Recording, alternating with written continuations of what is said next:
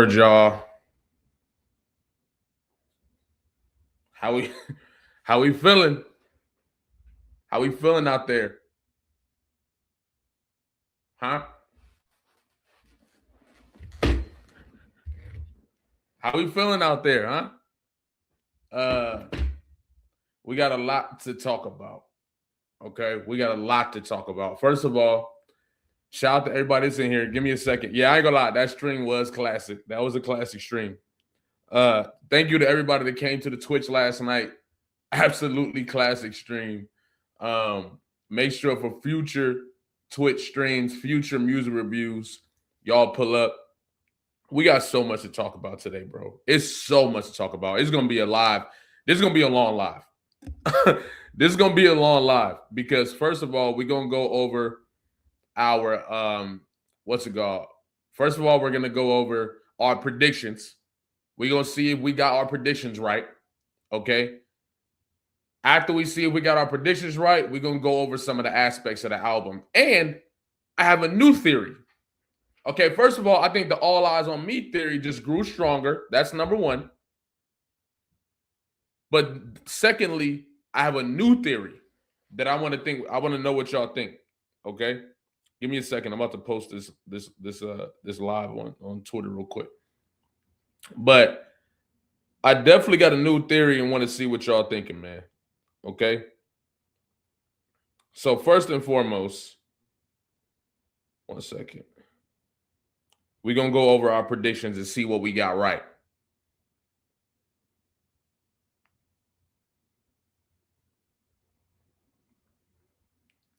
All right, just posting this to Twitter real quick, and then we good. All right. So, first and foremost, let's check out these predictions. Let's see if we got these predictions right. All right. Yeah, I ain't gonna lie. My new theory is probably reachy as hell, and it might not be true. But if you was on the stream, then you know what we're talking about. Okay. Now, let's go over our predictions. All right. Let's see what we got right. I'm gonna give people a little more time to get in here. I'm gonna get like 5 more minutes. But let's shout out the mother. You know what I'm saying? What's up with the people in the chat? What's the word, man? Yo, shout out Diego. Shout out Lamar, Rob Justice, E Middle. Lobby Sport more truth in his last track than Cole did in that 2 disc. Hey, I really do appreciate that, bro. Problem TV, what up? Jazzy Dre, Nazir James, Official Major Page, Ajinji Glasper, Q Smooth, Heartbreak, Miss Porsche, Lotus Hotel, what up? Space Cowboy, what up? DJ, what up? Laws, what up? Sharif Amir, what up? Philip SK, what up? Vic Top Design, what up? Tina Connor, what up? D2, what up? Yeah, we got a bunch of people in the damn building. You feel what I'm saying? Shout out to the people that's on the Twitch too. Emre, what's the word? K, what up? Trishan, what up? Concept, what up?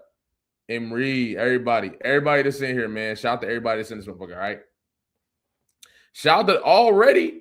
That's love early out the gate. Appreciate you, bro.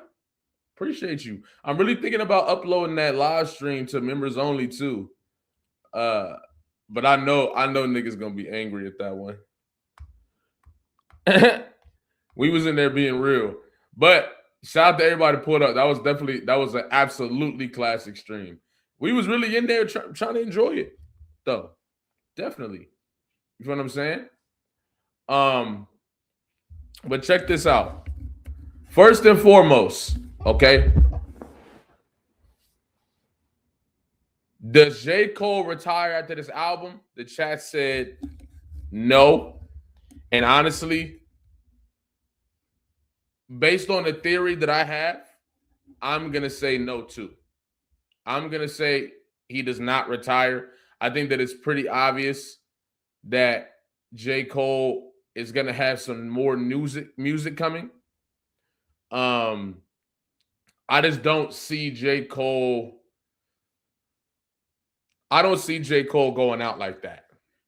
I just don't. I don't see J. Cole going out like that.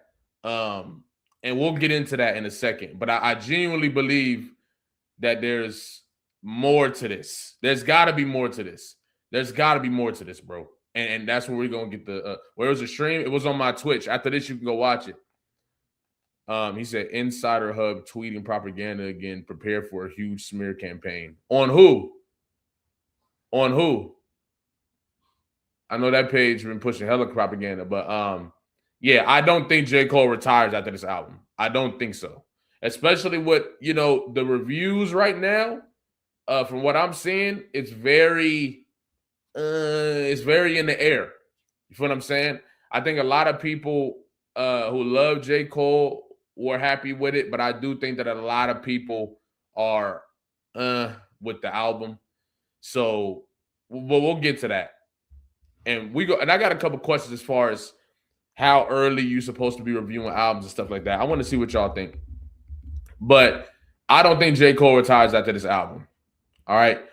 Oh, yeah, we're going to do the polls, too. I forgot. We got to do the polls. We're going to be doing a lot of polls today. Yo. But let me get in there and put these polls up. All right, hold on. Okay. So first and foremost, is J. Cole really retiring? Like, do y'all think he's retiring now?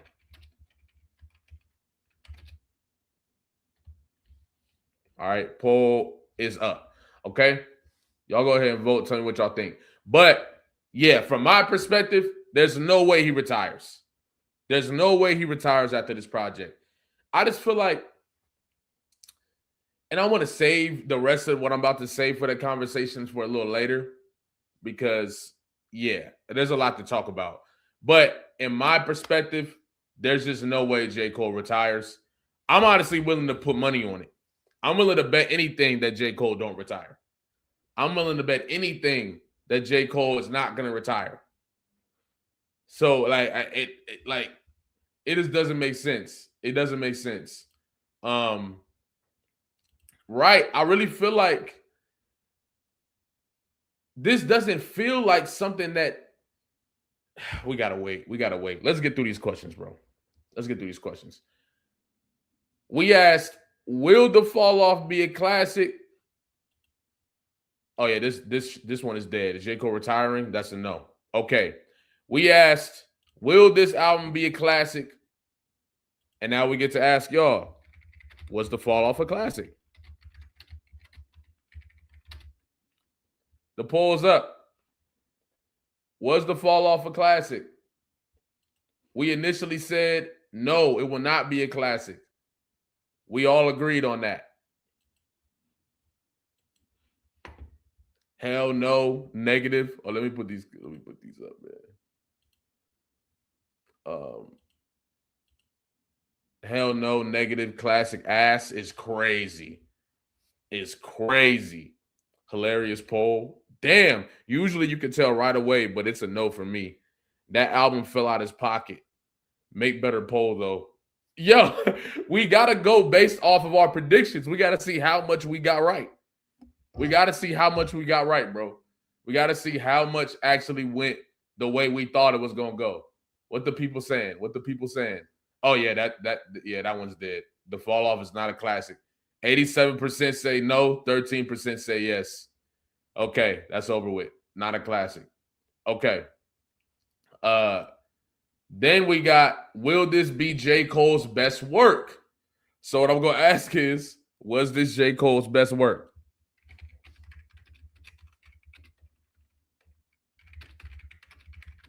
Was this J. Cole's best work?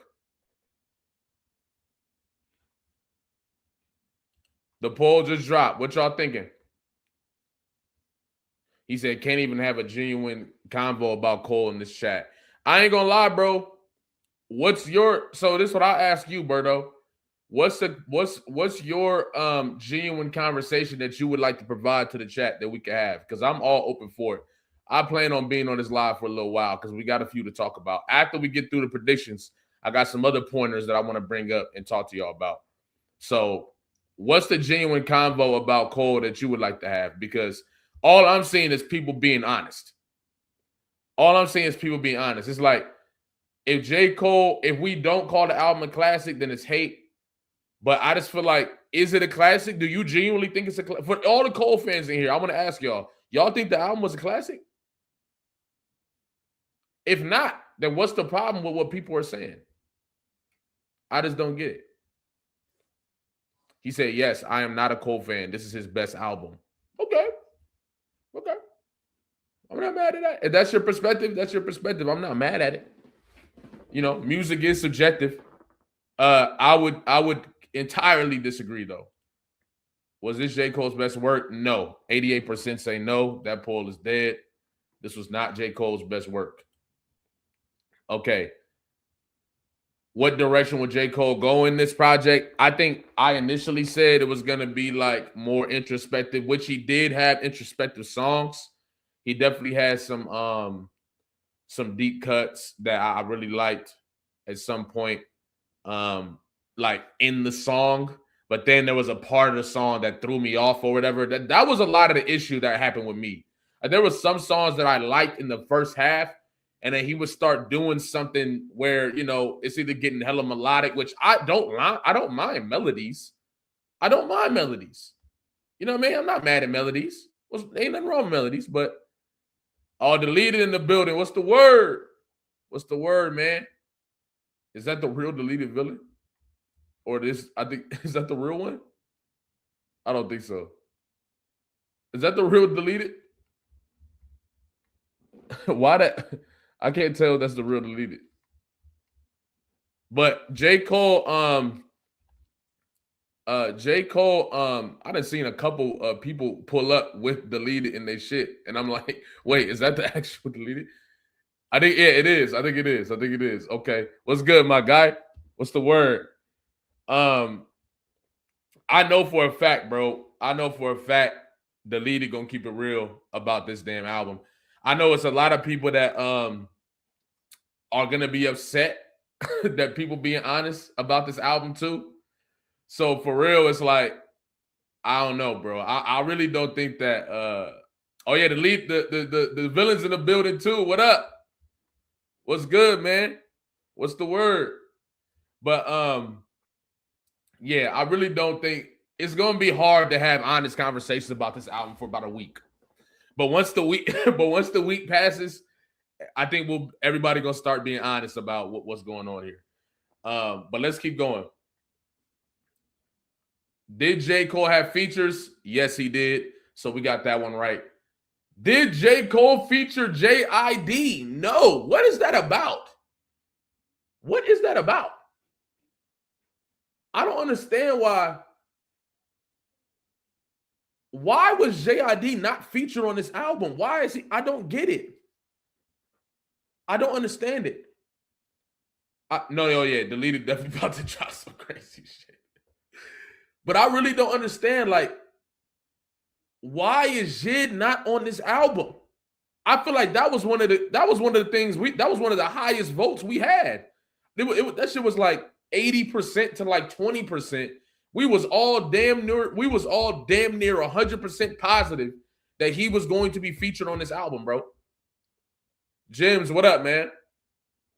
We all figured that he was going to be featured on this album. Why is he not featured on this album? I don't get it.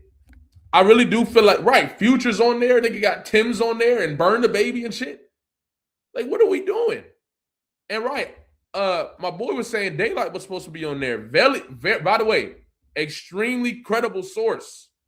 So I definitely, you know what I mean? But he wasn't on there. But that leads me to my theory for later, okay? Because there's no way that this is listen, we're going to talk about it. Did J. Cole feature Drake on the album? No. J. Cole did not feature Drake on the album. Deleted said Cole want the attention. I'm not going to lie. You know what's crazy?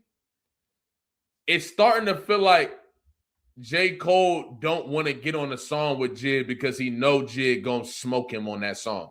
It really don't even matter what it is because Jid got many pockets. Jid can get in the love bag and all different stuff. There's a couple songs on there that Jid definitely could have got on. Jid definitely could have got on the goddamn the intro for this too. He would have went crazy. Jid could have got on the intro for this one. Like, there's a few songs that Jid could have went crazy on. So I'm just confused as to why he's not on this like, I don't get it.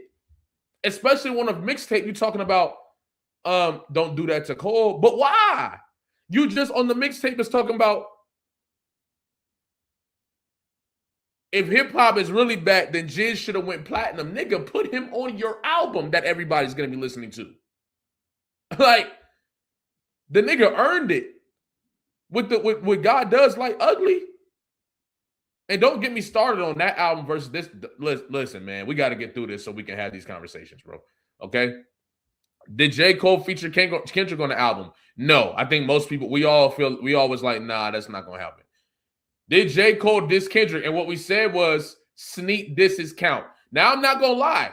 I'm going to be honest. I really didn't hear any sneak disses. Am I tripping? I didn't really hear no sneak disses. I mean, I heard some things that could be like subliminally maybe, but for the most part, I didn't really hear no clear sneak disses. Did y'all hear any? I didn't hear no sneak disses from J. Cole for Kendrick. I did. You feel what I'm saying? I definitely didn't hear those. He said there was a few subs. There were lots of sneak disses. There were, right. If there were, he had to really, if there were sneak disses, you would have to reach for him, is what I'm saying. There were no, like, I feel like I don't know. The Chanel got a couple shots, but he been rapping about that type of stuff. I really don't think that I really didn't hear nothing that felt that way. Let's read some of these super chats real quick. Actually, we'll do that after we read these questions.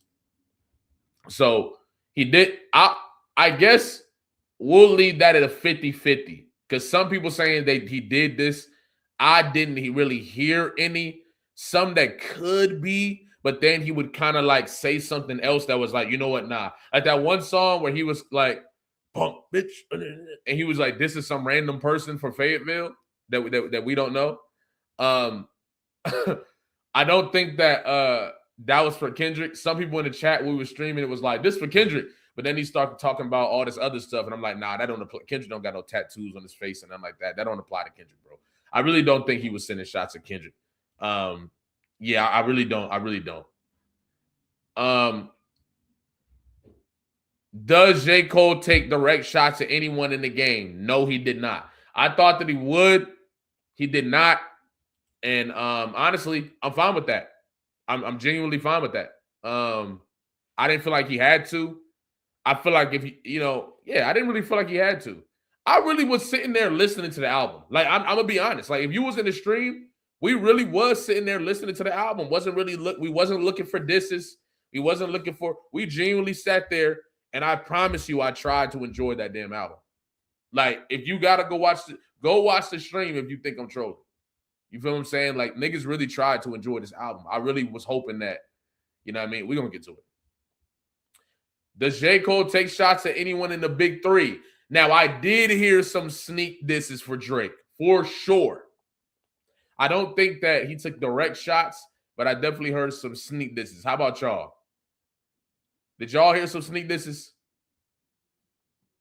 Because I felt some for Drake, but outside of that, not really. You feel what I'm saying? You did? Yeah, I played the album back again this morning. And what was the stream on? It was on Twitch. I do all my music reviews on Twitch. And I ain't gonna lie, y'all gotta start coming because it was fire. You feel me? But he said, I think it was a double entendre. I feel like this with Blizzard tape, he tries to confuse the listener. Tattoos sound like Drake, both parents sound like Kendrick. Yeah. It's almost like he's trying to make you think he's dissing so that he can talk about it. Like, he knows how J. Cole is aware of how his fans move. That's really what it is. J. Cole is aware of how his fans move. He's aware that his fans will create the conversation for him and keep it up as far as saying that he could have beat Kendrick and stuff like that. or saying that he did this Kendrick. But then when the rappers hear it, they can't jump out the window because they're not gonna be sure. It's like if they jump out the window and feel like, damn, I'm just bullying this nigga. But that's how the nigga really, like, that's how he be rapping. And then people get mad because we bring it up. But it's like, nigga, didn't y'all ask us last year to start really looking at the lyrics, to start really dissecting these lyrics? And then when people do it, it's a problem. What niggas really meant was dissect the lyrics in the way that I want you to dissect the lyrics. I want you to say this about J. Cole, not what you really think. That's what's going on here. You feel what I'm saying? And I'm not gonna lie. In my opinion, it's whack. It's whack in my opinion. Because we're only doing what niggas been saying hip-hop needs to do. That's all I'm saying, bro. Y'all been saying we gotta dissect the lyrics. What the hell you think we doing? You feel me? And J. Cole he really do think he's slick, bro. He think he's slick doing the thing that he's doing. But it's whatever, man. It's whatever, bro. Honestly, I don't even care for real. I really don't. After listening, look, we're gonna get to it. J. Cole tells the story of the battle. Oh my motherfucking God. Listen, man. Listen. I'm glad we got through those because we about to get to the conversation to fall off. Man, the way this nigga tried to retell the story of the battle.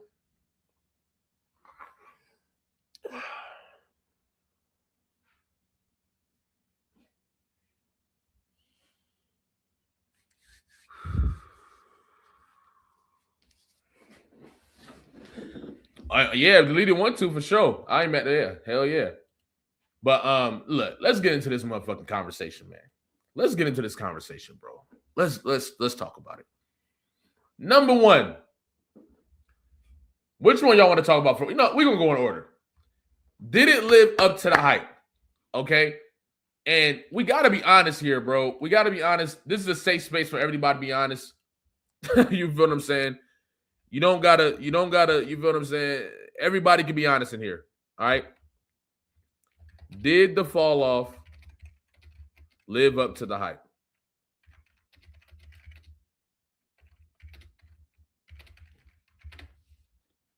Putting the poll in there. All right. I got to know what y'all think because, look, I'm just saying, and we're going to talk about it. We're going to talk about this, bro. We're going to talk about this. And a lot of people's telling me, yo, you're doing it. You're making these opinions too fast. Now, I will say this. The A$AP Rocky album, I will say, when I first heard it, I hated it. And then when I listened to it in the car, I thought it was fire. I'm not even going to lie. But that album was made to be played in the car. I wasn't told that A$AP Rocky was going to be rapping his ass off with all this different storytelling, all this different shit. So I shouldn't have to listen to the album in the car. But guess what? I did.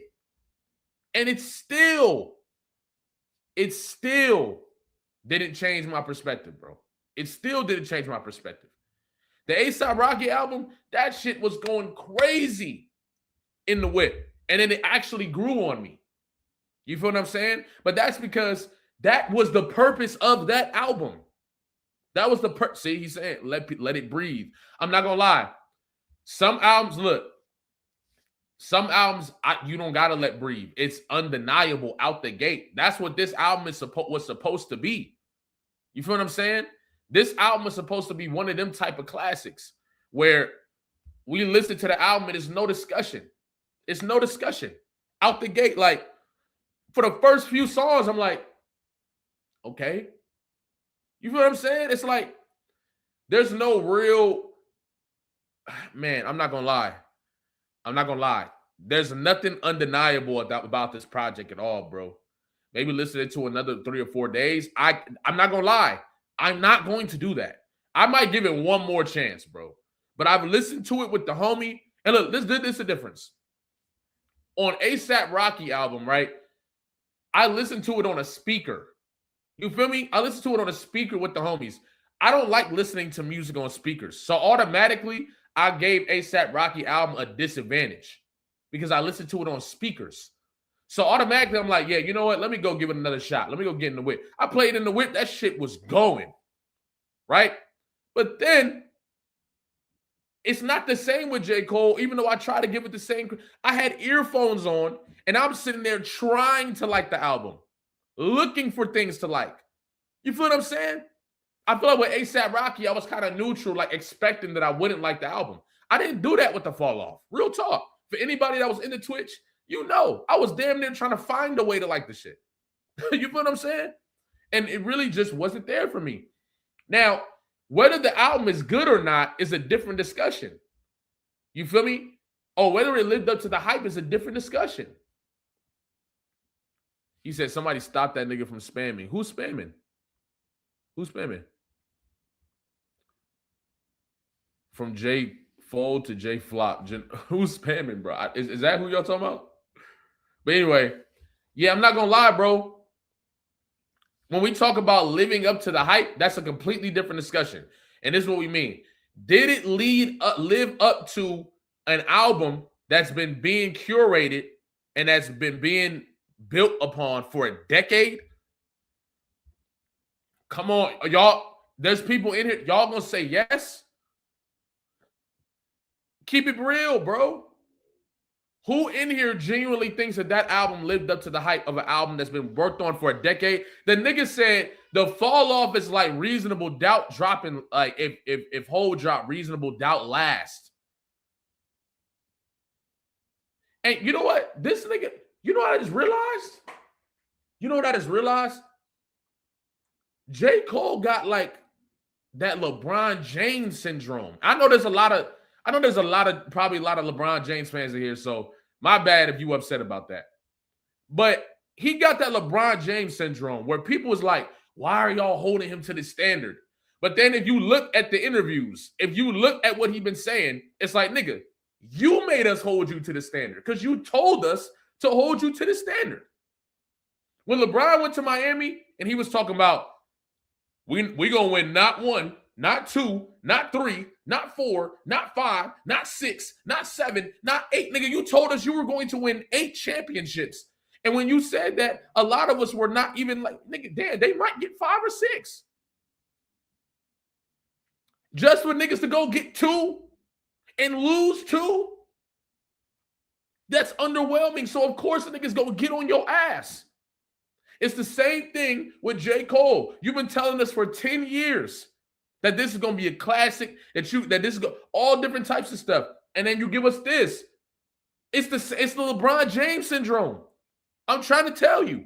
The fans is like, wait, man, y'all actually think that, why are y'all holding him to this standard, man? Y'all don't hold nobody else to the standard. Nigga, he told us to hold him to the standard. He told us to do this.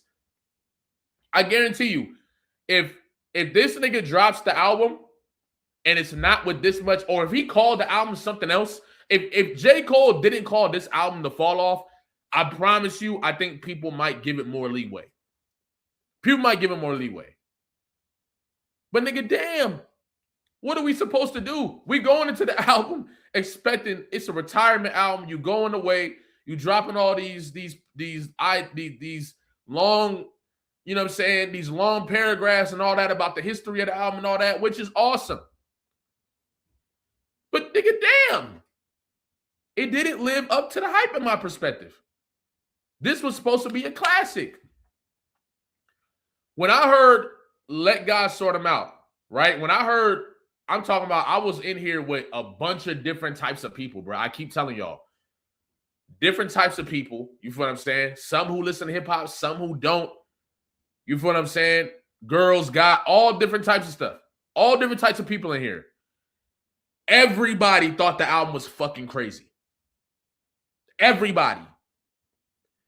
And I'm not saying that you got to make an album of that magnitude, because I think that Let God Sort Him Out is in rare-esque. It's definitely in rare-esque. You feel what I'm saying? But at the end of the day, that's how you know. Like when Birds Don't Sing came on, I knew what was about to happen. The second that beat started playing, I'm like, whoa. This just feels like I'm entering the world of a classic. You feel what I'm saying? And I'm not saying every classic album don't have a great intro. I think Control System, one of my favorite albums of all time, in my opinion, top 10, maybe top 15 album of all time by Ab-Soul. I'm not big on the intro. I don't like the intro. So it's not that, and we said that in Twitch. We were like, look, I don't like the intro, but it's okay because the intros don't gotta be crazy. The intros don't gotta be crazy.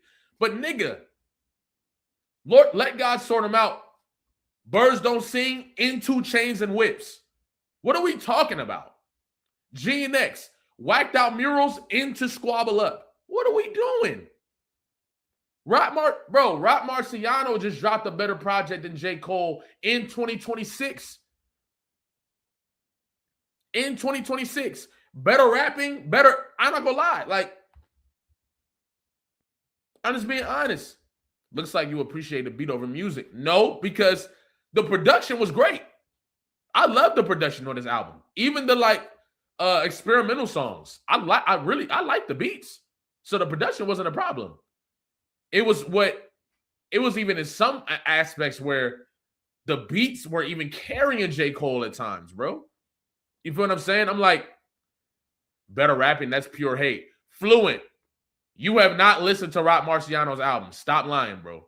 You have not listened to Rock Marciano's album. No, you have not. If you think J. Cole rap better than Rock Marciano, that is, I'm not gonna lie. Hip-hop is subjective. That's damn near objectively false. Like, give me until March, and I'm gonna give y'all something that's the closest thing to breaking down verses and lyrics objectively as possible. And I'm telling you, based on these metrics I got in my phone, which are like, listen, and I'm not gonna be biased with them things. I'm gonna do it for Cole too. Cole, there's a couple advanced analytics that J. Cole shined in on this album. But for the most part, he did not shine in a whole lot of aspects, bro. Rock Marciano was levels in every advanced analytic that I have in this phone. Every single advanced analytic. You know what? I'm gonna just look. Hold on. Let's just make it clear. Okay. The reason why it's taking me so long to do it because we making it in a dope ass way. Y'all gonna love it, but just give us a little bit of time. So we got QR, right, which is your quotable rate. That's how many quotables you have per verse. So it's divided by bars. How many quotables do you have divided by bars, right? We got Tyson, right, which is your punchline attempts. We got Floyd, which is your punchline effectiveness, right? We got IRS, which is internal rhyme scheme count. You're counting the internal rhyme scheme syllables divided by bars. ERS, which is external rhyme schemes, counting external syllables divided by bars. VPB, you already know that one. I previewed that in my MF Doom video. I don't know if y'all seen it. Value per bar. Bars that create value, which is reflection, rewinding, and reacting, right? Reflection, rewinding, and reacting all come with a different set of points. Those are divided by bars, okay? And many more. We're going to leave it there. We creating badges and all types of shit. But when you look at it from that perspective, bro, J. Cole definitely shined in IRS and ERS. That's no doubt. He with external rhyme schemes, internal rhyme schemes, J. Cole had whole verses where he was rhyming 6 syllable rhyme patterns in and out of the scheme. That's very impressive. Okay? But when I go listen to Rock Marciano, this nigga is doing that every song. Live, Laugh, Love by Earl Sweatshirt. Every song, every verse. Every single one. Every single one. We need another VP Breed Day then. Very soon. Very soon. I'm just, you know what I'm saying? I'm not going to spill the beans, but trust me, bro. Y'all going to love this shit. I'm telling you. But we just want to make it look as good as possible. I don't want to do it from this room, and we're going to make, I got y'all. But don't make it seem like I'm saying J. Cole rapped whack, because he definitely rapped well. He rapped well on some of the songs. Rhyme schemes were crazy. But when we talk about quotable rate, yikes. VPB? I mean, Tyson there, but Floyd? We'll do a breakdown. I'm gonna make sure we do a breakdown on the Falloff for sure. But I ain't gonna lie. Long story short, the album did not live up to the hype. I think saying it was is insane.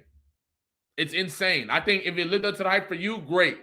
But clearly, think about when G and X dropped or when Let God Sort Them Out. How people were talking about these albums the second they came out. It was almost a damn near consensus like, nigga, this is a classic album. This is an incredible album.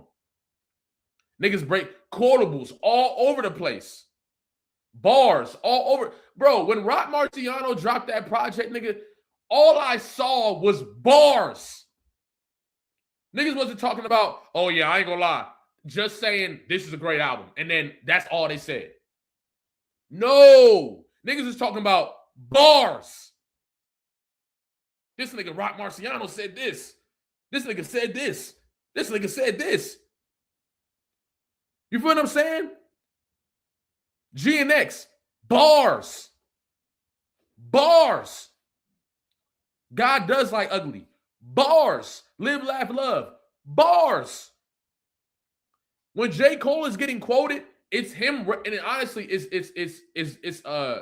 it's honestly like hypocritical because when J. Cole is getting quoted on this album, it's because he's talking about the big three. Who's gonna be honest? All of the quotes that you see on Twitter are him talking about the big three. And that's the same thing that he criticized in the freestyle mixtape. Where are the bars? And even some of the bars people say it, I'm like, that's crazy. I don't know, man. I could be, maybe I'm just harsh, bro. But it's like, that's what y'all told us to fucking do. That's what y'all told us to do, bro. Y'all told us to do this. Y'all told us to be harsh. Y'all told us to dissect the lyrics. Y'all told us to raise the bar. That's what we're doing. Don't be mad that J. Cole didn't meet the standard. Everybody else, bro, 2025, look, we're going to move on, man. We're going to move on, bro. We're going to move on, bro. Let's look at the poll. Did the fall off live up to the hype? 81% say no. That's 518 votes, bro. That's 518 votes. That's 521 votes, bro. 81% says no. 19% says yes. That's 500 votes, bro. The album did not live up to the hype. The album didn't live up to the hype. You feel what I'm saying? And that's just reality, bro. I really don't think the album lived up to the hype. We got to be honest. Okay? Chat is definitely keeping it real. That's why I love the chat, because they're going to be honest. I'm telling you, I'm not going to lie. Look, this is the type of chat, and this is what people got to understand. This is the type of chat where if J. Cole did drop a classic, niggas will be in here giving him his props, talking about the bars, talking about the shit they love. Like, this is that type of chat. You feel what I'm saying? But the chat is also going to be real and say, this ain't what it was supposed to be. Like, let's be, like, for real. This chat argues with me. You know what I'm saying? This chat don't just agree with everything I say. Hell nah. They argue with me too. And that's why I love coming on here, because I know it's going to be, you know what I'm saying? Like, come on, man. He said, I'm giving it multiple listens. I gave it 2 listens. I gave it 1 listen in the morning, and then I gave it, I gave it a 1 listen last night, and I gave it 1 listen in the morning in the car. You know what I'm saying? He said, y'all want people to diss each other to hear bars. Rock Marciano wasn't dissing like that. He might have had some shots here and there, but Rock Marciano was not really dissing like that, and his bars were all over the internet. You got to find a new way to cope. You got to. You got to. Okay. But now let's get to this next thing. What I liked versus what I didn't like. All right. So what I did like about the fall off, right, in my 2 listens, number 1 is the production. Regal Love, what's up? Yeah, Regal Love, what's up? But one thing I will say is the production. I thought the production was fire. The production was tough. There was a couple beats on there. I'm like, oh my goodness, this is crazy. Like, I don't even say a couple. There was a lot of beats on there that I thought were really crazy, bro. And I think that's a part of the reason I was like, damn, J. Cole kind of didn't show up here. I remember when, what was it? Was it Safety? I think it was Safety, the song where it was kind of like a resemblance to Nas in a way. It gave it that old school New York shit. I was hoping that was going to be most of the album. I was hoping that J. Cole was going to get in that bag because I think that's where he shines. And that's how they've been talking about the album. The bangers did not hit. The bangers didn't hit at all. But the production was fire. I thought the production was fire in this album. Some of these beats are some of the best beats I've heard in a minute. Like, what was it? Life Sentence, I think. Yeah, Old Dog. Old Dog, that instrumental is crazy. That Old Dog instrumental is crazy, bro. What If is an interesting instrumental too, and we're gonna get to that song. Man Up Above, crazy instrumental in my opinion. Only You, crazy instrumental. The Let Out, honestly, even with the experimental vibe, I really like that. I really like that instrumental. Drum and bass was crazy. Who the fuck is you? Crazy beat. Poor Thing, crazy beat. Safety, crazy beat. 2-6. I love that beat too. Bunch Roll Blues. I can't really remember that song. Bombs in the Ville that was a dope beat too. Yeah, I ain't gonna lie. It's fire production all over this album. It's fire production all over this album. Yeah, production on this album was dope. Okay. That's one thing I liked. Another thing that I liked was some of the verses. I like J. Cole got in his bag in some of them verses. For sure. He got deep in his bag in some of them verses. Especially in this too. I think out the gate, 39 intro, rapping his ass off in that second part. The thing about J. Cole is he'll be rapping his ass off, but you won't walk away with nothing. And I think that's the problem when it comes to J. Cole. Like, J. Cole had a bar that really pissed me off. It was, oh my God, bro. That bar pissed me off. It was, he said some same kind. And then I noticed, what did he say? He said, and then I noticed, he said that nigga, he said, even that nigga Buddha throwing up gang signs. I guess that means that I gotta go find what this nigga said, bro. I gotta go find what this nigga said because that shit drove me off a fucking cliff. That shit drove me off of a cliff. Hold on, bro. What song was it where he was talking about Buddha? Where he said even Buddha throwing up gang signs. Oh, man. That shit pissed me off.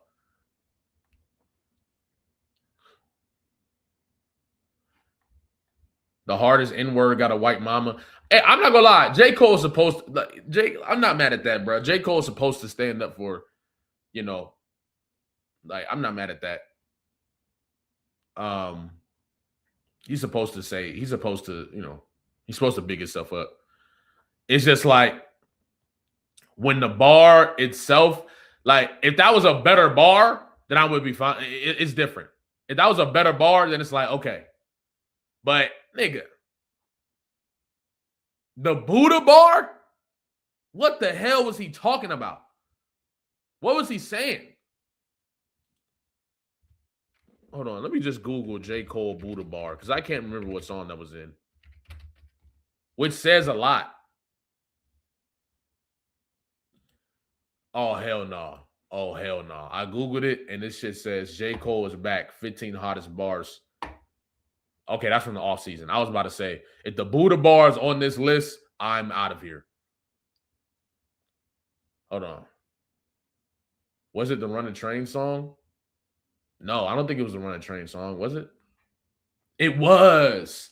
Oh, man. Okay. This nigga said,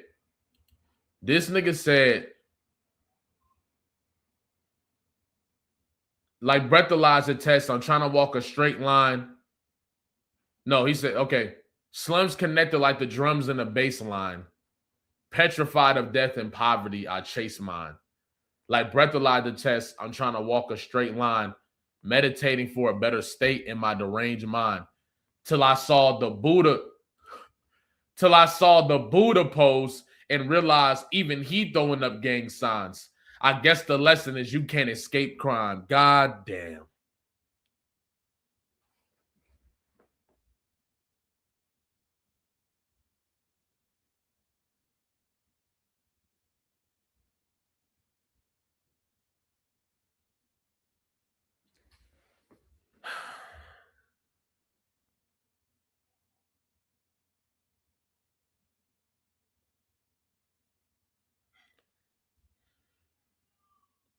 So you telling me, hold on, man.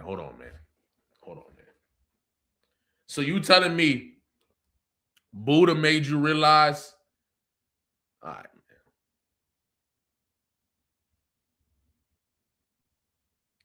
Even Buddha throwing up gang signs, damn, I'm never gonna get out of this. Come on, man.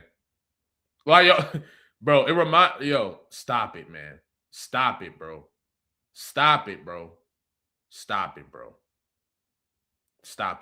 Buddha was, I don't give a damn. I get niggas trying to throw like, oh, it's just a metaphor. I don't care. There's no way you realize that you can't escape violence. Damn, even Buddha throwing up gang signs, man. Like, even Buddha, like, come on, bro. Come on, man. What's up,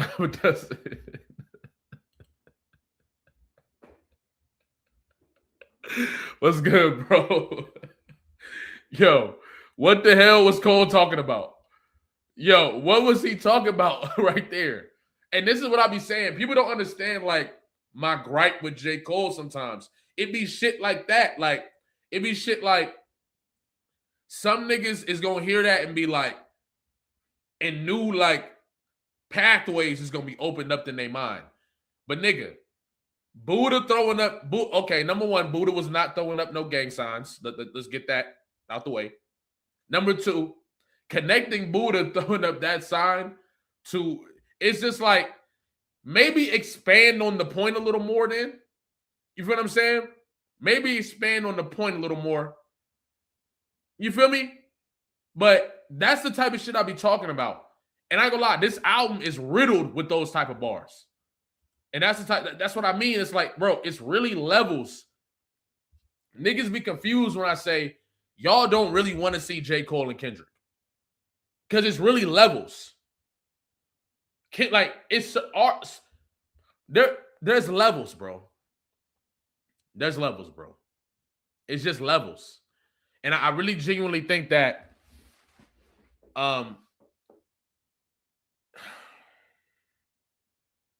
I really tried to like this album, bro. I promise I did. I promise I did. I promise I wasn't going into this album to hate, bro. I really wasn't. For everybody that was in the stream, I'm sure, like, I was trying to really not leave my kids in their mouth like a daycare. Like, come on, Cole. Come on. Niggas can't. I'm only holding Cole to the standard y'all told me to hold him to. I'm only holding Cole to the standard that he told me to hold him to. I can't do those bars. You know what I'm saying? I can't, coming from, oh, I ain't gonna lie, this might be the best rapping in the game. Kendrick is the best. I mean, J. Cole's the best lyricist in hip hop. I'm gonna hold you to that standard. Even outside of that standard, those are egregious OBC bars. egregious. These aren't bars a Daylight would say. These aren't bars a Lupe Fiasco would say. These aren't bars even Kendrick Lamar would say. And I think even Kendrick Lamar has OBC. Kendrick Lamar has OBC too. But when J. Cole has OBC bars, bro, they be like, nigga, come on. You feel what I'm saying? Like, you can't be calling yourself the best lyricist in the game and rapping like that. That's just not, it's not going, you mean? Like, nah, man. What is OBC? Overused Bar Committee. So, I'm on fire. Somebody called a firefighter, or I'm, you know what I mean? Shit like that. I'm like,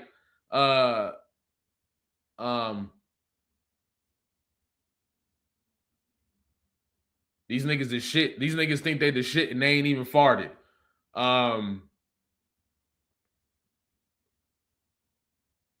Shitting on these niggas. Give me, like, you feel what I'm saying? Like, just like that type of shit. Like, just anything that's like 100 million people have said that. This bar would have been fine in 2003, but it's 2026. That's what we talking about. Now, right, it's going down, basement, like that type of shit. Like, when I was a kid, when I was 12, Nicki Minaj was wilding on niggas. You feel what I'm saying? When I was young, Nicki Minaj was wilding on niggas. And regardless of what Nicki Minaj is doing right now, that Nicki Minaj flow patterns and all that is one thing. But Nicki Minaj, Lil Wayne, and that whole little era, like not Lil Wayne of old, but that whole like 2010s era, they both was the GOAT at OBC bars. You feel what I'm saying? Like, just, you feel me? He said, I see a bunny game banging. I see a bunny game. I'm the shit, no farting. Like, that's OBC. You feel what I'm saying? J. Cole saying my kids on the mouth like a daycare. It's like that's lazy. That's lazy. So everything Lil Wayne be saying, look. Okay, check this out, man. I even got on Lil Wayne for Carter 6. I understand that Lil Wayne be on bullshit. Let's slow down. All right. Lil Wayne get busy, okay? He said, Jalopy, please don't start with you, Nicki Minaj fan. Look, I ain't mad. Look, I ain't gonna get up here and act like I wasn't a fan of Nicki Minaj. Hell yeah, I was. She was rapping. You ain't heard the Monster verse? I ain't gonna lie, Nicki had the best verse on that song. And Nicki got some cold verses. Now, Nicki's more flow pattern. You can't deny, I don't care what Nicki doing today. You cannot deny Nicki's flow patterns. Nicki's flows are crazy. That's a fact. Nicki flows are kind of crazy, bro. She getting crazy pockets. Come on, bro. He said feast. He said trash. You too dope of a rapper. Bro, Nicki Minaj, like when I think about, like there's a few rappers I look to when I think about flow patterns. Nicki Minaj is one of them. Nicki Minaj get in and out of crazy pockets. Like Nicki's pockets are crazy, bro. I'm sorry, bro. I'm just being honest with you. Nicki's pockets are crazy, bro. Respectfully. All right. He said, that's not Nicki, that's Roman.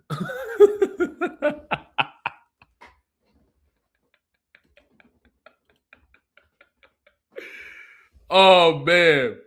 All right.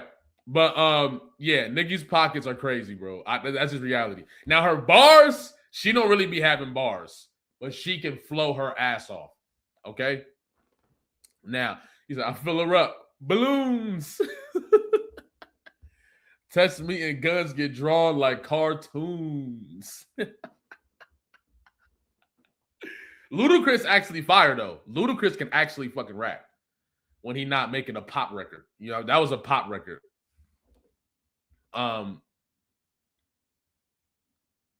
But yeah, let's look and see. I think you mean Safari. Man. All right. So yeah, What else did I like? I ain't gonna lie, I didn't like a lot of things on this album. I'm gonna just cut it out. I didn't like a lot of things on this album. I love the flow patterns. Not flow patterns. I love the rhyme schemes at times. He said, "This is why you wear pink a lot." I got you, cuh. That's fucking crazy. Fuck out of here, nigga.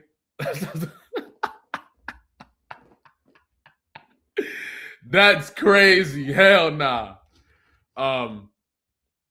So yeah. So I like the production a lot. The rhyme schemes, and I'm not gonna lie, that's pretty much it. The storytelling isn't really that great to me.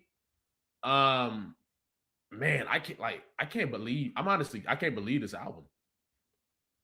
Yeah, I can't believe this album, honestly. I can't. Let's keep moving. This is another poll I'm about to put up.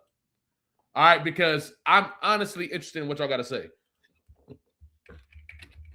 Does every album need at least 48 hours?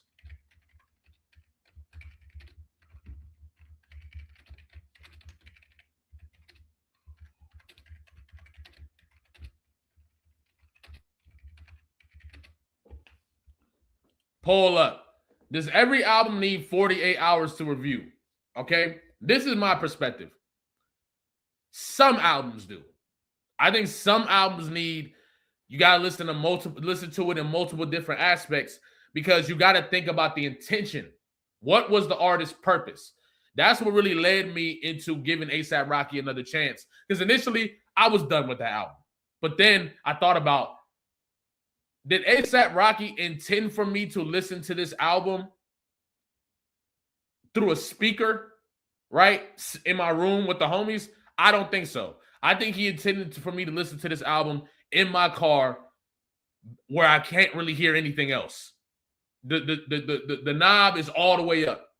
That's what I think the purpose was for A$AP Rocky's album. So when I went into the car and played it, that's what I got. That's when I understood, oh no, this is crazy. I remember when I first what's it called? When I first heard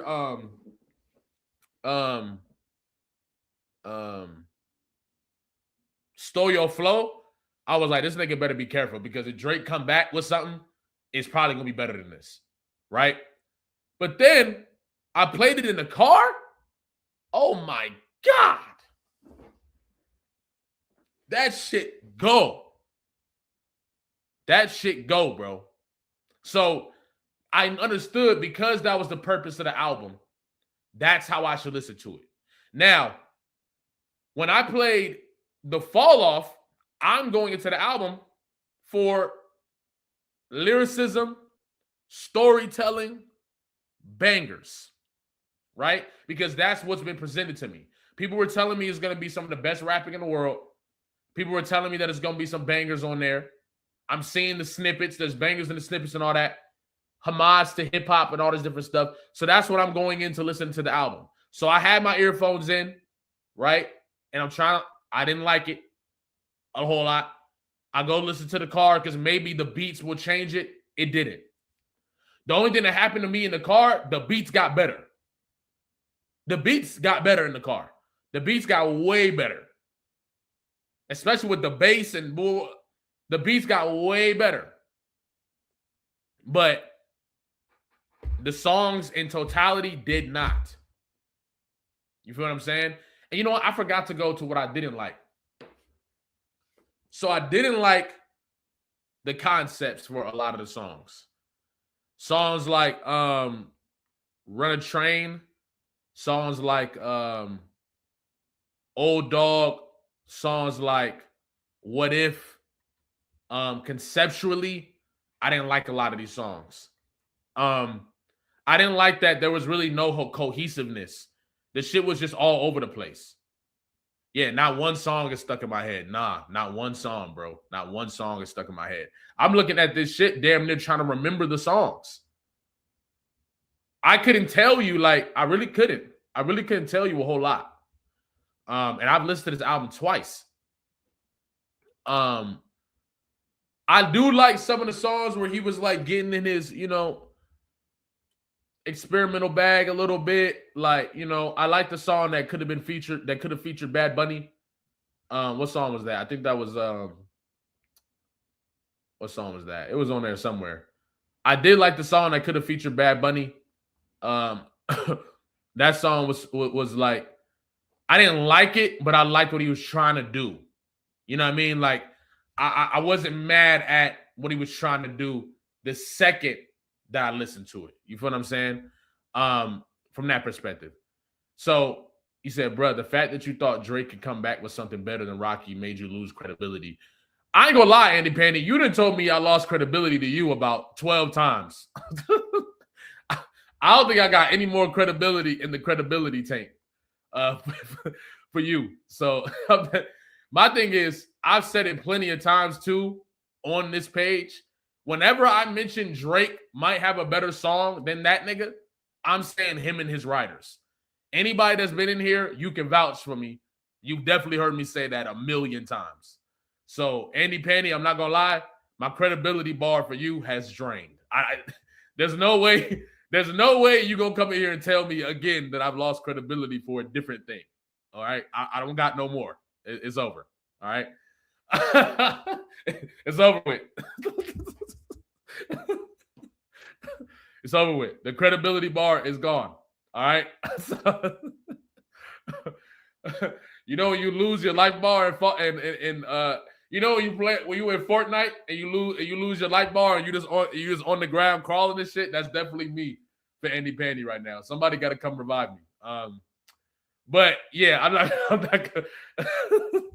I'm not gonna lie though. When it comes to Drake, I'm talking about him and his writers.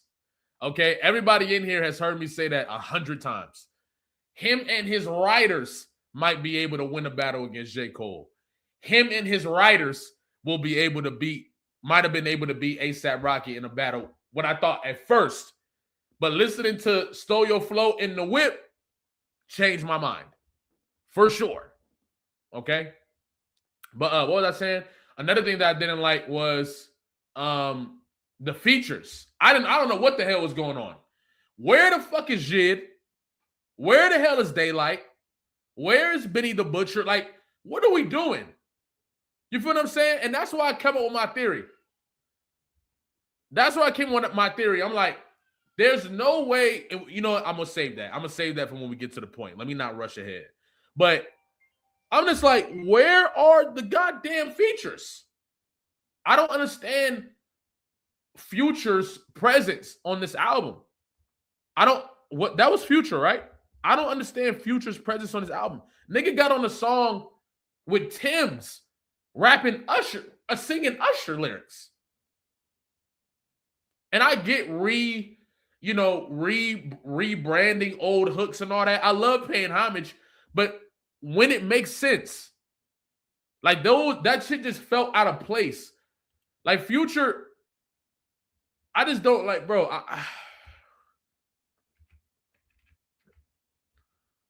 Why was Future on that song singing Usher?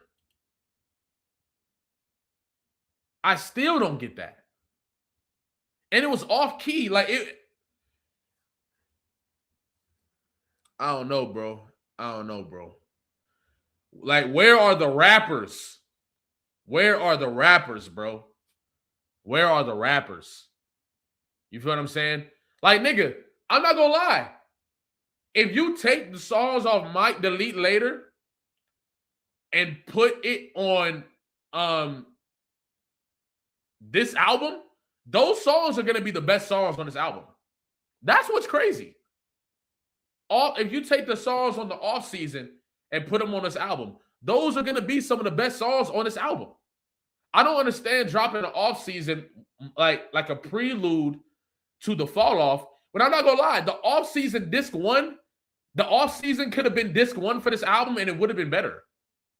You feel what I'm saying? I think, yeah, J. Cole might have overthought this, bro. That might have been what happened. Like, J. Cole might have actually overthought this. Like, I don't know, bro. I don't know.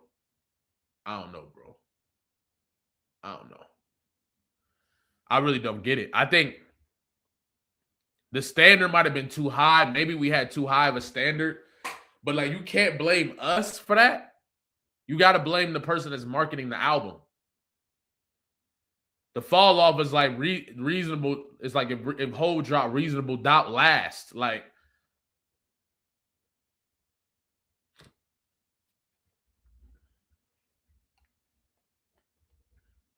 right. What is the concept of this album? And that's why I have my theory. But we're going to get to that. Okay.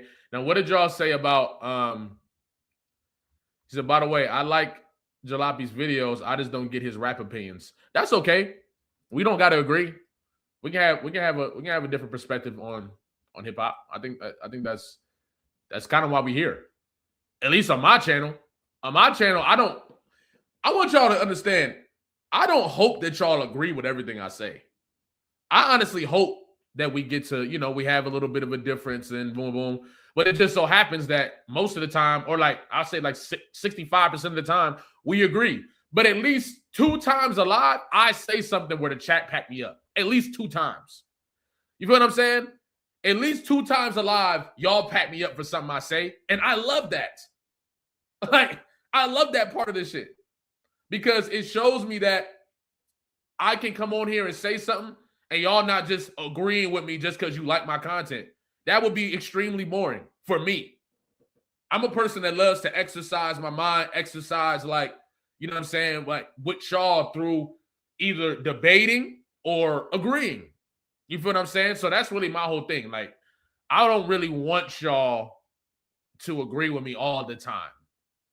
I just want to have respectful conversations about our disagreements if we disagree. That's just my type of shit. Like, you feel what I'm saying? And I want y'all to give me the leeway to have an opinion that you disagree with. That's really all I want on this channel. You feel what I'm saying? So, he said, just finish. Oh my goodness. Let me read these super chats in a second. But let's look what they said about the poll. Does every album need at least 48 hours to review? The poll says 60% no, 40% yes. 59% no, 41% yes. So every album, now this is my thing. What I don't understand is this, okay? I know people aren't being genuine when they say this because you can you can have your opinion on an album in the first 24 hours if you like it. If you like it, your opinion counts. If you don't like it, it doesn't count. Nobody is telling people who think that the Falloff is a classic, yo, you got to give it 24 hours. Nobody's saying that. But if you don't like it, you got to give it 24 hours. That sounds like people are just saying that because they don't like what you said about the album. Not because they genuinely think that we got to break it down. I love breaking down albums that I think should get a breakdown. Every album don't need a thorough dissection because everybody's albums ain't that deep. You feel what I'm saying? And we need to quit pretending like every album is that deep. The Falloff is not that deep, bro. I heard it and I know exactly what he's talking about and doing. Like Rock Marciano shit, that deserves a breakdown. And it has a breakdown. Let God Sort Them Out deserves a breakdown. And it has a breakdown. GNX deserves a breakdown. Live, Laugh, Love deserves a breakdown. God Does Like Ugly deserves a breakdown. Starline deserves a breakdown. You feel what I'm saying? The Falloff, anything that I missed, I don't think there's anything on this album that I could have missed that would require me to listen to the album for 5 years in order to have a perspective on it. So the notion that somebody is deep is not enough for me to say, maybe I'm missing something. The image and the notion is not enough. So I'm not a person that thinks every album needs 48 hours. That's not true. Some albums, you know immediately this is not it. Now with Cole, I listened to the album twice. In the headphones and the car. So that's what I'm saying. And yeah, why did J. Cole have so many gun bars? I'm not mad at gun bars. I want to make that clear. I'm not mad at a nigga having gun bars because niggas got guns. I'm sure J. Cole got guns. I'm not mad at gun bars. You feel what I'm saying? What I'm mad at is why do we have gun bars in this song that started off introspective? Like, why do we have gun bars in this song that started off about, you know what I mean? I just don't get that part. Like, J. Cole be putting gun bars in the most random spots. Random gun bars in a freestyle, gun bars in a whatever. Okay, but nigga, why? Why do we have gun bars in a song about, like, you know what I'm saying? Like, I just don't get it, bro. And then J. Cole be rapping about the same thing a lot, like the same stories. You know what I mean? Like, I don't know, bro. I don't know. Right. J. Cole's pen is definitely dead elite. I just don't get it. But yeah, for me, every album does not need 48 hours to process. Some albums do, though.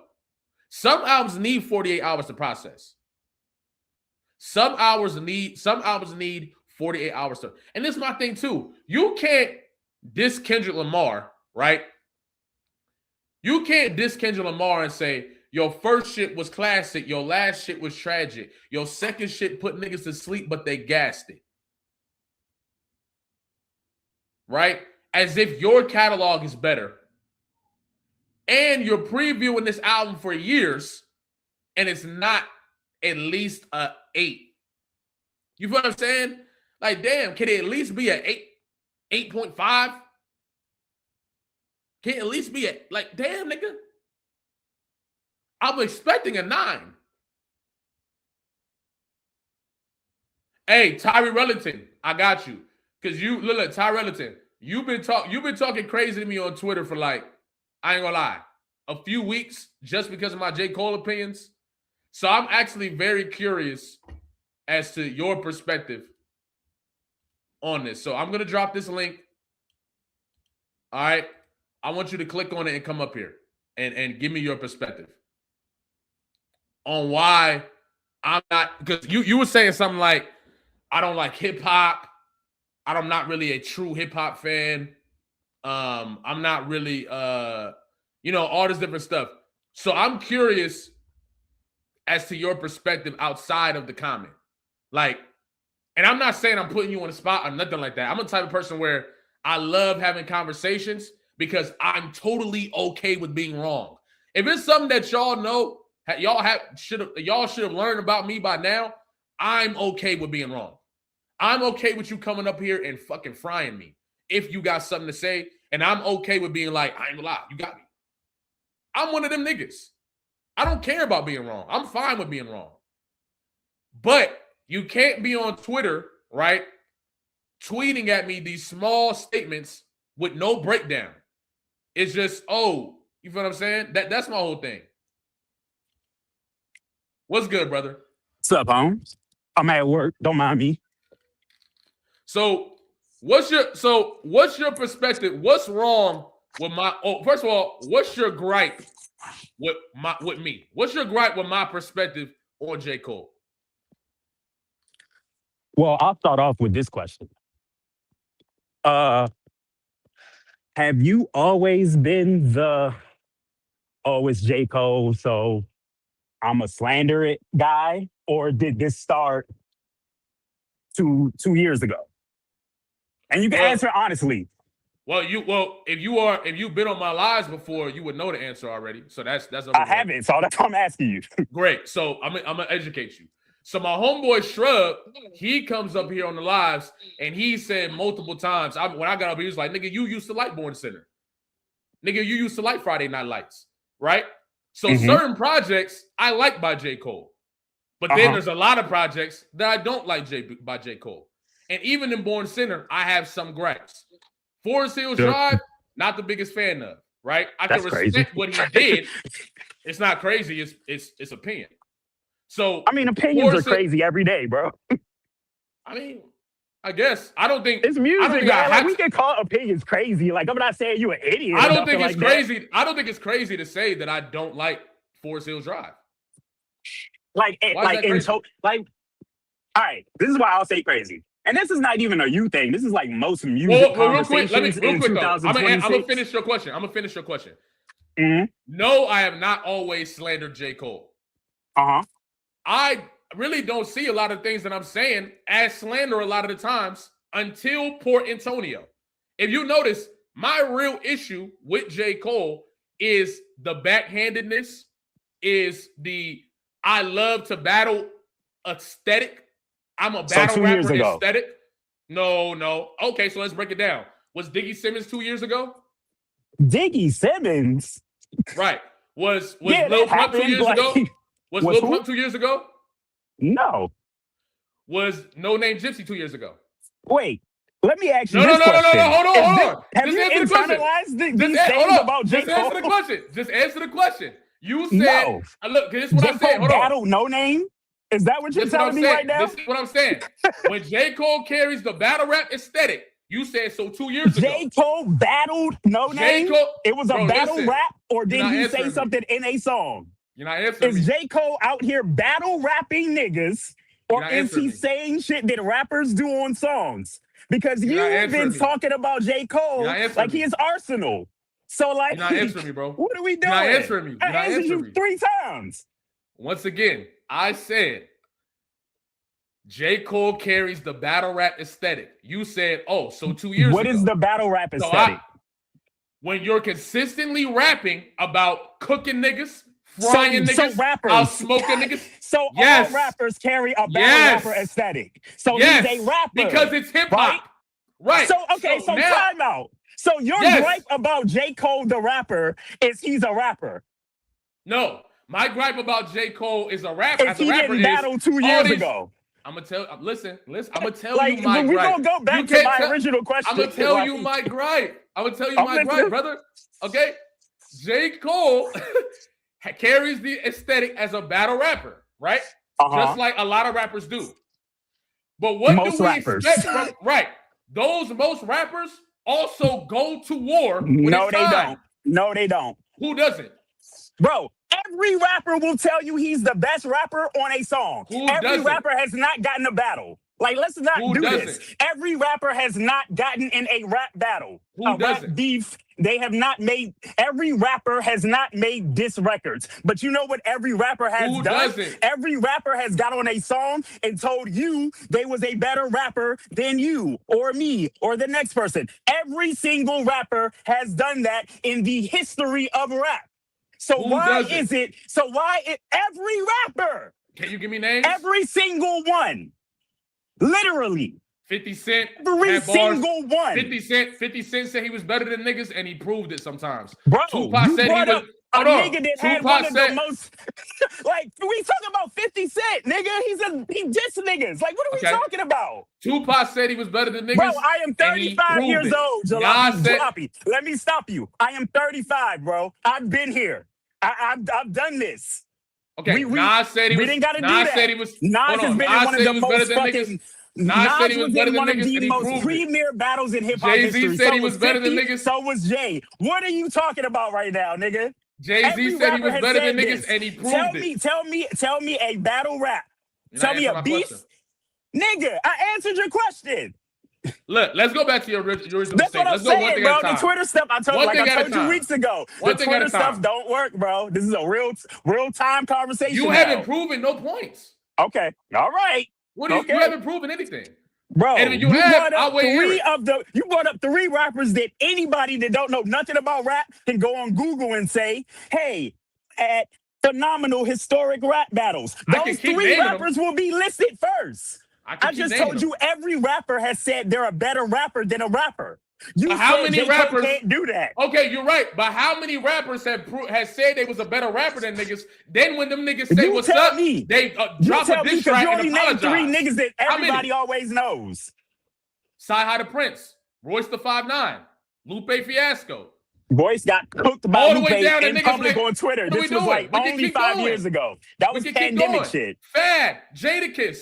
What are we doing? We all once Meek again, Mill, these Cassidy. these are known battlers. These aren't just random I'm talking about Didn't you everyday just say that rappers. everybody I battled? said every rapper. You're naming niggas that we know have been in beefs and battles. So wait, you're not proving a point. Oh, you know what? Actually, you know what I just realized? That's supposed to be your part. You're supposed to name me. You're supposed to name me. Who was the one that said he can't say that? I told you every rapper says that. So what's different with him? No. What I said was my gripe with J. Cole is that you put on and let me finish, please, brother. I got you. Thank you. You put on the perspective as if you would smoke anybody, right? That you got videos where you got rappers' heads on the wall and all types of crazy shit. But then your battle catalog is a bunch of niggas who can't really battle you. Diggy Simmons, Lil Pump, all this different shit. So Benny what I'm the saying Butcher. is, right. So what I'm saying, wait, when he battled Benny the Butcher? He didn't battle him. He just out-rapped him on a song. That's where y'all be mistaking like comprehension, my nigga. I think a rapper is supposed to tell you he'll get on a song with you and rap better than you. I think that's like what's supposed to happen in rap. And he did that. But J. Cole, that's not battling. Yeah, that's my point. That's been my point. You put that on him. That's been my whole point. But J. Cole Do you raps get it now? He's a rapper. He is a rapper. No, he's not a battle rapper. So He's you telling me you a J. Cole fan, right? Yeah, I support J. Cole. So you telling me J. Cole has never rapped about battling or battle? No, that's not what I'm saying. You said J. Cole has so the why are you arguing rap with me aesthetic. then? You said, I'm telling you. I'm about to tell you why right are we arguing? I'm literally telling you. Okay. You said J. Cole has a battle rap aesthetic. I cut you off and said, can you explain what a battle rap aesthetic is? You said, oh, when somebody raps and be like, yeah, I'm better than you, I'll smoke you on a song. So I said, oh, so I didn't say rappers. on a song. You did say that.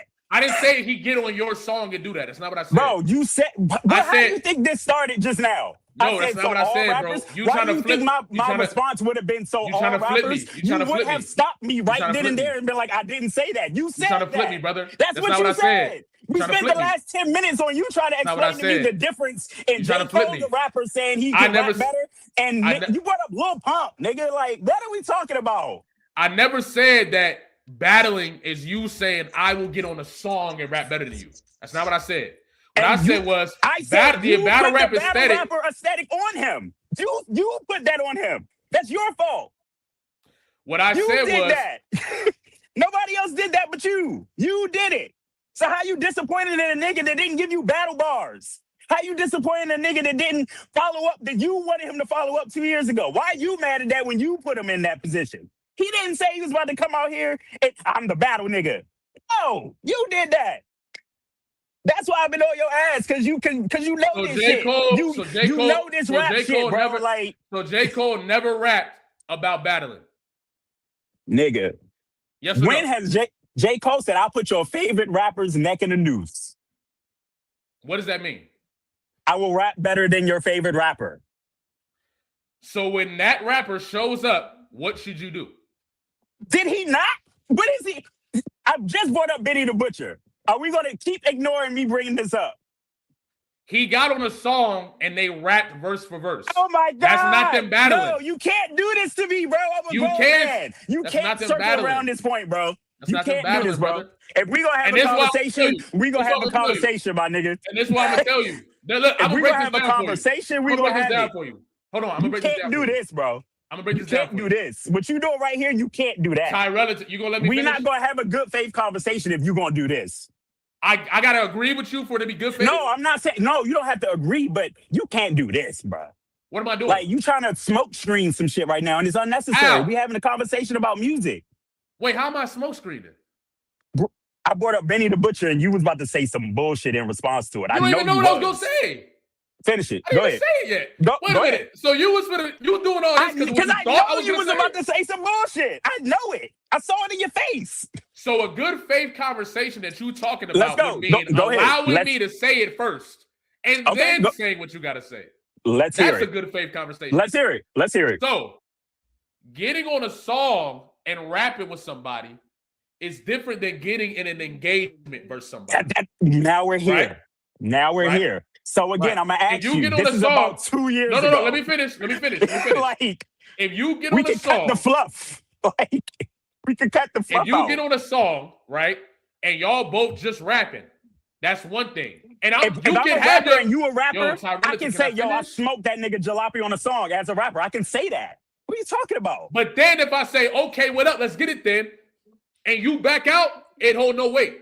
So basically, like I said at the start of this, your gripes about J. Cole is because you can't get over 2 years ago. No. Because you brought up a bunch of shit that had nothing to do with your point. You brought up a bunch of shit about a rapper being a rapper. So let's talk about the battle because that's what you want to talk about. Don't fluff the situation. Like, get to the meat and potatoes of it. Like, I don't think you understand what I'm saying, bro. I don't think you get it. Are you explaining it properly? Maybe I'm not, because I think you keep talking about something that I'm not talking about. No, it's not that. I'm just seeing through what you're trying to say, bro. No, you're trying to predict what I'm saying and get to it first. Okay, you gotta so let me finish my point. We gotta say it. So hold on. Point. Okay, so hold on. At this point, you just gotta say it, like, bro. Hold on. Okay. Let's use me and you as an example. All right. If I got a song and I send you a beat, right? No, let's flip it. I'm a producer. No, let's flip it. No, hypothetically, just bro, make it it's real, a hypothetical. Nigga, like I'm actually a producer. That's fine. I love that. Shout out to you, bro. I love all my producers. But listen. Go ahead. I'm fucking with you. Go ahead. Let's pretend that me and you are on a song, right? I make my verse and I send you the song, and then you make your verse and send it back, right? Then I drop the song. Okay. If people think you out-rapped me, you can have those brownie points. Nobody's saying you can't. This is what happens, yes. If you get on Twitter and start talking about, I smoked that nigga jalopy, and then I say, all right, nigga, line it up, and I drop a diss track tomorrow, and you don't respond, you have disengaged from the battle aspect. There was no battle. It's two different. No, I'm not there yet. I'm not there yet. I'm talking about your example. Hold on, right I'm now. not there yet. I'm not there yet. You got me finished. All right. Okay. That's the separation between two niggas getting on a song and rapping and two niggas battling. Yes. Two different things. Yes. Arsenal and Tay-Rock can get on a song, right? And rap, and Arsenal rap better than Tay-Rock. Because but Arsenal can rappers. Never say, but Arsenal can never say he's better than Tay-Rock because when they battled, Tay-Rock beat him. Yes. Do you understand how they're two different things? You're proving my point. It's not. No, I'm not. Now we're going to do this. Okay. J. Cole is good at rapping. Because he's a rapper. J. Cole is not good at battle rapping. Because he's not a battle rapper. I know this off saying that. But he acts like he is. No, he does not. You're basing this off one thing 2 years ago. Is my point. He dissed Lil Pump in 2016. Nigga, Lil Pump went on a fuck J. Cole. Like, we've been here. We were here. You think that was just an unwarranted? That's a diss track. Bro. Oh my God. What is it, bro? You're talking to me. What is it? In 2026, you are talking to me. We are having a hip-hop conversation. You just brought up the name Lil Pump. Because you told me that J. Cole's not a battle rapper, but then I brought up a diss track. Let's really talk about it, bro. Let's really talk about it, bro. You brought up the name Lil Pump. Nigga, for what? Why? Because I'm gonna tell you why. You listen to that nigga? Does your audience listen to that nigga? Bro, nobody listens to that nigga, bro. Stop bringing these irrelevant points up, bro. Bro, I brought it up because you. Bro, I didn't even call that a diss track. You thought that was a diss track? 1985 isn't a diss track? Nigga, if he was dissing Lil Pump, he was dissing like 100 other niggas. So like, do you know? Why do y'all do that? Because what the fuck? You remember what that landscape was, boy? Stop. 2017, 2018 was full of nothing but Lil Pump. Stop, bro. It was a million Lil Pumps. Like, what the So fuck are time we out. talking about? Hold There was on. a Let million me little get this bumps in straight. the ecosphere, my nigga. Like, stop. Somebody Hey, had to I say gotta- something. Shit, like, Let me get this straight. damn. Let me get this straight, okay? You telling me it's not a diss track because So he you was wanted to dissing see a bunch J. of... Cole Lil Pump Can I ask you a battle? question? Hold on. Fuck that question, bro. You Wait, wanted to see no. a J. Cole Lil Pump battle? That's what you wanted to see, Jalopy Wungus. Hold on, A J. Ty Cole Relative. Lil Pump battle. Ty Relative, Is hear what me you out. wanted in your hip hop. That's No, what you that's wanted. what J. Cole wanted. That's what That's I'm not trying to what he tell wanted. you. J. Cole told that nigga set the fuck down and stop mentioning my name. That's what that song was, bro. And Bro, you know it. Stop. So look, Let's stop this. J. Cole, look. That was not going to be a battle. Stop. Why wasn't it a diss track? Bro, if a rapper is making a diss track, I'm taking it as a diss track, I'm gonna think the other rapper is gonna like say something back. If I read a headline that said Lil Pump, I don't even have to talk about Lil Pump. Let's talk about Clips and Travis Scott. Travis Scott dissed Pusha T in his new album. Do you think anybody gave a fuck about that, bro? And he dissed him. He dissed him. Do you think people cared? No. Why do you think people didn't care? Because they know nobody wants to see a Travis Scott Pusha T battle, bro. Well, I mean, he didn't drop a track. He dissed him on a song. He literally So, said his name. the thing. He said his name. J. Cole didn't even say Niggas the gotta- nigga name. For niggas to think that you J. Cole really didn't about to even get say it this started nigga's is a name. whole... Listen, when you drop an entire diss track, And we you talking are about Lil engaged Pump. in I'm battle. gonna remind you again. We talking about Lil Pump. I would love to Look. talk about a better subject than Lil The Pump. only reason I brought up Lil Pump is because you said J. Cole I know is the not a point you're battle trying rapper. to make, bro. It was better off you. But if Because, he's not like, a battle rapper, that's then such why a has moot he? point, Why bro. does he Like, have diss tracks? 1985 is a moot point you're making, and we It's don't a have to diss stay on it. track. We don't have to stay on this point. We can get to a better conversation point. We don't have to It's stay a here. diss track. Okay, it's a diss track. Let's keep it going. But why don't you think It's a diss track. It's a diss track. Let's keep it going. Is there a Google definition for diss track or something? Because like I you don't playing think you have to semantics. look up this. You diss playing track means I am semantics. disrespecting you. I don't think we have to look that So up. why isn't 1985 a diss track? It's a diss track. That's one diss Okay. track. So he's a battle. you drop a he's diss a track- battle rapper. Okay, because so he you- dissed Lil Pump. So you drop a diss Or track. Diggy Simmons. You are a battle rapper. Like, we have to really think about the names What you do even battle talking rappers about right do? now, bro. They drop diss tracks. You Okay, are so J. engaging Cole. in battle. So J. Cole. So I'm gonna turn on Caffeine. I'm gonna turn on URL. The nigga don't even be in the. We see Drake at these events, and he's clearly not a battle rapper. He's more of a battle rapper than Cole. If you let him tell it, Why? he's at these events. Why? Because I said let him tell it, not me. Why? No. I'm not saying you, but I'm saying why would Drake be considered more battle tested than J. Cole? Why? I'll answer this question. Because he drops diss tracks and he engages in battle. When you drop a diss track, right, you are engaging in battle. I don't know. I can't believe that we are arguing about this. If you are battling somebody, right, I'm going to pull them down until you come back. But think about this, right? Because now we can talk about this without, we can do it with no interruption. If he asked me, or he said, how can you drop a diss track? Or how is J. Cole a battle rapper? I said, because he carries the aesthetic of a battle rapper. He said, how? So I brought up the fact that he dropped multiple diss tracks. So what J. Cole fans do is they move the goalposts. That's not a diss track. Why not? Because he was dissing a lot of niggas. So don't that just mean he dissed a bunch of niggas? Don't that just mean he took shots at a bunch of niggas? Why is dissing multiple niggas meaning it's not a diss track? It's the same thing J. Cole fans did with the Drake thing. They said, and I'm telling you, I'm gonna walk you down with it. He won't let me talk, and that's why it's not landing. The same thing way they did with Drake, right? Niggas sold illusion, right? They said, oh, he not dissing Drake. Why not? Because he dissing multiple niggas.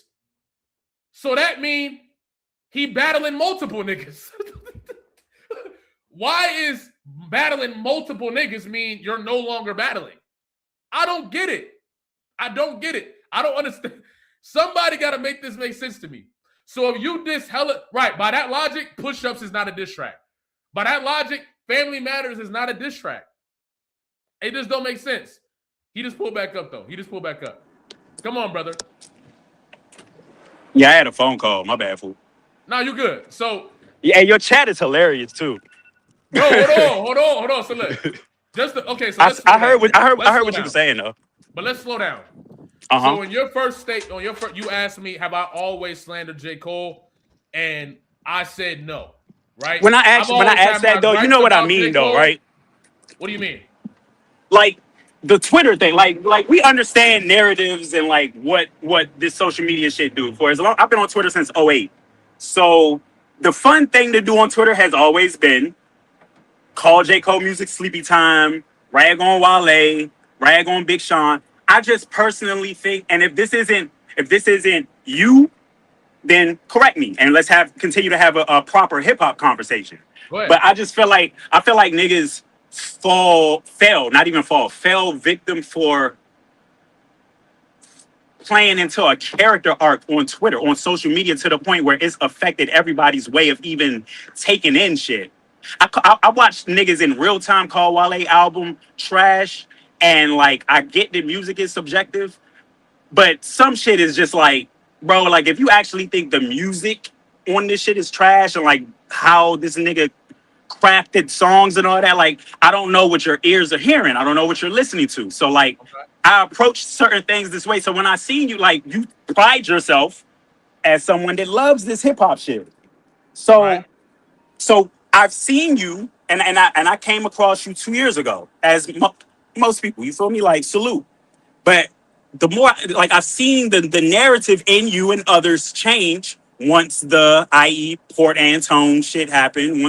And to the chat, I'm not a J. Cole stan, I promise you. I'm not a stan of anybody. Like I'm really not. Keep going. Yeah, the Port Antone shit, like and on. Actually, the narrative changed after the whole like Dreamville Fest thing, right? And I was on that side too. Oh yeah, no, that too. I was like, damn. Yeah. You know what? And I'm glad. I want to hear your perspective on this because I think finish what you were saying about the narrative shit. Yeah. So I just seen in real time a lot of people that would not take certain stances take stances because they favor Kendrick more, which I get. It's a thing. It's like if we watching sports, like you said, if we watching sports, I'm an Eagles fan. If the Cowboys playing the Eagles, I might fuck with somebody on the Cowboys as a player, but you playing my team right now, so fuck y'all. I get it, right? But if we talking about the sport of football, then I'm gonna be like, nah, that nigga is an amazing running back. Like he not playing on my team, but like that nigga gets buckets, that nigga gets yards, that nigga, like you feel me? Like whatever he does, like that nigga's great. I'm just watching people literally like fall victim to, oh, that nigga can't rap about rapping. Like little dumb, like things to me that it's dumb. Like, I don't expect the nigga to be on the album like, yeah, I didn't battle that nigga, but fuck that. I'm still the nigga that will battle. What is the overall point of this part? That I felt like you were standing, like, and maybe not like inadvertently standing, just because it was like, how dare this nigga try to battle Kendrick and not. Like, you stood so far on the battle part of it that I think you missed a lot of, like, just things. And not only you, but it's like, damn, like, I feel like you even went into the album expecting battle bars, like replies or some shit. And it's like, even the first track he put out weeks ago, I was like, I don't think y'all listening properly. Like, he not saying, yeah, I'm still, like, the nigga, if he's telling the story in reverse, if he's saying 60 years, that goes back to the feature run. Yeah, he was saying he was the best during the feature run. But y'all was like, how dare he say he the best? He can't rap like that. And I'm like, all right, Peep. Okay, so Peep, I think I get what you're saying. So I am going to educate you real quick on what I do on social media, right? My stance on J. Cole has pretty much been the same from the beginning. Okay. I can't have a perspective on him as a battle MC, really, until he battles somebody of his esque. We're not gonna get the into it again, but opportunity. it's because he's not a battler, bro. Hold on, I didn't interrupt you. I didn't interrupt you. You're right. You're right. So I've always felt the way I felt about Kendrick, right? Uh-huh. I used to like Drake before I found out he didn't ghostwrite. Like you can find all this on my channel. Same though. I J. feel you. Cole has always been the guy to me that was not really a big three guy in my perspective. I think that later he becomes that when like you know what I'm saying, the feature run 2016, all that different stuff. Maybe Forest Hills Drive inserts him into a certain conversation. But during the hype of the blog era, I had a few people over J. Cole.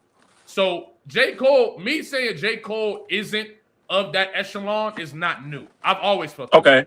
Now, what you got to understand is when new events happen, right? New opinions form, new perspectives form. So when I think that one day we're gonna get Kendrick versus J. Cole, or one day we're gonna get Kendrick versus Drake, and the opportunity presents itself, right? And you drop an entire diss track and apologize for it and pull it. I now don't believe anything you were saying about being the best. I don't believe that you really think that you go to toe with niggas. And I think that you were just wearing the aesthetic that you would smoke niggas just to wear it. Okay. Does that make sense? Complete sense. I have one. So now that you you're not done. My bad. No, I'm saying so now that you get it, what's the gripe with what I'm saying? Isn't that reasonable? Isn't that no? It's reasonable. I just have a rebuttal because I'm hearing it in real time. The last point you just made is it's a little off. If you remember what you just said, can you repeat that point just now? Because I want it to be fresh again. One? The very last thing you said, the battle thing. So you said new information if he goes into something thinking, that was my point. Yes, that happened, Jalopy. And this is what I've been trying to tell you. That happened. Okay. And it happened. Okay. That is my point. That's been my point. And so it's like, listen. No, it's not even that, bro. If you made me a bad burger and then invited me to eat again at your house, am I like 2 years later? Am I gonna remember the bad burger you made me 2 years ago? Yeah. Is that gonna keep me from going to your house? Sometimes. No. 2 years. Maybe not you, but when I go to a restaurant, you ain't get food poisoning. It just wasn't good. If I go to you ain't get food poisoning. You ain't get sick. If I go to a restaurant and it was ass, I probably won't go again. I didn't say ass. You said a bad burger. I didn't say an ass burger. Okay, McDonald's is bad burgers. They're edible. Okay. Yeah, they're edible. You feel me? Like okay. But my whole point is like, bro. Yes, this happened. You think that? I think your perspective is what I'm saying is disingenuous. To a degree, but I just remember what I was saying. I smoke a lot. Forgive me. Okay, but what I'll tell you, so you know right now, it's not. Disingenuous isn't even the word. Disingenuous isn't even the word that I'm looking for. It's like it makes me laugh because I'm kind of like, you listen to the J. Cole album? Yeah. You listen to the Clue tape. Yeah. Your brain is telling you about what happened 2 years ago as you're listening. If he's rapping about it. No. It's just automatically doing it because you keep talking about it. It's on your mind. When you hear J. Cole rapping, anything, you're thinking about 2 years ago. Oh, no, that's not true. It depends on what he's rapping. You feel like he can't tell. You feel like he can't say he raps better than niggas. So it's always on your mind when you hear him rapping. That's my point. No, because you can't get over it. There's times where he's not saying that. There's times where he's not saying I'm better than niggas. I'm the best. So I don't think about it then. Is J. Cole does J. Cole not rap better than niggas? I didn't say all niggas. I didn't say the field. So some niggas. So you said if a rapper makes a diss and then pulls it back, Yeah. he can't then say I'm not gonna lie. he'll Listen, rap bro, I'm not better. gonna lie. You're not sure why you upset with me. You're not sure. I'm not upset with you. I'm upset with the way of thinking. It's not you. I don't know you. But you're not but sure. But you're not. No, clear I'm very, on your I'm issue very with me. clear You're and not very clear. sure. Like I'm very But I clear haven't and gotten very sure. anything I clear said, from you right now. earlier. I said you were standing. I wasn't trying to But that's not disrespect clear. that. But we can. But we. Okay. That's not I'll clear. define it. I'll define it. Yeah, when we what got you on mean? this call, you brought up 2 years ago. You did. How's that You've standing? once again brought up 2 years ago. So How's that if I standing? say, because you can't talk, like, you're not going to talk about anything else. Are we going to talk about the album? I did.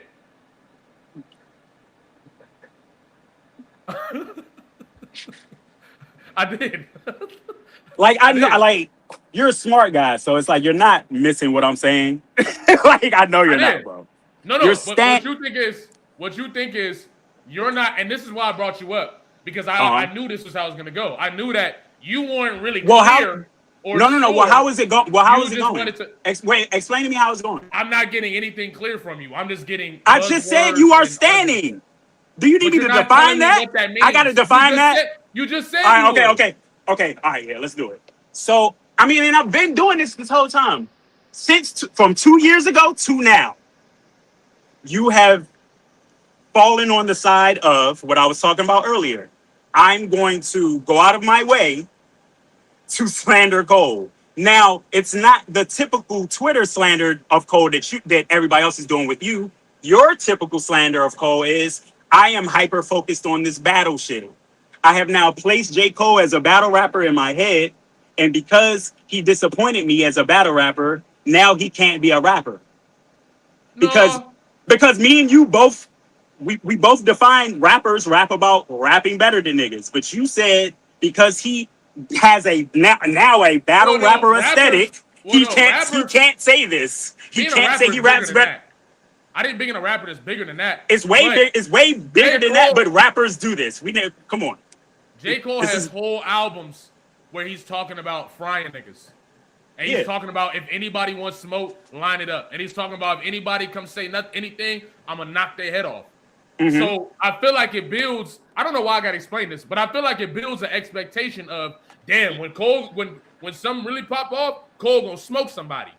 So when it happens and you had the opportunity to prove, and then on top of that, J. Cole and this is my thing, between J. Cole, Kendrick, and Drake, J. Cole rap about his position in comparison to those two niggas more than either of those niggas. Okay. Kendrick don't really got bars where he's saying, oh, this is where I sit between Drake and Kendrick, Drake and Cole, and neither does Drake. J. Cole's the only one talking about Drake got one bar. I don't know about that. One bar. Drake got one bar. I feel like Doc got some bars like that too. What are they? He might be saying he's at the top, but I feel like he's acknowledging Nick, like. But that's different. I mean, even you. Let's continue. Yeah, even you just said that's different than saying niggas' names. That's you just saying a rapper, for sure. Like you said. But when you say niggas' names, you brought up Lil Pump, and J. Cole didn't bring up his name. That was also my point. That was a confirmed diss track for. That's why they did the interview. He didn't say his name. Bro, they did an interview afterwards. I saw the interview. So what the diss was for him. I'm just saying you're saying things that are contradictory to what you said. Not. It's a fact that 1985 was for. We both said that was a diss track. I said he didn't say his name, and you just brought up somebody bringing up a name. That was my point just now. Right. Let's not stay there. What I'm saying is, if you're just rapping about being the best, that's different, right, than saying niggas' names, right? I know this. Right.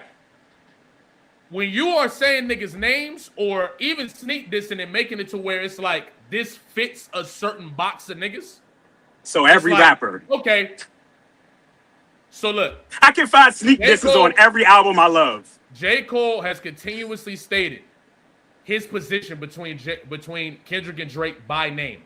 So we automatically created this aspect of these three niggas are competing, right? When did he do that first, or did he do that after we did that? Because I don't even remember. Did he do that first, or did he do that after we did that? I mean, that's what we can have. That's a whole different debate because there's a lot of songs from back then where you could tell. I mean, even when you talk about what's it called? What's the song? Jodeci Freestyle leading into Control. Like we could debate that, but we don't have to. All I'm saying is, when you look at it from that perspective, when an artist like J. Cole is consistently comparing himself to Kendrick and Drake out in the open, right? You have to understand that when the battle was actually about to take place, everyone is expecting it to take place. And it didn't. Whose fault is that? Cole's. So now I'm looking at all of the I'll smoke everybody, boom, boom. How, though, when he smoked the niggas on songs? How? That's my point. How can you look at that different when he's out-rap niggas on songs? Because out-rapping a nigga on a song is a lot more subjective than beating the nigga face-to-face in a battle. I don't really think so. It is. He out-rapped niggas on songs. In a battle, you have to talk directly to your opponent. So it's a lot easier for us to. I know what battle rapping is. We started this off with me saying he's not a battle rapper, and you put that on him. That's how we started this off. That's not true. That is how we started this off. No, I'm saying it's not true that he's not a battle rapper because he has diss tracks. Okay. He dissed Lil Pump. I'm pretty sure he brought up No Name on a song. Wasn't J. Cole battle rapping before he blew up? No. No, you sure? I feel like no. Hold on. Let me make sure. You got an old video of J. Cole smoking a nigga at the lunch table? Yes, J. Cole engaged in battle rapping during his early career, including a notable online battle against artist Cannabis on a forum where he was a teenager, which he won. While not primarily known as a traditional battle rapper in the modern sense. Oh my God. Whoa. What did you just read, sir? He's not a traditional battle rapper in the modern sense. So what are we talking about? Meaning he doesn't go on URL and boom and all this different shit. So that's what I said, right? As an MC on songs, when you drop a diss you're track, not about to play. You're not about to prove my point for the 5th time. Bro, what are we doing here? You just told me. You called J. Cole a battle rapper and then read out loud that he's not. You're trolling. I'm not at all. I don't troll. I told you how old I am, bro. I don't have time to troll. I mean, I'm literally at work. I love music, so we're gonna talk about this music shit. But like, come on. You just told me that J. Cole never battled. I proved to you that he did battle. Read what you just read out loud. This same thing says, while not primarily known. No, read the whole thing you just read. Okay. Because I want to say it said he battled Cannabis in a blog. An online battle, yeah. Like they were making tracks or typing to each other. Like what the fuck? They were rapping online. That's like on Zoom, like on Skype. You didn't know that's a thing? Well, you're not tapped in, so let me educate you. In battle rap, a lot of the biggest new names that you see right now. Hey, nigga, please stop. Please. Hold on. We're not doing this, bro. We're not doing this, bro. Hold on. Appa, Eunice. I know these names. Stop. They came from online servers. I asked you, what did J. Cole and Cannabis do? They came from online servers. I asked you, what did J. Cole and Cannabis do? I know this. J. Cole and Cannabis rap online. Who saw it? They've been doing it. You had to look this up just now. You didn't even know this. Because I knew it, but I didn't know it by name. That's why I said, wait, didn't J. Cole battle somebody? And then I found it. You were wrong. He battled Cannabis online, so he's a battle rapper. And you were wrong. It's okay to admit that. Jalopy, this is what I call a bad faith discussion, though. It's not bad faith, it's facts. It is a bad faith discussion. Like you want to be right about. You brought up J. Cole and Cannabis when J. Cole was a team. What are we talking about? You told me he never battled. I showed you that he did. Bro, J. Cole, the studio artist, J. Cole. Right. Which what is why battle songs besides 7 minutes? Which is why I said he's not a battle rapper. Which is why I said you put that on him. It said he's not. In the modern sense, it says he's not, right? No, that's not what it said. You're not listening. It says he's not a traditional rapper, battle rapper. That's not what it says. You're not listening. While not primarily known as a traditional battle rapper. So only Jalopy knows him as a battle rapper. Yo, Tyrell, hold on. That means J. Cole is primarily known as a studio artist. Yes, primarily which he is. Notoriety. Bro, we are having the stupidest conversation. You're not talking to one of these niggas, bro. I promise you. I understand what's going on. I understand everything you're saying. Like, we don't have to do this at all. So I've been telling you this. We got to get to the main point of whatever we're trying to say, bro. Right. You don't have to do that. So it proves like you don't. Said, I put the tag on him that he's a battle rapper. You still put the tag on him, bro. It's false because he was. You put the tag on him based on 2 years ago. You're not gonna speak to what I'm talking about. You're gonna try to, bro. You didn't listen. You didn't witness them. You didn't witness them. How old are you? I'm 27. Yeah, you didn't witness that, bro. So why are we even? So why are we talking about it? I didn't witness Jordan get 6 rings, but he got 6 rings. And he got 6 rings. Yeah, so it's still and true. And I don't have to see that for it to be true. So you saw and heard J. Cole rap better than niggas, though, right? Look, man, I ain't gonna lie. You look. Have you seen and heard that? I hope y'all look. All I'm trying to say is, have you seen and heard that? There's been a multiple times. Jalopy thinks niggas can't say I rap better than niggas because he didn't battle King Kendrick Lamar 2 years ago. You can't say you the best. Look, if Kendrick apologized to J. Cole, I would be saying the exact same. Hey, Jalopy, do me a favor. Bring that video up right now and tell me where he said the word apologize. Like that word. Apologized, my bad, I'm sorry. Put that video up. Show me that. Because y'all been misquoting this nigga for 2 years. Show me where he... I bet you are going to end it, my nigga. I bet you are going to end it, my nigga. Say what you just said one more time. What? Show me where he said the word... Show me the video. Show me no, that's not what I said, nigga. Show me the video. Show me the actual video. Show me the video on stage and show me him saying. Show me the video on stage of him saying, "I apologize to Kendrick Lamar. I'm sorry for dissing you." Tell me that. Show me the proof of that. Because y'all niggas have been saying, y'all niggas have been quoting that he did this and said this for 2 years. And this is what I mean by niggas are standing. This is what I mean by niggas are standing. This is what I mean. Do we like hip hop or are we throat team?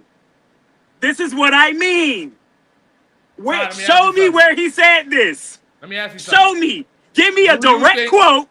Give me a direct quote where he said that on that video.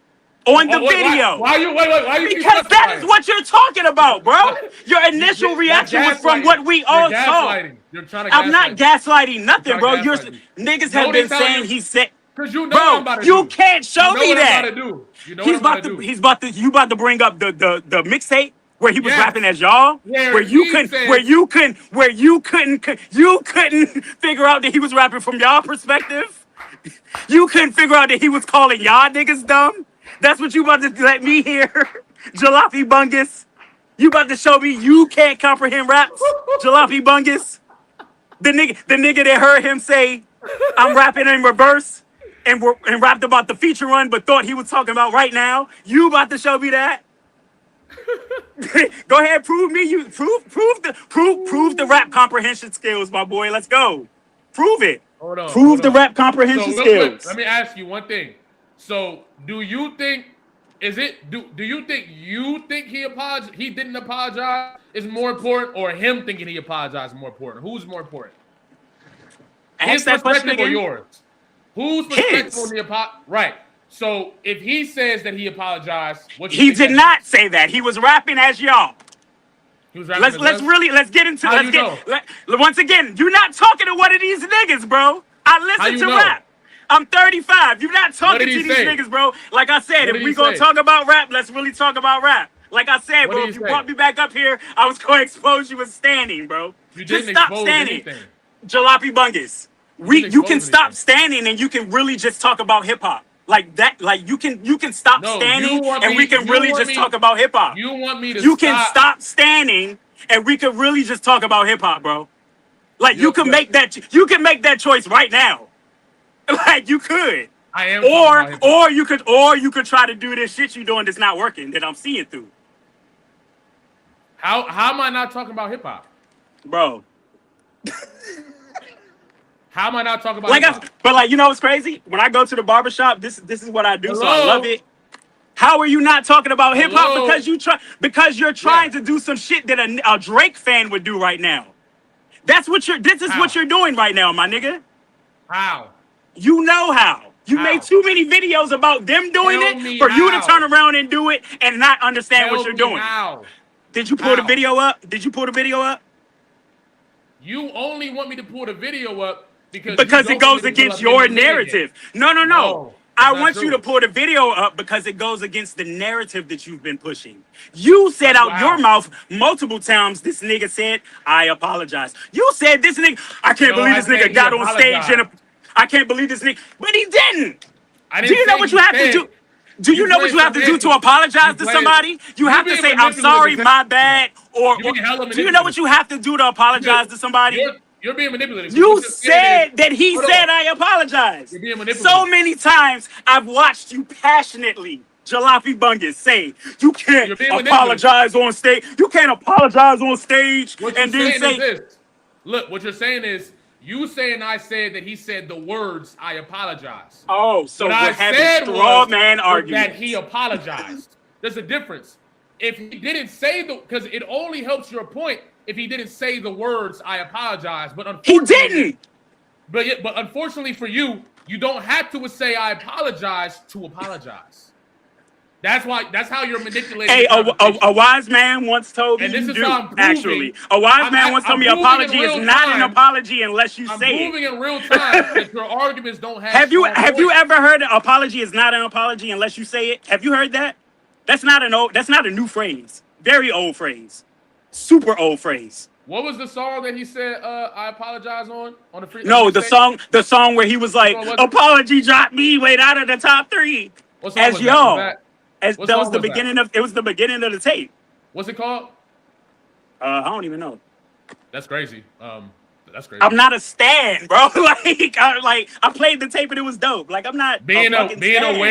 aware of the song title was being a stand. You saying that's crazy to say what, Jalopy Bungus? I'm saying that's crazy. That What was the point? Why is you're it not crazy? aware- It was a you're mixtape. not I pressed aware- play. I pressed play on the DJ Clue mixtape and let it play. Like we stop, bro. I'm not gonna lie. I think you're displaying that you're the stand, brother. I'm not gonna lie. A You're J. going Cole against- stand? You're going against A real J. logic. Cole stand? There's been multiple times in this debate where you're going against actual logic and evidence to make your point. I haven't done that. I one time. asked you to pull up evidence and you didn't. I did. You said J. Cole was never. a No, battle I rapper. asked Proved you that to he pull was. up the video evidence after you relentlessly kept saying for 2 years that this nigga said he was sorry. J. I Cole even said he laughed. apologized. I laughed J. to Cole myself himself one said day at home because I was laughing at your accent saying sorry. That's how I know that you said this nigga got on stage and said sorry. Oh damn! You broke down my accent. That's fire. You really be But watching. I respect it. But you lie. Yeah, I support you, bro. Like, this is my thing. You can't belittle me, bro. Like, I'm a grown man. I got haven't on here belittled- because it. But You know what's but this crazy? is I haven't insulted you one time. You only did that to me. but this is but it's warranted though. That's It's warranted because you're So trying now- to do that. Are y'all seeing this? Y'all got It's me seeing warranted. It's warranted. So first- I hold on, so hold on, I disrespect people when people try to play with my intelligence, Hold bro. on. You told After me. I already you told just- you can't. Look at this. Listen, after I already told So you just can't told do that. me- you After just I told already me- told you can't play with my Hold on, intelligence, bro. and then You you just tried told to, me- yeah, I'm gonna disrespect you, bro. You Like, just told me that is what I'm it is, belittling you, but you the only one that disrespected me. bro. Like I just said, you can't try to play with my intelligence. I call it out, and then think you're gonna do it again. Yeah, I'm gonna disrespect you. I haven't disrespected you at all. Playing with my intelligence is the highest form of disrespect. Words don't hurt me. Disagree. Words don't hurt me. Thinking I'm stupid, thinking you can pull wool over my head when I'm explaining to you that you can't is disrespectful to me, bro. That's why I said we have all the opportunity to have a real conversation, but you think you got to be right for your chat. Your chat is full of kids, bro. We having a conversation as men that love hip hop. I ain't gonna lie, you the only one that keep throwing out insults, bro. All right, so are we gonna stick to the insults? Look, I ain't gonna lie. I'm gonna pull up this last thing, and we're gonna call this one because it's not really going nowhere. Is it the video? Is it the video of what you said he said, or we on stage, or what? Is it the video of you saying he said I'm sorry on stage? I never said he said I'm sorry. You definitely did, nigga. I said he apologized. Go back and watch your videos. You was passionate too. Apologized. You put the background music behind it. You was upset. I said he like apologized. You was mad, bro. Like I didn't say that. I didn't say he said I'm sorry. I said he apologized. You can do that without saying I'm sorry. No, you can't. No, you can. I'm sure you've had a girl tell you that. You can apologize without saying I'm sure you've had a girl tell you that. All right, so peep this. I'm sure of it. Peep this. And then we're going to get out of here, okay? Niggas be trying to be right so bad, bro. Okay, you said that J. Cole never You apologized. about to bring up him rapping as you. The same shit you've been doing on this whole call is him. That is him mocking you. That's him as you. Read it out loud. I used to be top C. Apology dropped me out of the top 3. That's him as you. Because what did he say on the next song? Because you were like, well, how could he say that on the first song, but say that on the second song? I ain't gonna lie. Comprehension, lyric comprehension, man. My nigga. Look, brother. Lyric comprehension. I just want to let you know, the Twitter stuff where you talking crazy and all that. It's not gonna stop, bro. No, I don't mind. I just wanted to see if you actually had some valid points, but I do. You can't gaslight me, bro. You can't gaslight me, bro. Have a good day, brother. You can't gaslight me. I'm sorry. Have a good day, brother.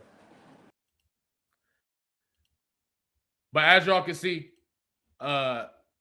there's no real arguments to be had with these J. Cole fans.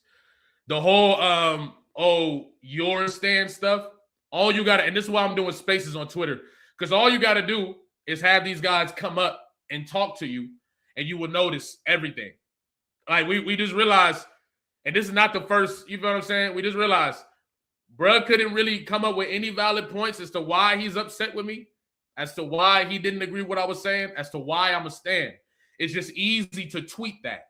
It's just easy to say that in the chat. It's just easy to bring that point up. But I told you. And I know y'all didn't want that to be up there for that long, but I just had to show you. Like, there's no real actual arguments outside of the talking, outside of the name calling, outside of the you see what I'm saying? The buzzwords. That's it. You know what I'm saying? What you become to realize is the people who are upset with me being honest about my opinion are the ones that are stans. Me just giving my perspective and being able to break it down should be able to understand that you're able to separate the two. You feel what I'm saying? That's just my perspective. I'm willing to have a conversation with any fan that doesn't like what I say, any fan the fan of J. Cole, fan of Drake, or whatever that doesn't like what I say. I'm 100% open to having a conversation with everybody. You feel what I'm saying? I really am. I don't mind. It's not a problem. We can have that convo. You feel what I'm saying? Like, it's not a problem to me. And I don't be disrespecting nobody. Like, that's the thing. People get on my Twitter and they be talking crazy. I don't quote tweet them and call niggas names and all that, but people would tell you that I'm the nigga that be stirring shit. I don't be disrespecting nobody. I don't be calling nobody names or nothing. I just be talking about rap. Hip hop, that is hip hop.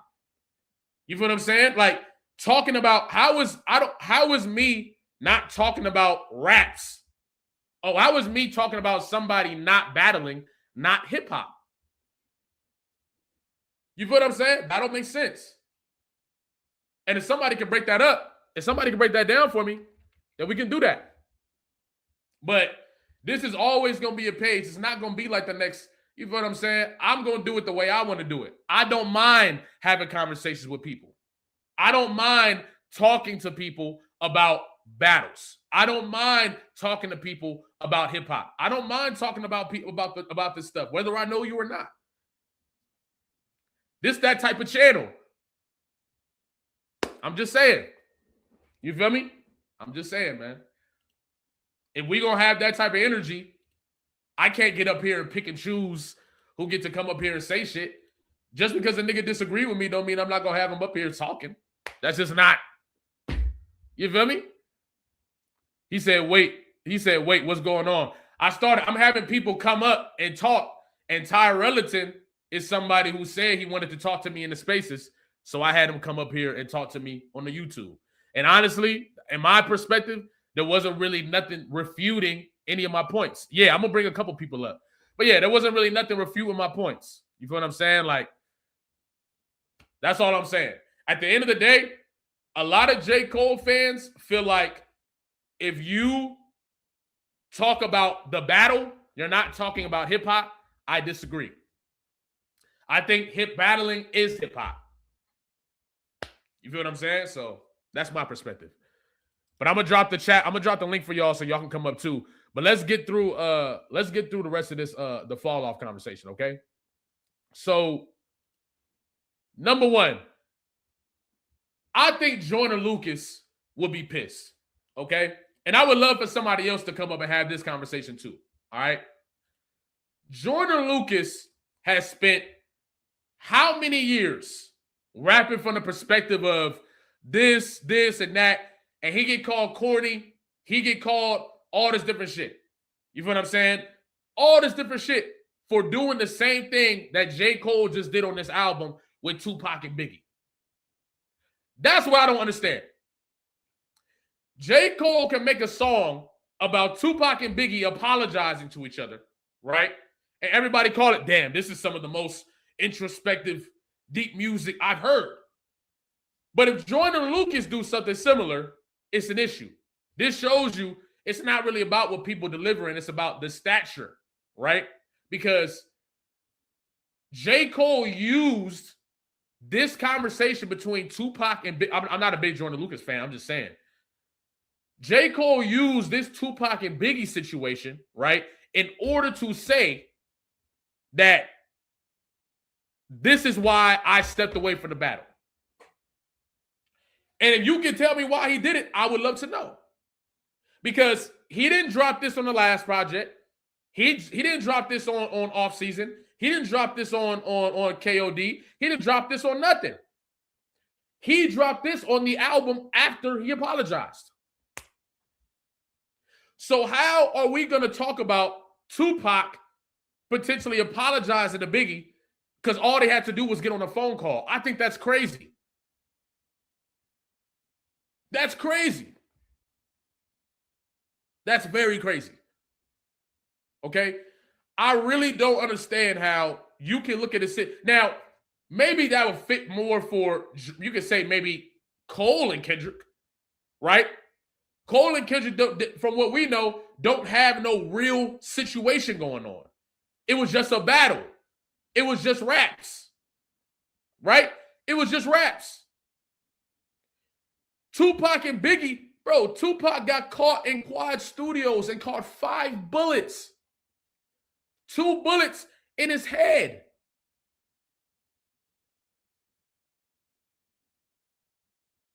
I don't know if Biggie calls him and says, hey, I'm sorry, man, let's put this to the past. Would have made that any... I don't think that would happen. Now, some people can call that disingenuous or whatever. My problem is, bro, this is what I'm talking about when it comes to J. Cole. Tupac and Biggie was the wrong example. That's not something that a phone call would have changed. And it doesn't change my perspective on you apologizing. Because you and Kendrick were only rapping. You were only rapping. You didn't say Kendrick was a bitch. You didn't say you'll fuck Kendrick up. You didn't say you'll catch Kendrick outside. You said Kendrick had a bad discography. You said he had bad albums.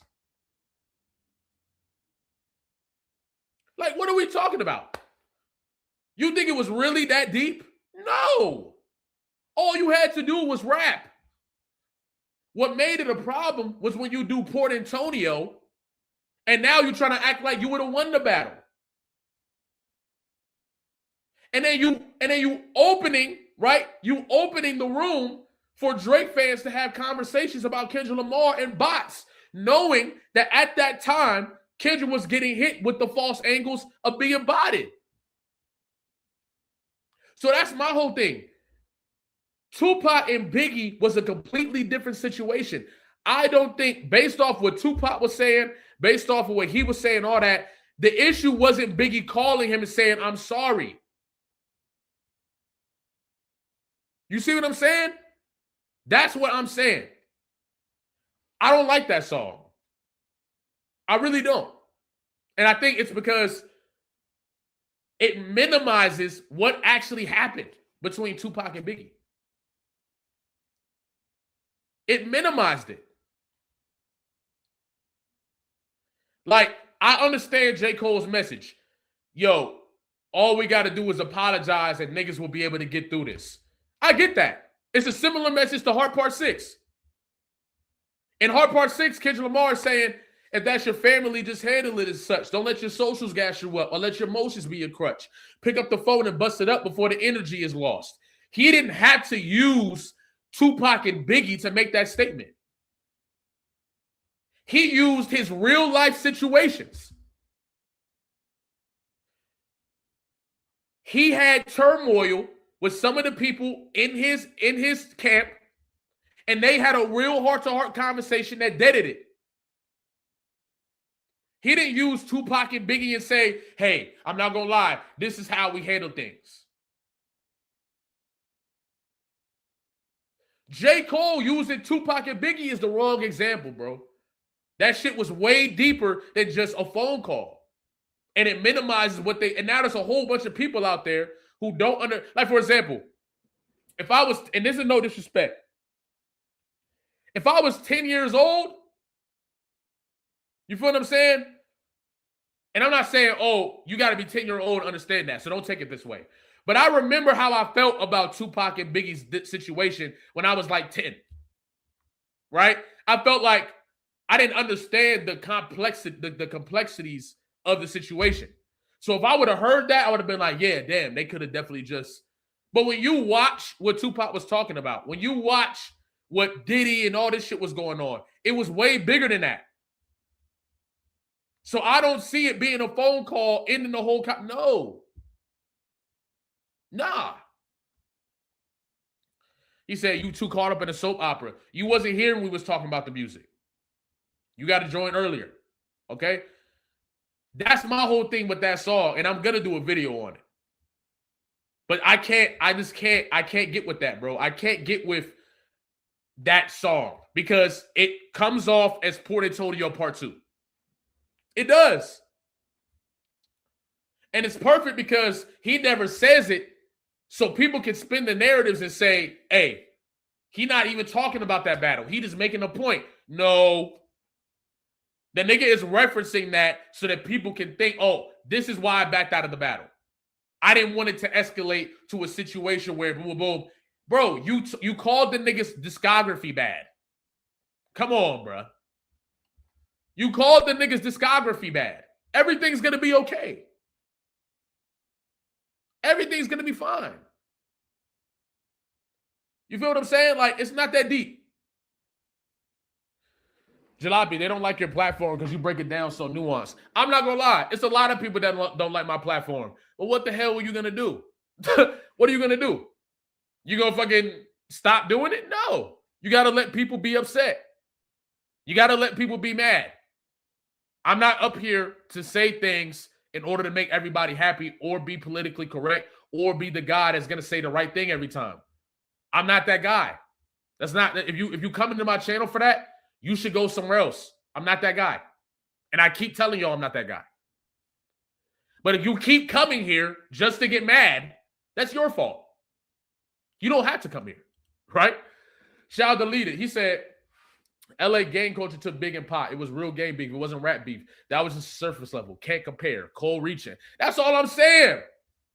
That's all I'm saying. I feel like to minimize it to, this is just about this, and that.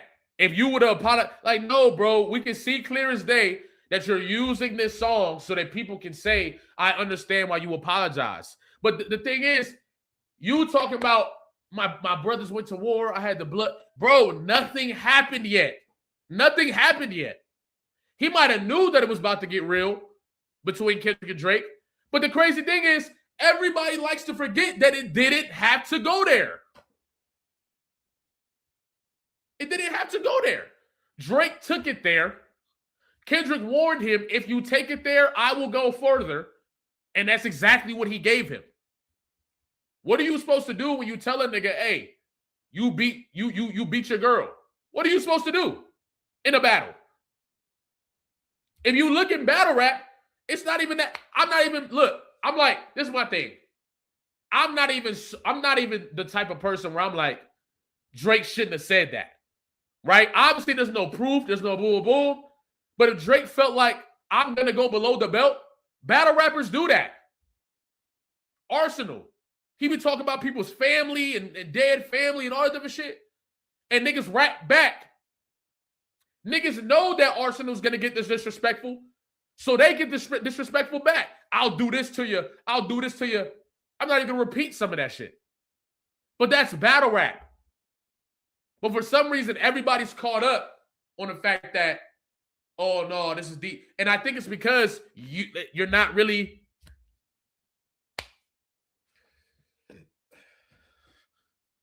Either you love Cole too much, or you don't really understand that this is what you're subject to when you get in a battle. You feel me? So yeah, that's what I feel like Jordan Lucas is fuming right now. Because J. Cole deadass just pulled a Jordan Lucas.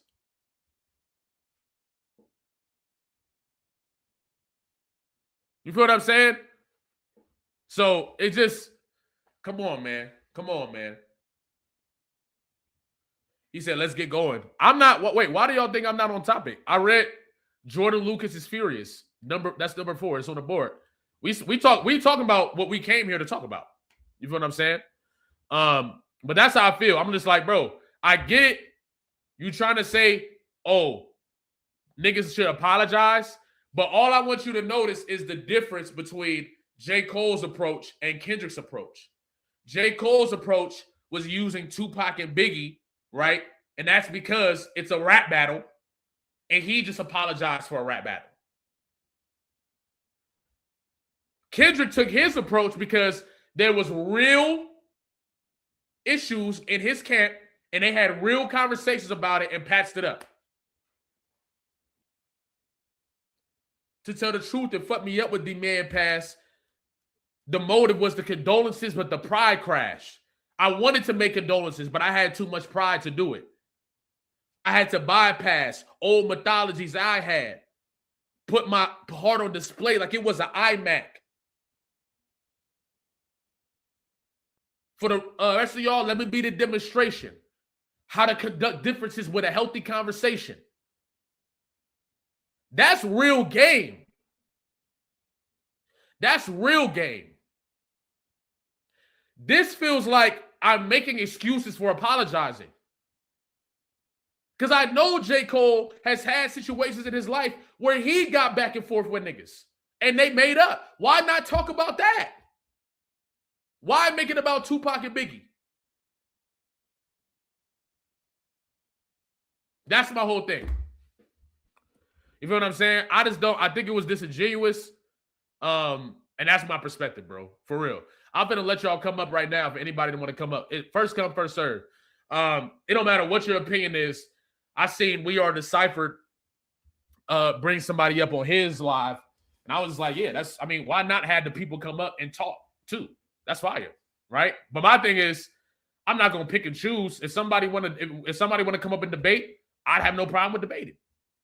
If somebody want to come up and give their perspective and just leave it at that and build on a greater conversation, I have no problem with that either. So now, this is another thing, okay? And you know what? I'll have somebody come up before I do the next thing because this one is big. What people ain't talking about right now, right? The all eyes on me theory just got stronger though with the drop of this album. And we're going to talk about that in a second. But let's have people come up. And while we waiting, what we'll do is first 3 people in here, I'll have y'all come up. We'll put on a little time limit and we'll go from there. First 3 people to come up. You feel what I'm saying? The link's right there. But I also got to read these super chats too. Yeah, I got to read these super chats too. He said this fire. Yeah, ain't nothing, you know what I'm saying? Just having people come up and give perspective. I ain't tripping on that. You feel what I'm saying? This is supposed to be, somebody said my channel feel like the cultural barbershop. You feel what I'm saying? And it's like, yeah. You feel what I'm saying? I think for sure. And yeah, we're going to do time limits. We're going to do time limits for sure. We'll do like 5 minutes per or something like that. Stream last night was classic for sure. Jalen Clip coming up. Hold on. Jerry Marquez, that's 2. One more. What we doing? Yvette. Okay, we good. That's it. That's 3 for the day. All right, Jalen Clip, what's the word? What's good? What's good? What's good, man? I wanted to talk about the album, and I wouldn't say, I'm not ready to say it's bad yet. Right. But I was disappointed for sure. And I think this album really underscored what like the issue is with J. Cole, or why I feel like he falls short. And so the way I kind of explained it to my friends was like, he isn't Drake, right? He tries to rap about something substantive and like talk about things. Right. But I feel like as a writer, he hasn't really grown. As a rapper, like I remember on one of your videos you said recently that like obviously he's not better than Kendrick. Like obviously technically like he be hitting punches and like got better and all that. But as a writer, in terms of like taking a concept, exploring the concept and talking about it in like fleshed out and developed way is what he has not grown at. And the thing is that you can't show up talking about like deep concepts, talking about complex emotions, talking about this, that, and the third, and then like, but you just telling me it. It's like the way I explain it to my friends is like, if somebody was writing a research paper, you state your thesis in this essay, I'm about to prove blah, blah, blah, blah. When you're doing art and music and whatnot, you can't have it be like that. And that's why we like, I don't want to compare him and Kendrick all the time, but like, that's why we like Kendrick so much, because it's like, we feel what he's trying to say rather than like him saying, yeah, because the one thing about this album, bro, is so many instances of like niggas in the Ville was shooting, boom, boom, boom. Right. And then, but we don't get like, it's like, don't tell me that over and over again. Like, to be specific, tell me a story or something that's like, what, like he does tell some stories, but like say something that like lets me discern for myself, like how you was feeling and what you was thinking and whatnot. And that's what, again, not trying to always connect him to, but that's what Kendrick is a master at. And that's what like why his albums come out so, you know, perfect or exceptional.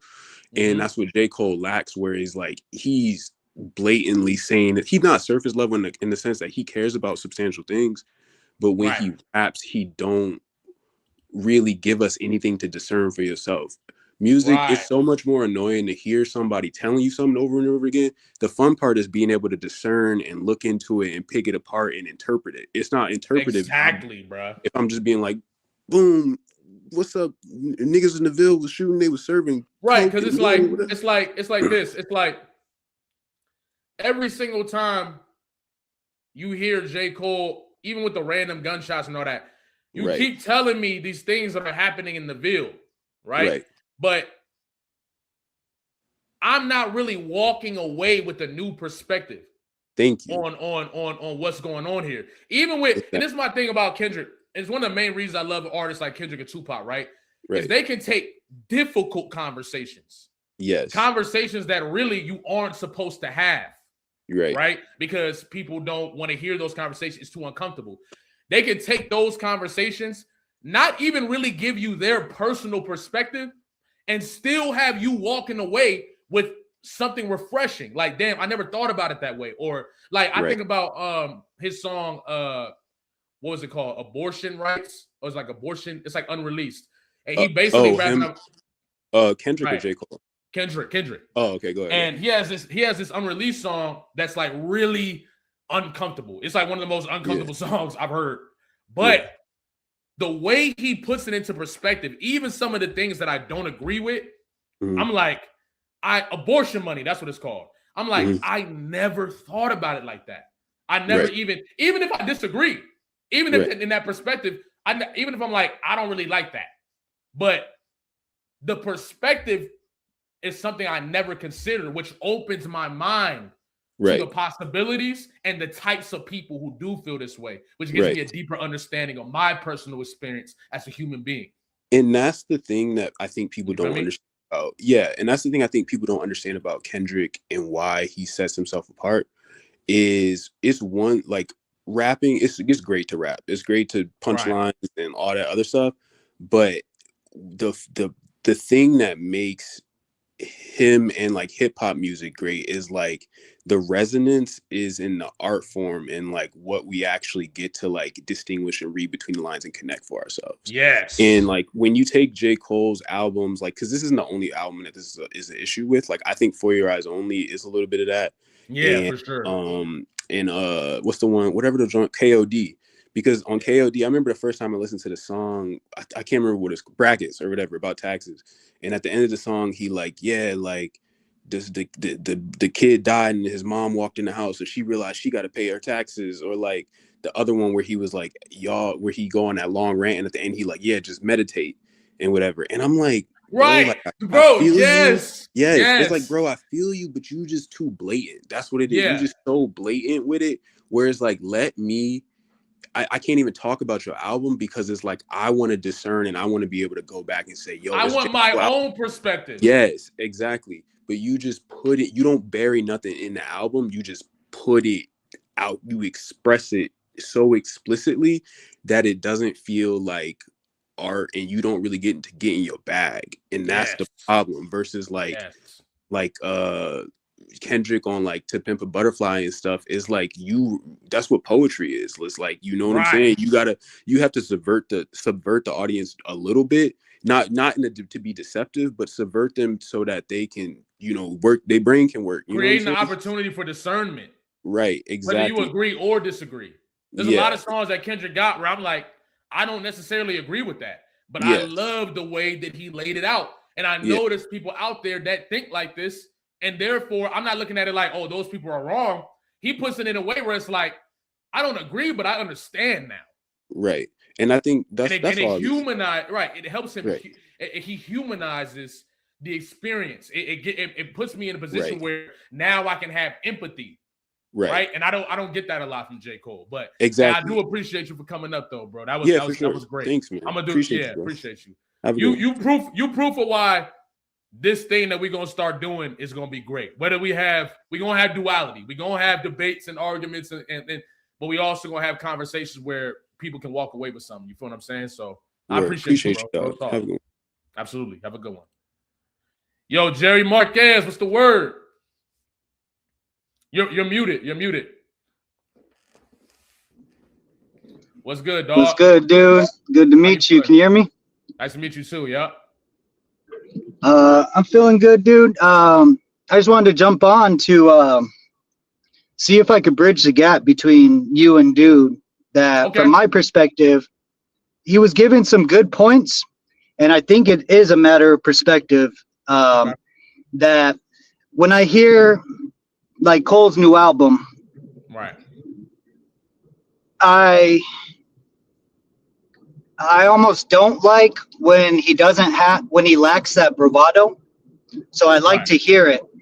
But to your point, now that we know it's kind of a facade or that ain't really him, some things since the battle, I've definitely heard different. And I don't, I didn't like to listen to it for a while. A lot of Cole stuff, it just wasn't hitting. Any of the "I'm the best," all kinds of that bravado talk, or along with the bars and what they meant, like I just felt differently. So I think that's kind of where you're at.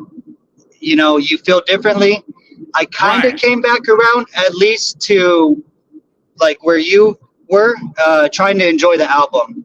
So I listened to it all this morning, and I found it hard, like you, to enjoy the album. I was kind of rooting for Cole. Yeah. And I think that's a lot of the real hip hop heads, like, and that's where I think you and Dude's perspectives like differ is, or maybe not yours, but maybe you haven't really thought all the way through with it, that even though this is competitive, it's also a brotherhood, or it can be. So, it could be a lot of different things that if we don't give it that, then we're just gonna see the battle bars, or we're just gonna catch like surface level stuff, and we're not gonna experience all that there is to experience within hip hop. There's wordplay, there's bars, there's different things to make yourself feel good. So I think those elements always need to be there, whoever's fulfilling that role, and it should be looked at as a high role. To me, being younger, I just listened to it because it sounded good. I'm a Puerto Rican descent, Native American descent, Mexican descent, and then a quarter, European descent. So a little bit of everything. I've been all around the country, but now, since the battle, man, I really started to kind of hyper look at all the stuff I listened to before, and with a new perspective that these guys put a lot of thought into it. There's a lot of tricks that I don't feel we're all catching, whether it be production and like what's. Oh shit. What happened? On Drake's album, so, but I know those were also songs that were even before Drake that he spun, the "Don't Ever Worry About Where," and then he had Future sing it. So there's so many different layers that, I feel like we're barely scratching the surface. If we stick on the kind of battle, I feel like we're not getting all of it. But with that being said, the battle does need to be remembered and recognized. So to have a total two things can be two type of thing. Yes. So and I think for me, it's like, I think too, for me, that's what I mean by the two things can be true. I think a lot of people assume that because I have an issue with what J. Cole did, that I have an issue with J. Cole's music, right? And it's like, no, it's just, if you continue to rap about the best, I'm going to think about that one time when you had the opportunity to prove that you were the best and you didn't take it. You feel what I'm saying? That's just hip hop. I think if Kendrick, and this is what people don't get, as much as I rock with Kendrick, if Kendrick would have did that, I'd be doing the same time. If Kendrick dropped the diss track on J. Cole and apologized and took it down, I'll be on the same time. Because I'm like, nigga, hold on. You drop Control. You drop fucking Damn. You drop all these songs talking about you the greatest. Heart Part 4, all you the greatest and all different shit. But the one time you had to prove it, you deleted that shit. I'll be on Kendrick too. Because it's hip hop. And battling is a part of it. But I still went into the Falloff looking to enjoy the album. Really, if you go to my Twitch, and that's why it's funny, because if you go to my Twitch stream, we didn't really even mention the battle too many times. We was genuinely just listening to the music. You feel what I'm saying? We really wasn't even, and whoever was in the Twitch, y'all tell me if I'm wrong, but you can have both. You can have both where you can listen to the album and enjoy it and still be like, nigga, you can't be talking about you the best. How? You know what I'm saying? So yeah, that's my perspective. But yeah, and I'm right there with you. And I don't know if dude will ever kind of come around to that perspective. But I hope that nobody, listening to you kind of gets it confused in that like this is trash music. No, it's real good, and I think you do a good job of reiterating that. But yeah, I don't think the Falloff is good, but that's just me. Yeah, so I mean, I would give it like a C from what I'm, really truly honestly thinking right now. I don't think it's his best work. I don't think it lived up to the hype for me. I really saw that angle of apologizing, like kind of, man, he had something there, like, and I love that outcome was offered, or at least through him, as that can be, an option for anybody else thinking of doing this, that you don't have to, engage in it if you think it's too dangerous, because they know, right, what they're dealing with, and why, why they are or are not, battling.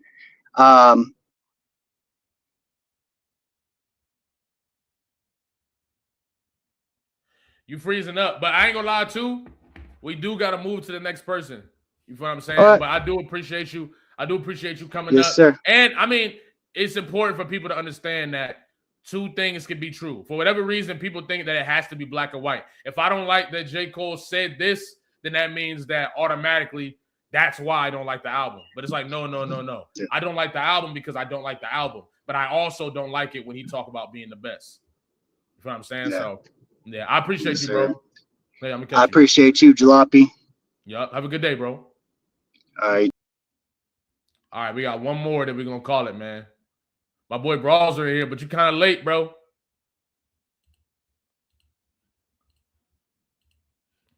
Yvette, what's up? Hey, what's the word? I can't get on the camera because I look crazy. But wait a minute, Jalopy. We good. I can't believe I'm on there right now, right? Right. Do y'all hear that double? No. You good. What's up, though? Well, listen, I got a lot. First of all, I'll be 60 years old tomorrow. So I know about hip hop. I remember thank you. I remember from Sugar Hill Gang. You know what I mean? So nobody can never put a wool over my eyes with that, right? Right. So I never liked the J. Cole because he always sounded flat to me. But I started listening to him because y'all was listening to him. But I skimmed through that and I just don't feel it. I don't feel it. I feel everything that you said. I feel like and then to me, I was hearing him talk about trap stuff, which kind of turned me off because how did he turn that corner like that? Like he was doing a lot of cursing and stuff like that. And I never hear him talk like that. Then you got all these people on there. It's just all over the place. But let me tell you what it really is. Kendrick shut everybody down. They had things they wanted to put out. And after he set it off with GNX, they had to put it out because they didn't want to look soft. They still all fell, but they had their little meetings like, we're going to do it anyway. We got to do it because then we're going to look soft. I think they had a whole meeting, all of them, right?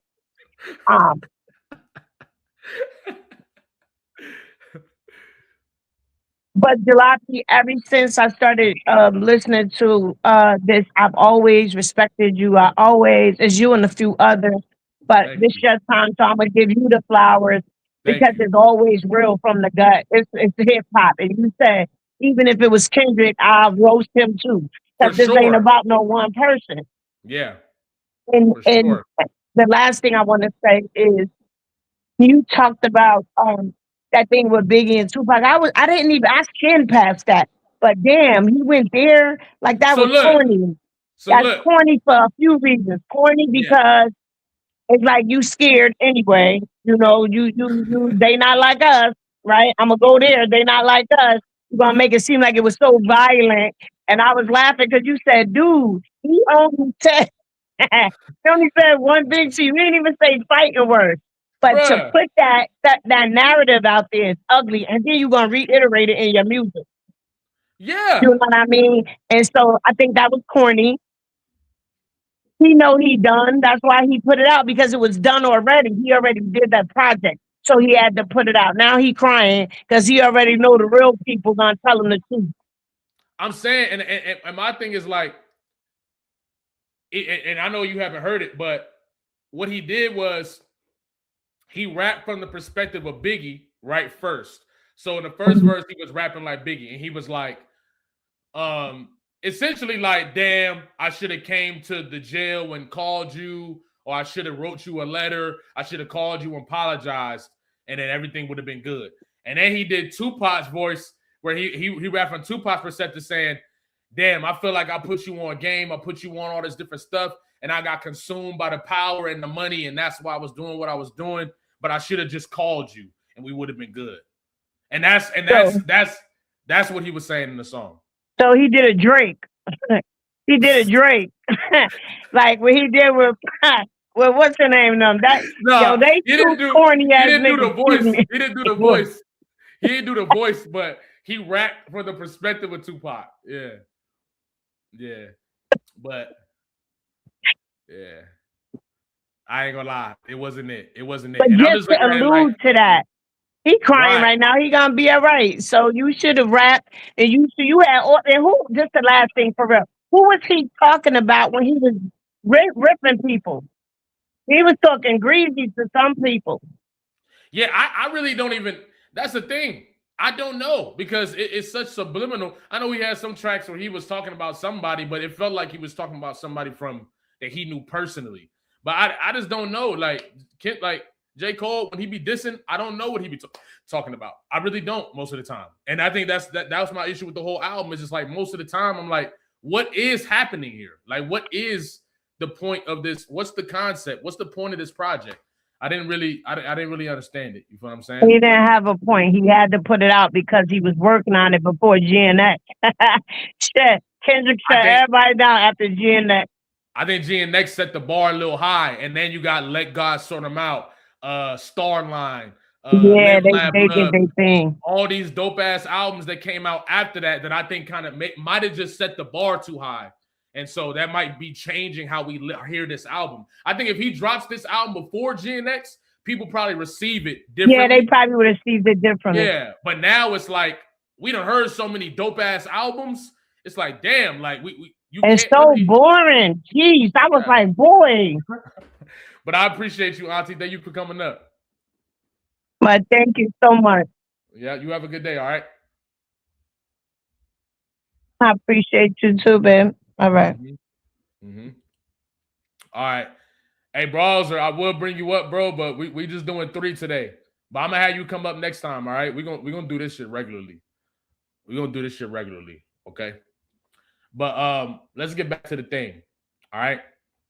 So, before we get started on the all eyes on me theory and my final theory, right? I want to read these super chats, okay? So, number 1, Browser in the motherfucking building. What's up? He said he lost momentum. Oh, actually, no. I think I do got to bring Browser up. We're going to talk about it. You know what? Yeah, I'm going to bring you up, Browser. Fuck it.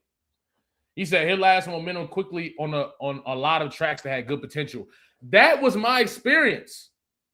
Hold on. Let me pull the tracks up. Because there was a couple songs I was like, bruh, this shit is tough. And then he just started doing some shit where I'm like, wait, why? Like, why did you do that? The song was fire. Hold on.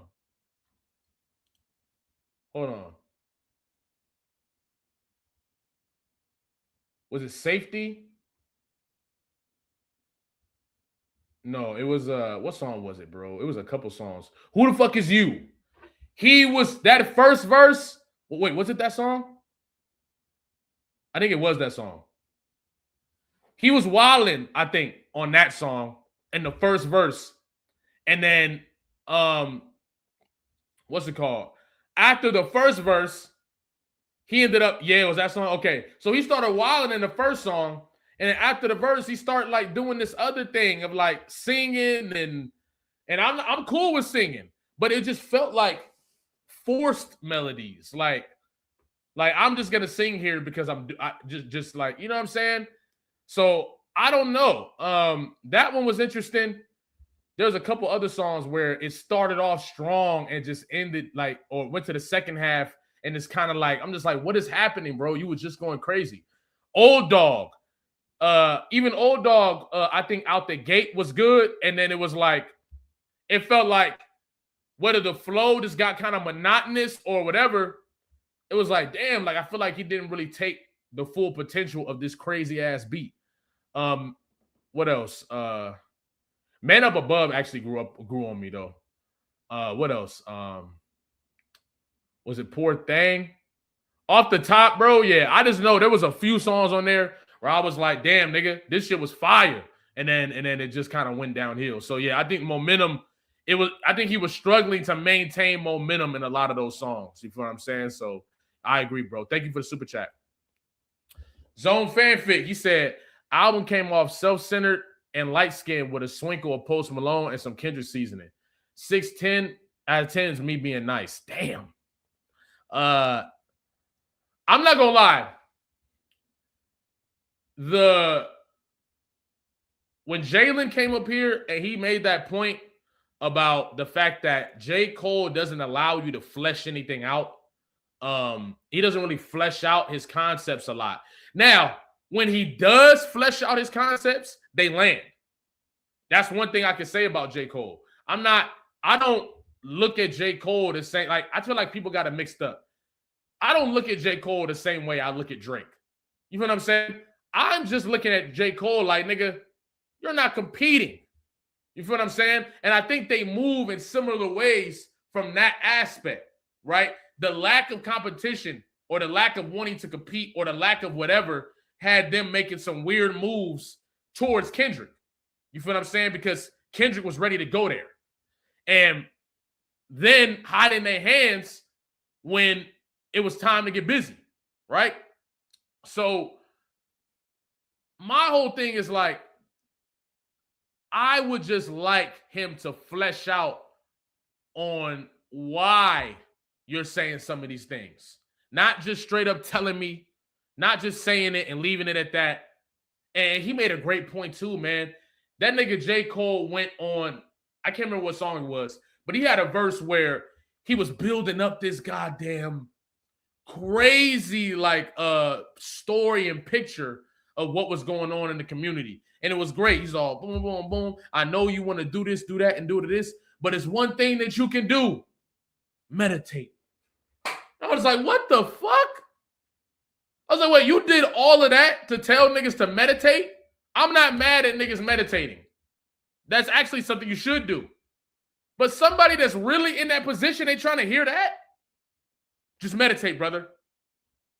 Niggas can barely pay attention. Niggas can't even pay attention in school.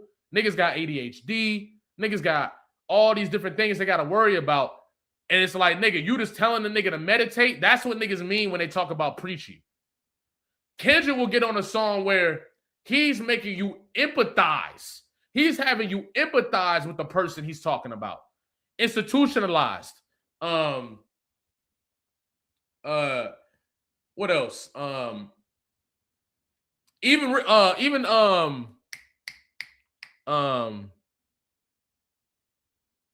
Kill him where you stand and stand over him, shake his hand and jump back in that minivan, double back to his block. Why am I breaking out on the name? I ain't backing down for nothing. I'm gonna back him down like Shaq with this black 223 in my hand. Better pray to this chopper. Why am I blanking on that song, bro? That's a classic. That a 187 just hit your corner. Coroner's coming with your mama. Mama, he's dead the next morning. I toasted up with my homies. We drink and smoke marijuana. Want us to change our ways. Ignorance is bliss. How did I not? I don't know why I just went blank on that. What the hell? But overall, what I'm saying is, in that song, he paints the picture in a way, he's not telling you how to look at it. He's just giving you the real life perspective of what it's like, right? And because of that, you empathize with the person. You empathize. Good Kid, Mad City, you empathize with the people who are in these circumstances and are going through this. Even if you've never been a part of it, even if you don't know nobody who's been a part of it, you're empathizing. You're able to humanize game bangers. He's humanizing people who are not seen as human to most of society. He's humanizing people who are demonized to society. So when I say niggas, Kendrick is better, like I'm not saying, oh, I just like Kendrick more, nigga. I'm saying like when he get into these concepts, bro, niggas walk away with brand new perspectives. And I'm not saying J. Cole don't, but it's like for the most of the time, it's not a lot of substance coming from real breakdowns that sound like, oh, you really know somebody like this. You really lived this experience. You feel what I'm saying? That's my whole thing when it comes to Kendrick versus looking at J. Cole's projects, right? So I definitely feel you, Zone Fan Fake. Real talk.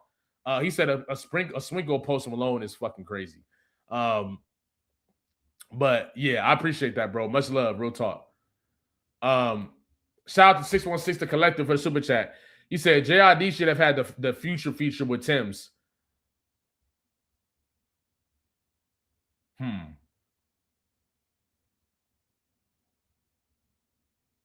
I would have rather him been on like the intros of those albums where like it was set on rapping. You feel what I'm saying? The high tempo flows and all of that. You feel what I'm saying? So I think I would have been on that more side of things, in my personal opinion.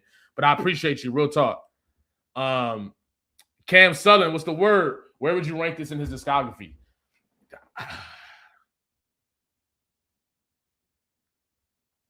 This is his work. I ain't gonna lie. This is his worst work. In my opinion. I think the Falloff is his worst work. As a matter of fact, let's ask the chat.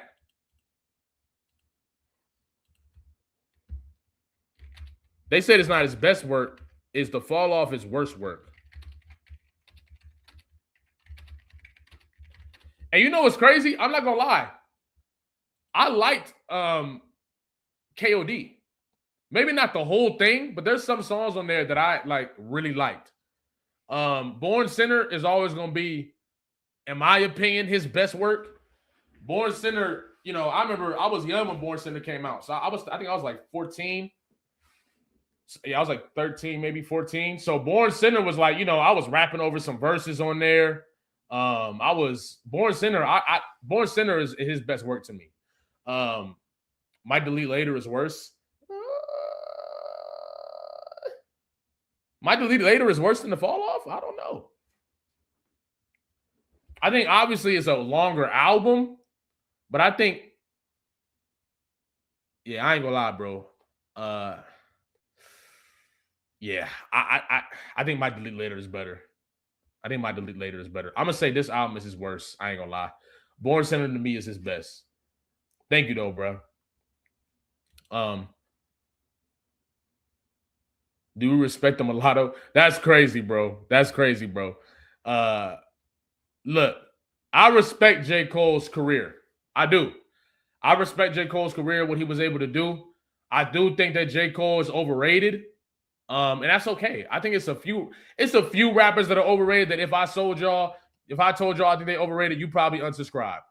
I just want to make that clear right now. You probably unsubscribe. Big Zoe in the building. What's the word, bro? Oh, he said the super chat too. Real one. I appreciate you, bro. I'm gonna get to that right now. Thank you, bro. We gotta get another stream in. Let's get one in soon. Let's get one in super soon.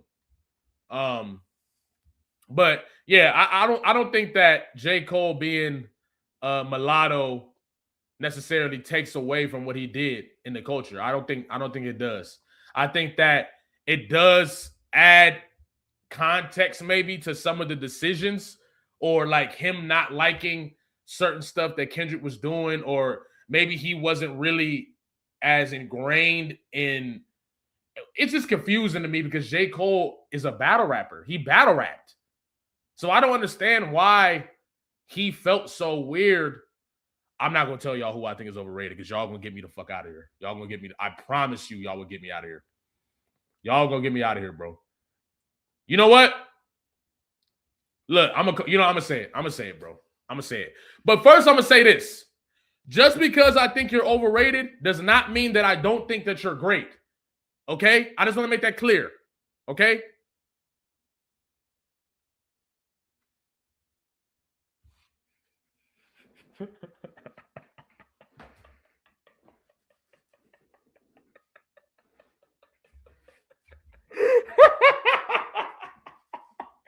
I ain't gonna lie.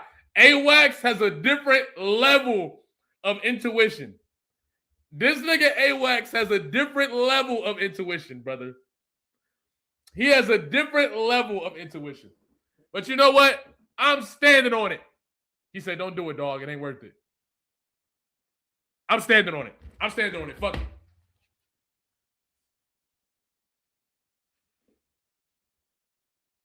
I think Biggie Smalls is overrated. Now, that doesn't mean that he's not one of the greatest. That just means, okay, I don't think he's a candidate for the greatest of all time. That's what I mean. It's like LeBron.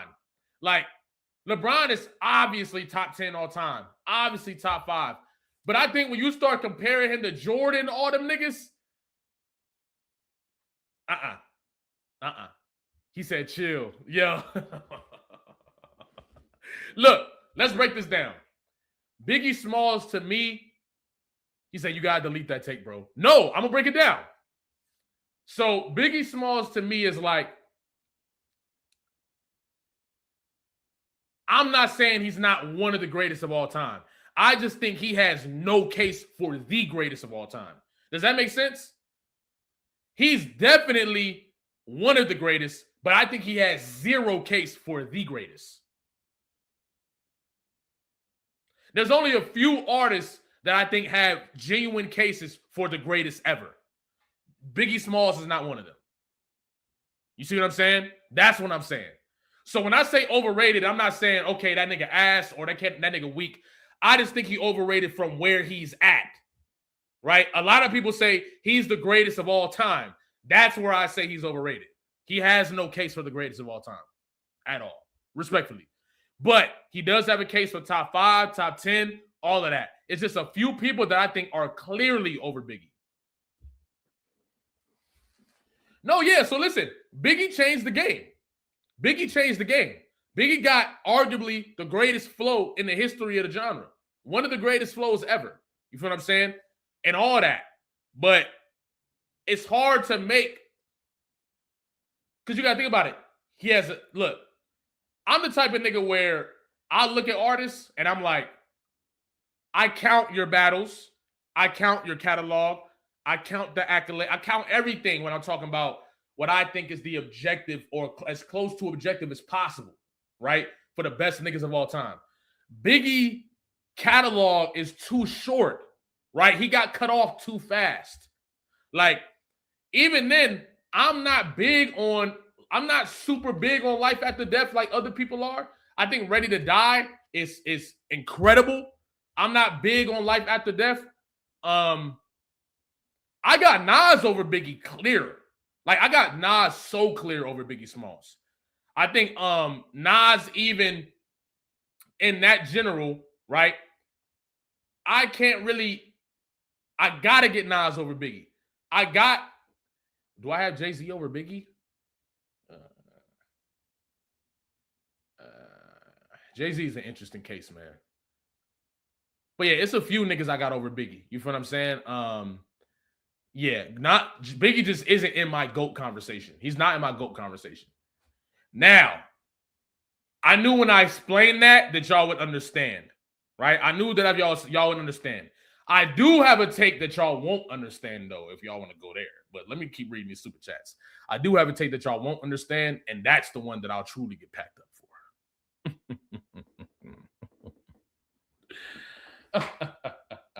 Also, Biggie got L's on his record. Biggie has never won a grand stage rap battle.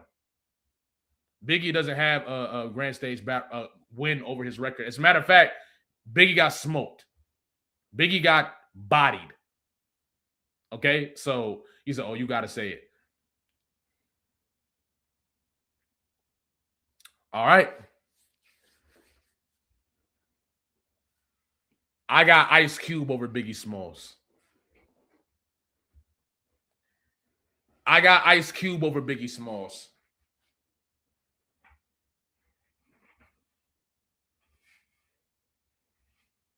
I got Ice Cube over Biggie Smalls.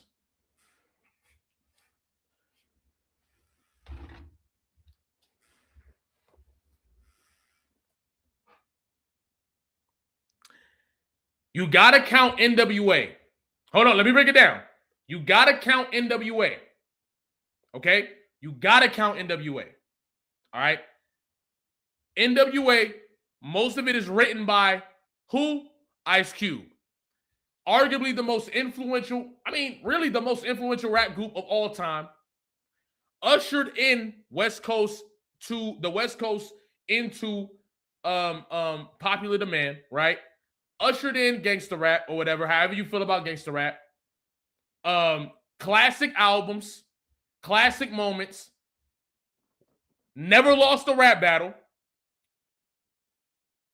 Took hip-hop beyond hip-hop too, right? Like, bro, Ice Cube's catalog is damn near, he got bad out, he aged out for sure, but Ice Cube's resume is crazy, bro. Everything you need to be a top-tier rapper, Ice Cube got all of it. Biggie does not. I'm just saying. And he also pushed the envelope for challenging the government and the powers that be. Ice Cube has no flaws in his resume. Ice Cube has 0 flaws in his resume. 0. You feel what I'm saying? So when I look at the overall catalog, Biggie's resume, Biggie got a classic album. People say he got 2. You know what I mean? Biggie got a classic album to me. I think he only got, people give him 2. But I got Cube over Biggie, bro. That's just my take. That's just how I feel. That's just me. I think when you weigh out the whole scale, it's Ice Cube. It's Ice Cube. 2 classics. I'm not mad. Biggie has 2 consensus classics. So I can't take away from that. I can't take that away from him. We was talking about the other night. There's a difference between consensus classics and all that. You feel me? I think Biggie got 2 consensus classics. You can't take that away from him.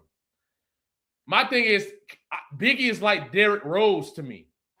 You know what I mean? When it's like, Derrick Rose was that nigga until he got hurt. You feel what I'm saying? I think Biggie is what a lot of people think Tupac is.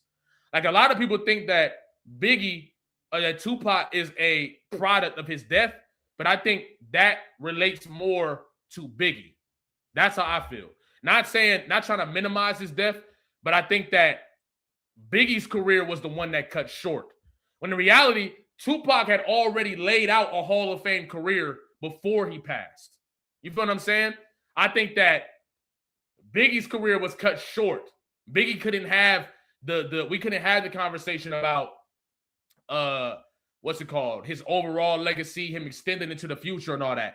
Tupac died and then continued to drop classic albums. It's fucking crazy. That's crazy. You know what I'm saying? He said, what did he say? He said, Biggie Tupac. Oh yeah, no. Now that's a crazy take. That'll make no sense. Biggie over Tupac makes no sense. Biggie over Tupac makes no sense. Especially when you talk Pac smoked that nigga. Pac smoked him in battle. Like, we could just start there. But anyway, let's get back to what we're really here for, bro. We'll get back to the random hip-hop discussions at the end for sure. Yeah, Biggie and Tupac is a classic debate for sure. Definitely a classic debate.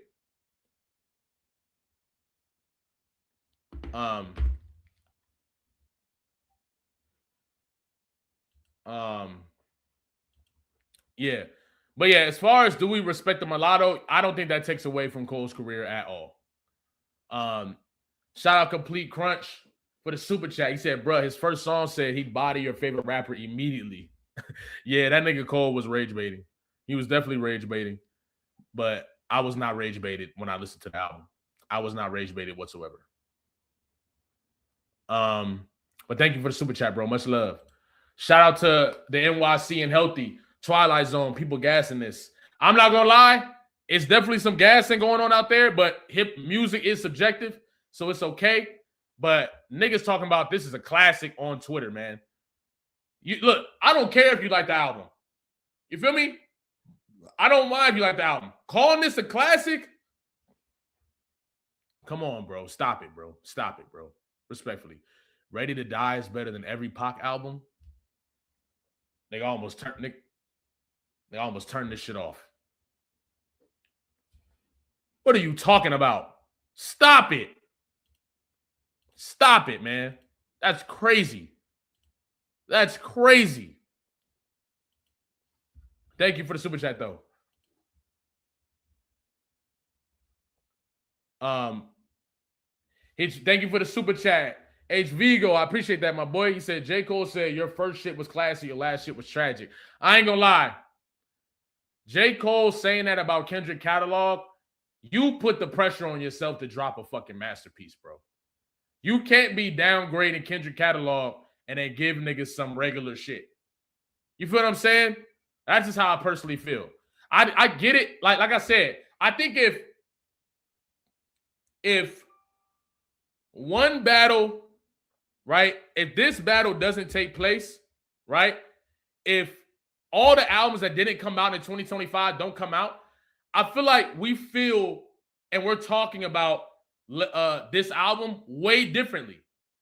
But the problem was the diss tracks raised Euphoria and all that, raised the standard for hip hop, right? GNX raised it again. And then some artists met that standard.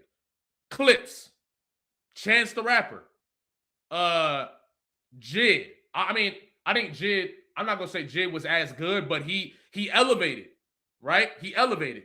Earl Sweatshirt came with another classic underground project.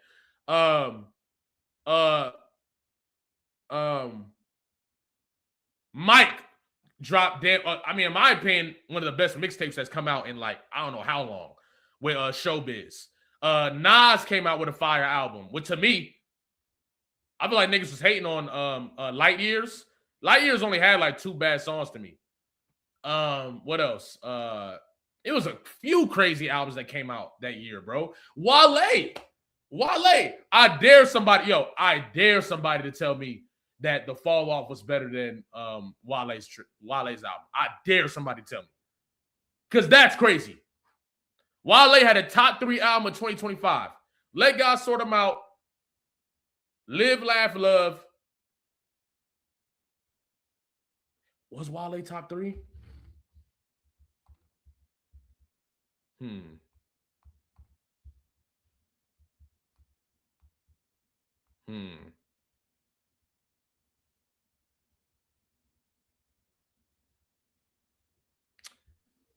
Yes.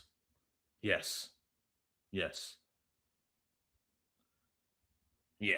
Everything is a lot. Yeah, Everything is a lot was top 3. And they're all better than J. Cole's album. All of them.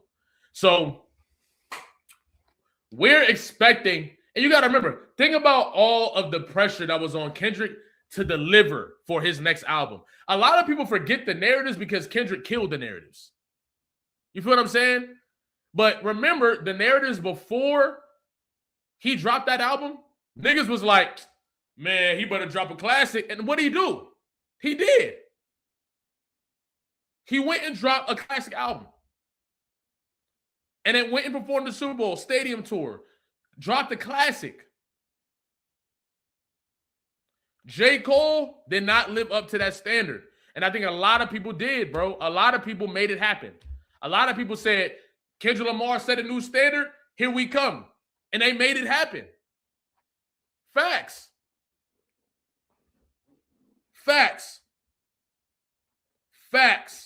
There's nothing to talk about. I don't think J. Cole met that standard. You feel what I'm saying? And that's why I'm like, you feel me? And that's not to say, like, I feel like if the album drops before the battle, the hip-hop was at a different standard at that time. I think we judged the album a little differently.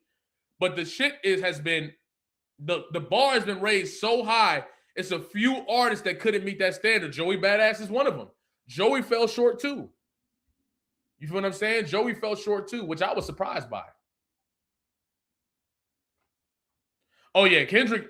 If there was any discussion about who's the greatest of this generation, it's over. It's over. It's over. It's over with. It's over with. That nigga Kendrick smoked Drake in the biggest battle of all time and then dropped a classic right afterwards. Like J. Cole, I ain't gonna lie. J. Cole, he's out of there. He's out of there. He's out of there. You feel what I'm saying? He's out of there. Even though J. Cole, you still got to respect J. Cole's career. J. Cole is still one of the better rap artists to ever do this. That's not to take that away from what he does. He's one of the best rappers to do this. I think J. Cole is easily top 40. You know what I'm saying? Maybe top 50 or something. But it's still to acknowledge we talking about the greats. We're going to hold you to a certain standard, bro. You can't want to be one of the greats and then we hold you to that standard and now all the excuses come out. Nah, bro. You got to hold it down. All the greats operated at this level. So when we compare you to the greats, yes, we compare you to the other niggas. You clearly one of them. We compare you to the other niggas. But once you put you in that category, now we got to talk about you against the Kendricks, against the classic, the OGs too. The same way we put Kendrick against the OGs. Kendrick had to work through. They wasn't calling Kendrick top 5 all time, top 10 all time with the Pimp a Butterfly, even though he came out the gate with 2 undebatable classics. But he still had to work. He still had to give you Damn. He still had to give you Mr. Morale. And he still had to go and knock somebody's head off. The battle took Kendrick's legacy to another level. GNX took it to where he's not even comparable to niggas no more. You got Dot top what of all time? 3. Top 3 all time. Undisputably. There's nothing to talk about.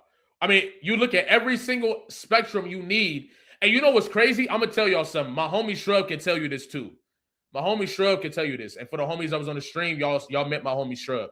He can tell you this because we've been friends since way back then. He been one of my friends since way back then. I was hard on Kendrick. As much as I loved Kendrick Lamar, I was harsh on Kendrick, bro. Because I felt like to be mentioned in that esque, you got to do work. You feel what I'm saying? Good Kid, Mad City was a classic, but I wasn't saying Kendrick was top 10 all time yet. To Pimp a Butterfly was a classic too, but I still was like, he got to do more work. You can't just retire after this and then that's it. And he did more work. Damn, that's when I'm like, oh yeah, okay, this nigga top 10 for sure. For sure. You feel what I'm saying? Maybe even top 5. Mr. Morale pushed him up too.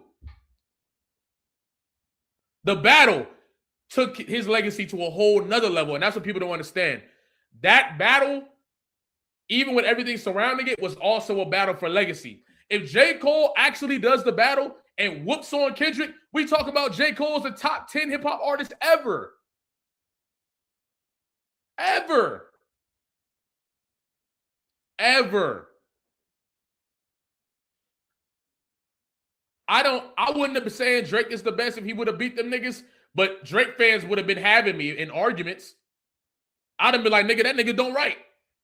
But it's like in reality, the majority don't care about that shit. They would have just been like, bro, but he smoked Kendrick and he smoked Kendrick. So they would have been calling him the greatest. That battle was about legacy. You feel what I'm saying? So it's like, that's my whole thing, bro. Like, I just feel like that battle was about legacy, bro. All right. But anyway, we stayed on that a little too long. Shout out to AG and Vigo, real talk, for the super chat. WS85 Music, shout out to you too for the super chat. He said he dropped the same album he always do. Bland production, little depth and growth, reuse concept, and sprinkled in gaslighting, but just longer. I'm going to say this. Bland production is not true. That's not true. Those beats were fire.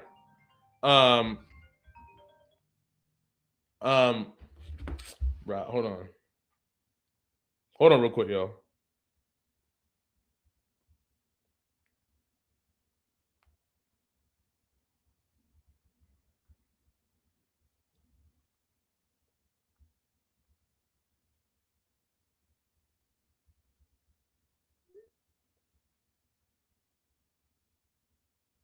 1 second, y'all.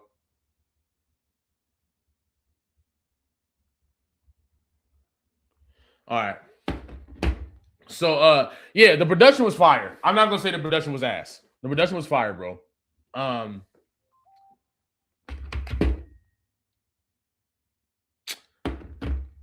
1 second, y'all. Hold on 1 second. Give me a second, y'all. I gotta make a call real quick.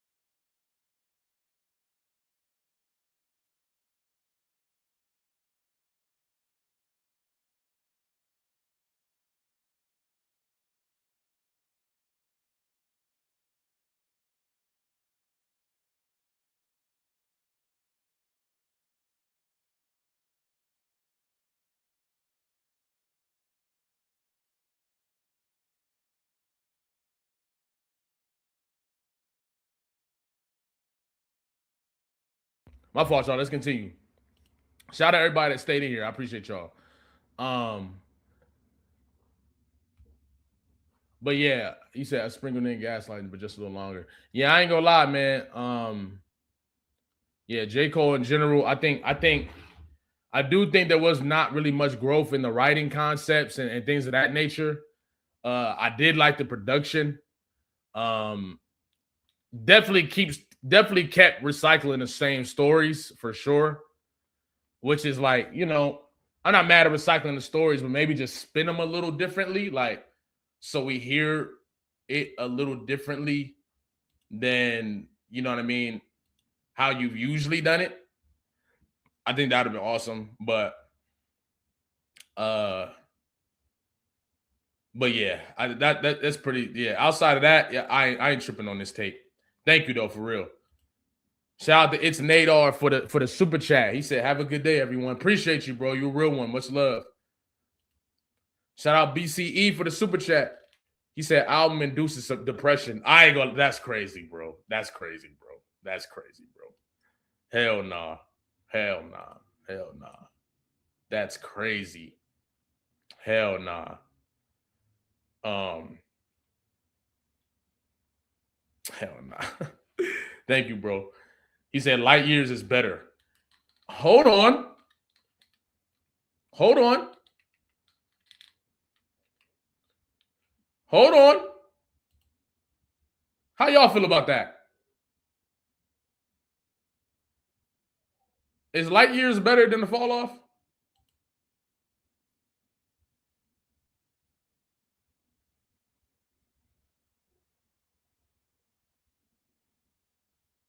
I think it's Light Years by Nas.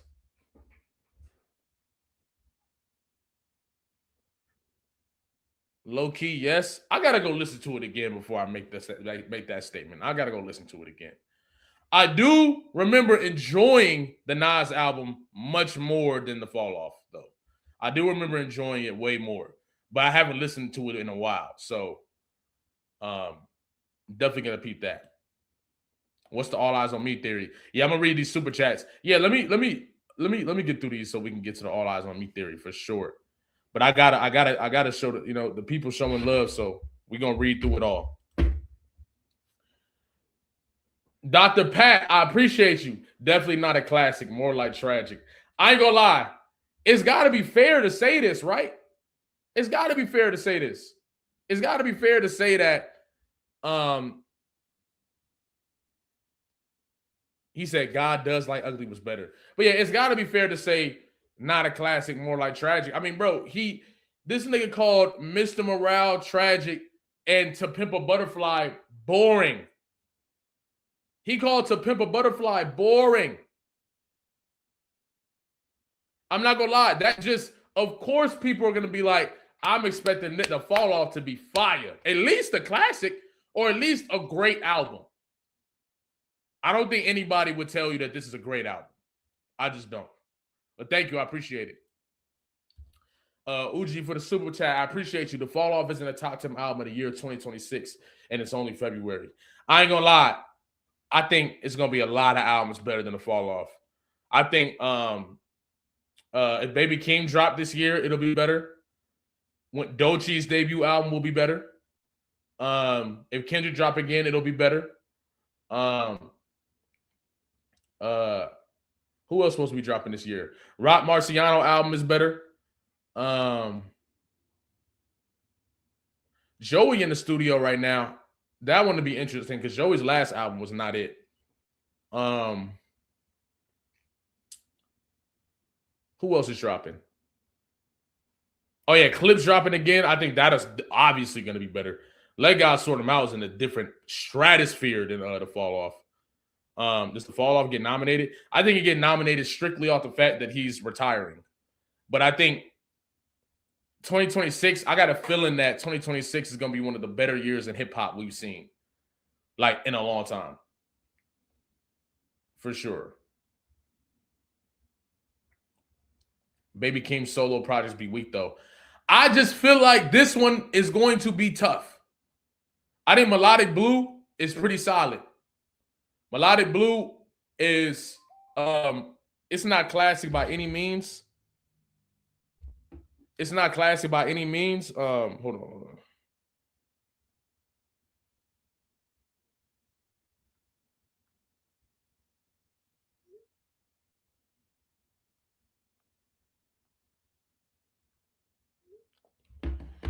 It's not a classic by any God. Yo, let me hold on. All right, it's not a I forgot what we was talking about. Goddamn. All right, let's thank you, Wuji, for the super chat, bro. I appreciate you. Real talk. Elite Backslash. If he wasn't busy shading Jay for forcing him to shape his albums and learn from an OG, Fall Off would be a Blueprint 2.1 instead of a Blueprint 2. Ooh. Yikes. Okay. I ain't mad at it. I ain't mad at you. I ain't mad at that at all. I ain't mad at that at all. Sheesh. That's tough. That's tough. Shout out to Elite Backslash.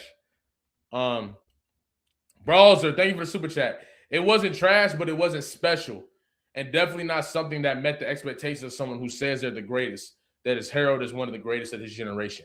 Exactly. I think automatically, when you are constantly comparing yourself to Kendrick and Drake, and you're buying into this concept of the big three, which Drake didn't really buy into the concept of the big three at all. I think he may have like one bar about it, but that's like it. And even when he was buying into the concept of the big three, it was to diss Kendrick. Like, Kendrick never bought into the idea of the big three. I've never heard Kendrick rap about the big three. Only bar Kendrick got for the big three is fuck the big three.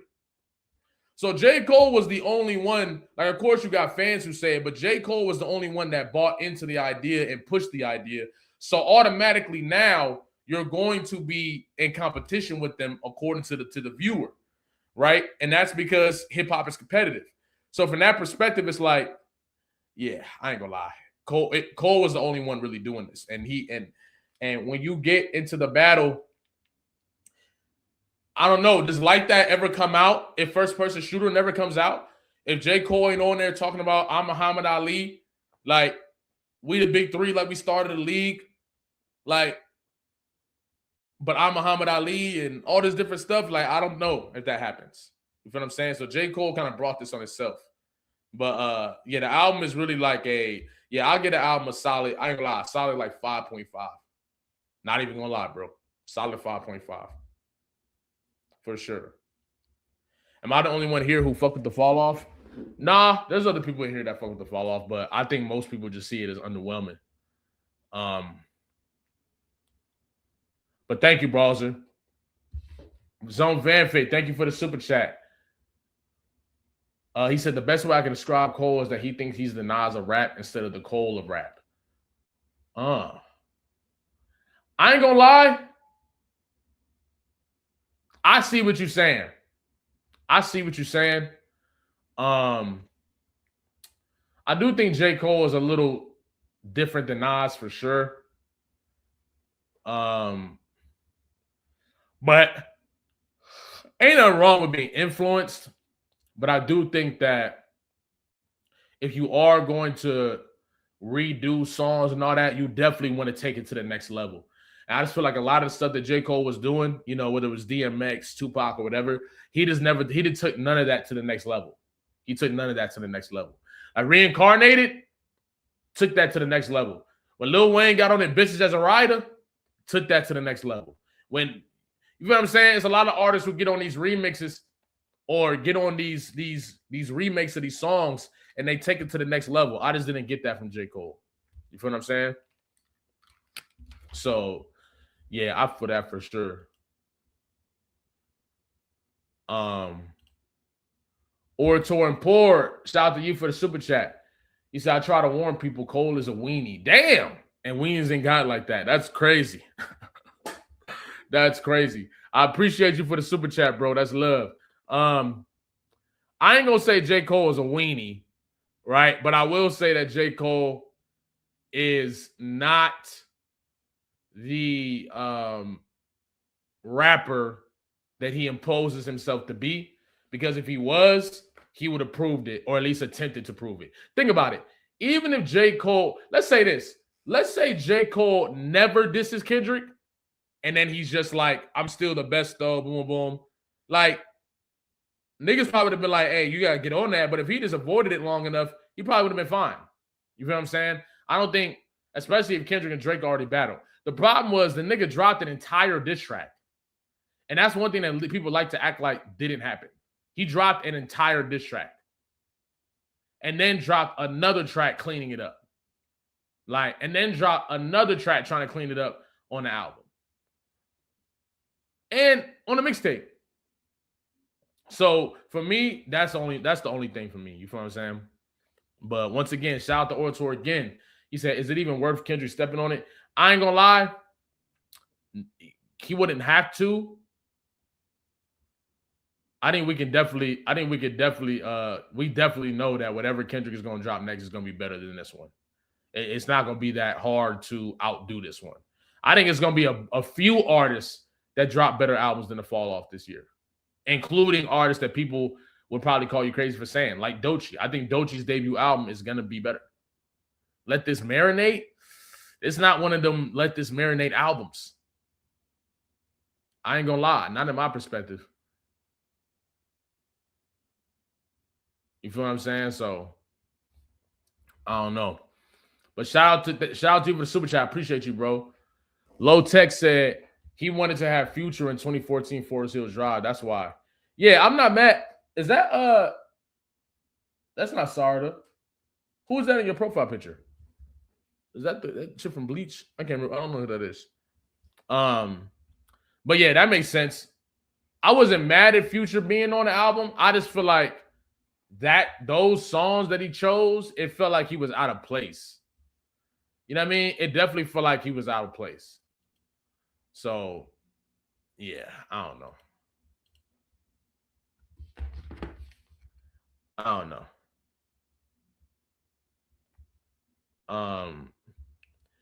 Yeah, I just feel like to get some of the features were confusing to me. And even if they weren't confusing, it was just like, he said, that's the point. What's the point? I mean, yeah, trying to do something different, I guess, but doing something different don't always land. I just feel like it didn't land. I don't think it landed. Shout out to Low Tech though. I appreciate you. Bayonetta, what's Bayonetta? Chief Rocker, thank you for the super chat. That's love, dog. He said, thank you for another one too. He said the Falloff is good, but not what he hyped up to me, in my opinion. Yeah, I think it's just like, bro, it was a lot of hype that went into this album. A decade worth of hype. You gotta deliver. You gotta deliver at least like an 8.5 or a 9. You feel what I'm saying? That's just how I feel. Oh, it's a video game. Okay, I thought I was asleep. That girl Shine, thank you for the super chat. Real talk. Orator again, you a real one, bro. I appreciate you for the super chat. He said, my favorite rapper released some mid crash out. I ain't gonna lie. It's definitely mid, man. I think it being mid is the best that it could be. I think it being mid is like the most is like that's the highest form it could be. I don't think it could be above mid. You feel what I'm saying? Like that's just my perspective. That's just my perspective. Chief Rocker became a YouTube member. I appreciate you, bro. Real talk. Thank you. I'm really thinking of uploading that Twitch stream to members only. Shout out to Austin Wicks for the super chat. He said J. Cole did battle, so he wrong. He just threw in the towel before he could get punched. That's my thing. Like, everybody try to rewrite the history as if he never battled. Like, the arguments that are made make sense if he never dissed nobody. But the nigga dropped an entire diss track. Come on, man. Come on, man. We got to cut it out. Thank you for the super chat. That's love. Skate and Destroy dropped another super chat. I appreciate you. He said, on Port Antonio, he says he wouldn't have lost a battle, meaning 7-minute drill was deliberate engagement in a battle. Exactly. It's nothing really to talk about when it comes to that. It's like, it's pure logic. It's not nothing to debate. But I think if you don't want to admit the magnitude of what J. Cole did as far as his legacy goes, you're going to act like that doesn't mean much. And I mean, I'm not mad at people that do that, but you feel what I'm saying? So, yeah, I ain't gonna lie. Shout out to Skate and Destroy, though. Appreciate you. Lamar Ragland, thank you for the super chat. He said, Cole legit said sorry for not battling after saying that he would. What is bro talking about? He got more battle bars than damn near everyone. I ain't gonna lie. J. Cole definitely be rapping about smoking niggas more than everybody. At this, like, when I say everybody, I mean his upper echelon contemporaries as far as popularity goes. I think Drake be doing it too a lot though. But J. Cole does it from the stance of rapping. I think Drake be dissing niggas on some like different shit. J. Cole be dissing niggas on like, I'm better rapper than everybody. I'll smoke you. I'll put your favorite rapper head on the news. All this different stuff. Like, yeah. So I ain't mad at that. That's facts. Super chat. Hey, Tyrell, I'm sorry that they pack you up in these super chats, bro. Real talk. I gotta read them, but you know, I'm glad you're still in here. It proves that we can have a discussion and you know what I mean, go back and forth and you know, still be chilling here. So I appreciate that. But I do gotta read these. He said, Jalopy, this dude has the oh man. Look, hey, I ain't gonna say none of that. I'm not gonna say none of that, but I do appreciate you for the super chat, dog. Much love, for real. P-Pop Fairy, thank you for the super chat. He said, this could actually be a good conversation if Ty would listen instead of waiting to talk. I ain't gonna lie, Ty. You definitely wasn't listening to me, but it's okay. We can have another conversation in the spaces. I think maybe the debates could be saved for spaces. Maybe. I don't know. Debates probably gonna have to be scheduled or something and have like mediator rules, stuff like that, so that it's kind of clean.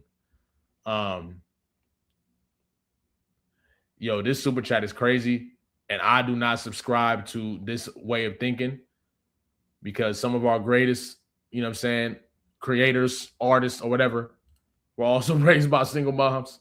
So I'm not gonna big up on that one, but I do appreciate the super chat. Much love, Free the Robots. Shout out Capital Steez. Austin Wicks, thank you for super chat. He said, yes, it's saying I will take all challengers. Right. It is. It is. It is. Nothing to talk about. It is. Thank you for the super chat again, bro. Once again, he said no, it's because his hooks on average are trash. I'm not gonna lie. I'm not gonna say J. Cole hooks are garbage. But J. Cole's hooks do leave a lot to be desired. But I think that's only in comparison to his contemporaries of, you know, the upper echelon as far as popularity goes in the game. So, yeah. Shout out to you, bro. He said, LaQuisha Burnham said he never out-rapped Kendrick Lamar on songs. Yeah, I ain't gonna lie, bro. Kendrick Lamar has thoroughly kicked J. Cole's ass. Thoroughly. First Friday should have ended all discussions on who can do what. And you know what's funny? A lot of people don't think that if J. Cole would have battled and beat Kendrick, J. Cole fans would still be talking about it today. That's just reality. But because he lost, they don't want you to talk about it. That's reality. Okay? That's all it is. J. Cole just dropped a video for 2-6.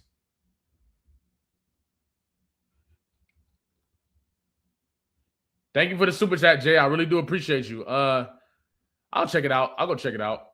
I wasn't a fan of that song. But I'll check that out. Thank you for the awareness. Boo, this man is crazy. Chill. I appreciate you, though, Orator. Much love, real talk. He said, it said traditional. That doesn't mean he's not a type of battle rapper. The thing is, it didn't say that he's not a traditional battle rapper. It said that he's not primarily known as a traditional battle rapper. And that's what I was trying to explain to him. Being primarily known means the number one thing that you're known for. That's what that means. So that doesn't mean he's not a battle rapper. It means that he's more known as an artist, as a hip hop artist first, not a battle rapper, not a traditional battle rapper. But yeah, facts. Shout out Jalen Colt for the super chat. Thank you for the conversation we had earlier. I appreciate you, bro. Shout out Marshall for the super chat. If you got to make a point on the technicality, it's more than likely a weak point.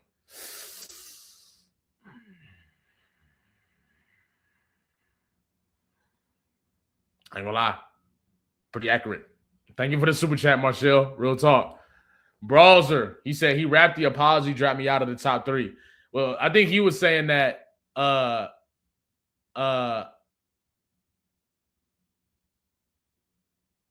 yeah, he was saying that he was rapping that from our perspective, which is another thing that J. Cole fans do.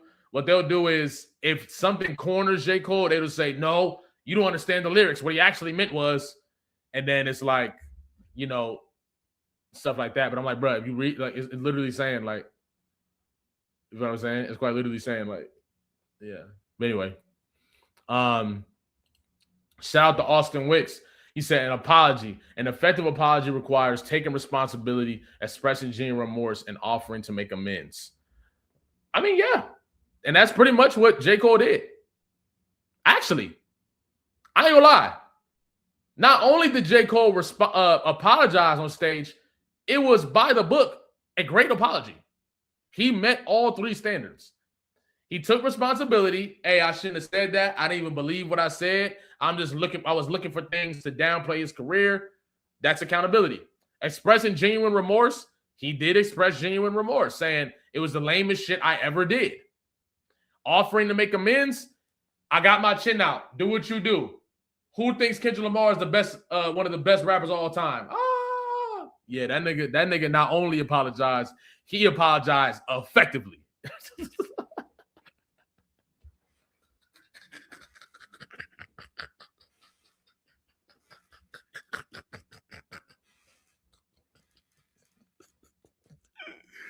And it does not take him saying I apologize for it to be an apology. You can apologize in many in other ways. Thank you, Austin Wicks. Shout out to Progressive Gal. Turns TV off. He's a gaslighter. Hey, thank you for the super chat. I ain't gonna lie, Ty. You was definitely trying to gaslight me, brother. You was definitely trying to gaslight me, man. But it's all good. I respect your opinion. He said you definitely can spin these little minds in here.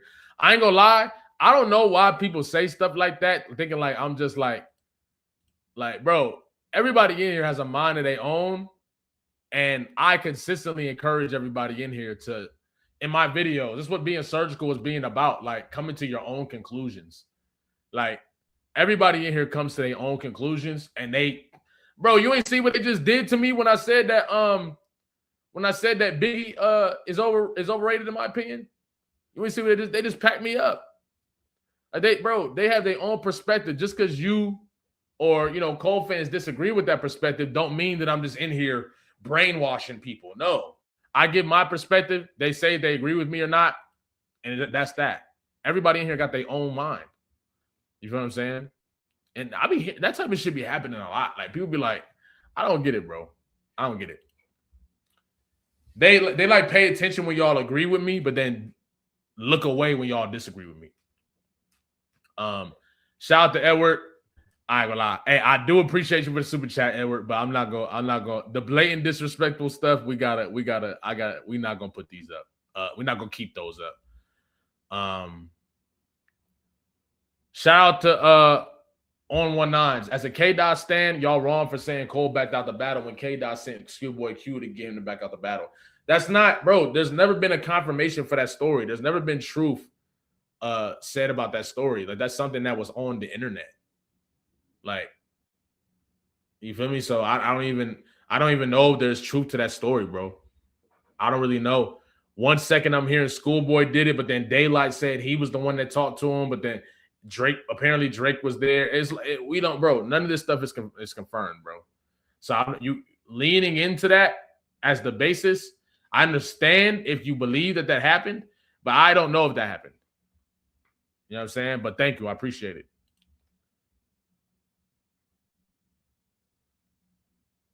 I ain't gonna lie. I'm not gonna put up the blatantly disrespectful super chats, bro. I'm gonna just leave them. I do appreciate Zada Phil Knight for sending in that $2, bro. Much love. Edward Willis, bro. Thank you for the super chat. I appreciate that.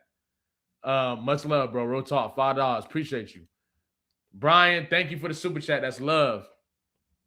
Tony Lee said, I'd rather for my favorite rappers to drop unexpectedly because my expectations for the fall off was way too high.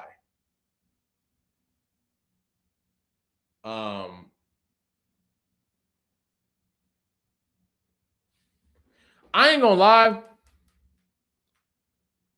It don't gotta be unexpectedly, but just don't build it up for a decade. You know what I mean? Because then it's like, you know what I'm saying? What do you expect? People are going to want a 9 out of 10 or a classic. You spent 10 years on this album. You feel what I'm saying? Like, so yeah, I don't know, man. But as far as unexpectedly, I honestly love unexpected drops. I really do. I prefer unexpected drops. Unless the pre-rollout is crazy. If the pre-rollout is mid or whatever, then no, just drop it as a surprise. Ryan is real. Thank you for the super chat, bro. Thank you for real. Deadly Mind said, do you want K-Dot and Baby Keem will put out a Watch the Throne this year or 2 separate albums? Now, that was one of my theories that I think Baby Keem and Kendrick will drop a Watch the Throne type of joint. I even think it's possible that Bodies could be a song that Baby Keem is on. I can see Baby Keem being on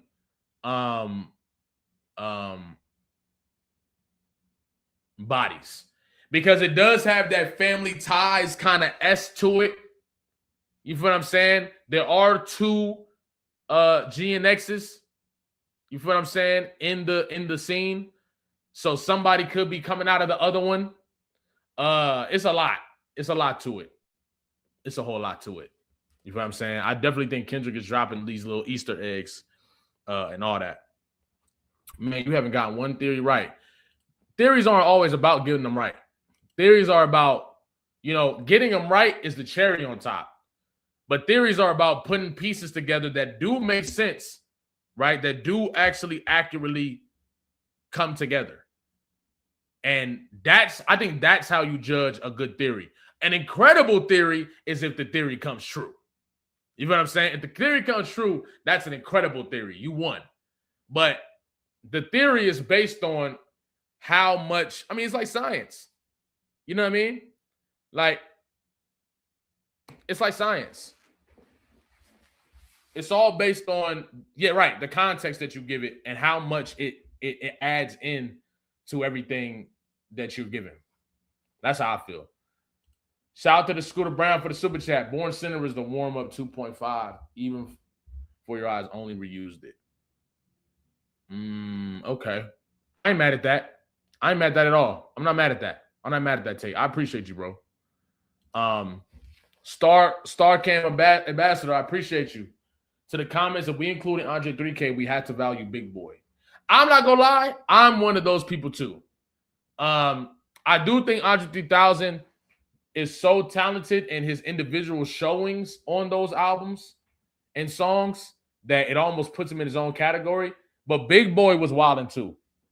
And a lot of that shit, bro. Like, you got to give Big Boy his credit. Big Boy kind of get discarded, I feel like, sometimes. But yeah, I appreciate you, though.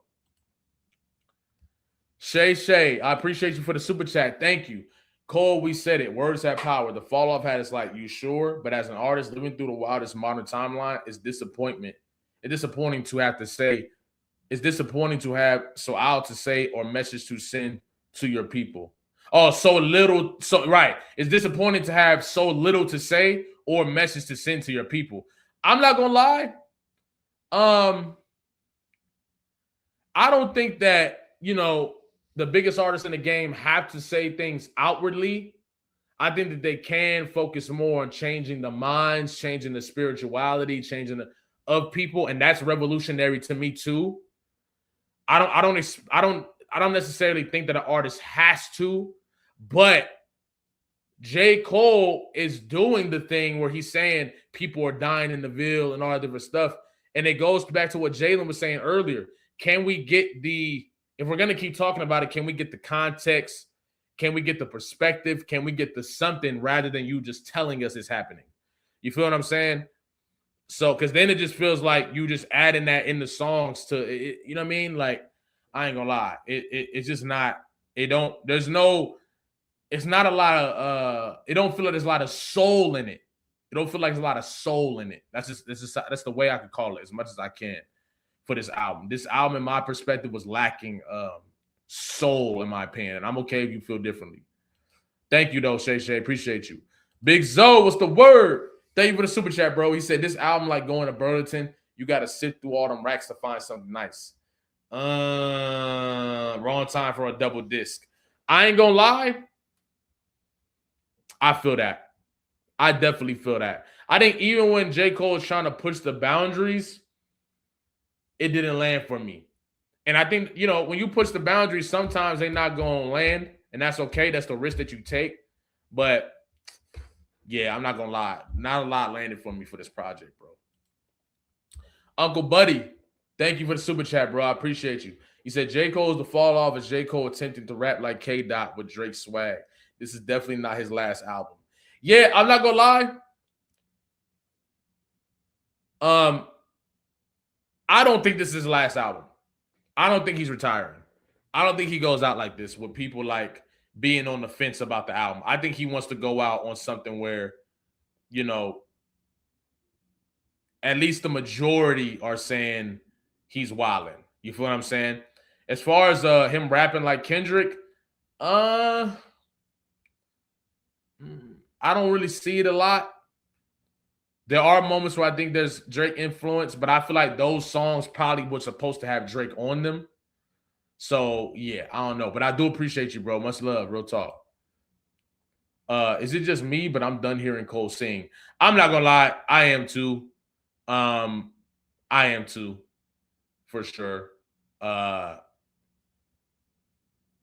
that's okay. I know there's some people out there that want to hear it. That's fine. I just don't want to.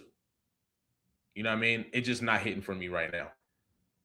There are some moments on there I think that were cool, for sure. And I like that he tried to test the boundaries, so I'm not mad at that. But, yeah, it just wasn't landing for me. Thank you, though, bro. The Band Boy, thank you for the super chat. I wanted Cole to defy my expectations. I hate always having to say he's someone with the capability to be great, but hasn't the sauce to pull through. That's real. And I really do. There's a lot of J. Cole fans out there that are being real about this album.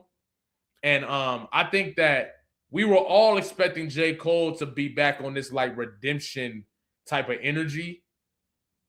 And he kind of set that narrative on the mixtape, right? He's all, I'm probably my best when everybody doubts me and all different stuff. So I think we were waiting for the album to be that level of like redemption. Like, y'all say what you want, but you can't deny this, right? Y'all can say I dropped out of the battle. Y'all can say I apologize, but you can't deny this. And it's just like, it didn't land like that for me. You know what I mean? So I don't know. Shout out Uncle Buddy. He said, oh, yo, I went backwards. My fault. J. Cole is D1 evil twin. Yo, all right, man. Yo, that's crazy. That's crazy, bro. That's crazy. I appreciate the super chat, though. He said, NJ Nolan says, I wanted way more bars. The melodies proved to me he spent way too much time with Drake. Even the hook on 26 sounds like Drake. He could have kept this. I definitely was expecting more raps, but that's only because that's how they were talking about the project. I think disc 2 has way better rapping than disc 1, and he was rhyming very fucking well. I just think when it came to the substance, a lot of it did feel surface level. A lot of it did feel, nothing on this album really felt like game changing or like game shifting or like, meeting the status, meeting the new standard. It didn't feel like that. You feel what I'm saying? It definitely did it. I appreciate you though. Much love, dog. Girly Jockey said, I may have missed your whole take. What did you think about Drake leaking the snippet to step on the fall off? I mean, I knew he was going to try to step on the fall off, but I thought it was going to be more. I thought it was going to be actual music, which is like, I don't know why, because Drake's been pump faking for fucking, I don't know how long, bro. Drake has been pump faking for like, I don't know how long. I don't think Drake believes in that project. He's been pump faking forever. You know what I'm saying? So I appreciate you for the super chat. Much love. But I think he stepped on it because they got problems. Yeah. I think J. Cole definitely dissed Drake in the mixtape, right? With the Lucian Grange bar. So that's just me. You feel me? Jalopy fuck ice out now. I appreciate you. I got fame. Hey, shout out to everybody. I'm not gonna lie. That shit has been going crazy. I appreciate y'all for showing love. The reception has been wild. It's going wild on Twitter, going wild on Instagram. The reception on YouTube has been amazing. So I really do appreciate y'all. And trust me, yeah, if y'all like that song gave me all the confirmation I needed to know. The way y'all react to that song, it's gonna be, yeah. We're gonna have 2026 is gonna be amazing for sure. And I appreciate y'all for showing love. It's going to be on streaming platforms in the next, well, it's not 2 weeks no more, but it's about 2 weeks. So y'all be ready for that. You know what I'm saying? I appreciate y'all. Thank you. NJ and Nolan, once again, thank you for the super chat, bro. He said, I don't think Cole makes good songs. Great bars, though. Beautiful gowns. 24 tracks was just too much. 7 out of 10 album for me. Yeah, I feel like I think Cole does make good songs. And he can rap. But I just think that didn't really show up a lot on this album for whatever reason. You know what I'm saying? So it is what it is. Even the rollout didn't feel like, the rollout felt kind of lackluster too. You know what I mean? I don't know. But, oh yeah, what is the poll at? Is the Falloff his worst work? We got 565 votes. 59% say no. 41% say yes. Okay. That's a lot of votes. Out of 500 votes, 41% saying yes. Maybe people do think that is his best work. But clearly, the majority thinks it isn't. Shout out to Violante. I appreciate you for the memberships. That's love, real talk. Thank you. Thank you for joining as a member as well. Much love. Just be yapping. Cole's an elite rapper who was mid creatively. I'm okay with this. I think that J. Cole can rap for real, but when it comes to just, like we've been saying, fleshing out concepts and all these different things, you don't really get a lot from Cole in that aspect. You feel what I'm saying? So, yeah, I don't know about that. Yeah, I don't know about that one. Thank you for the super chat.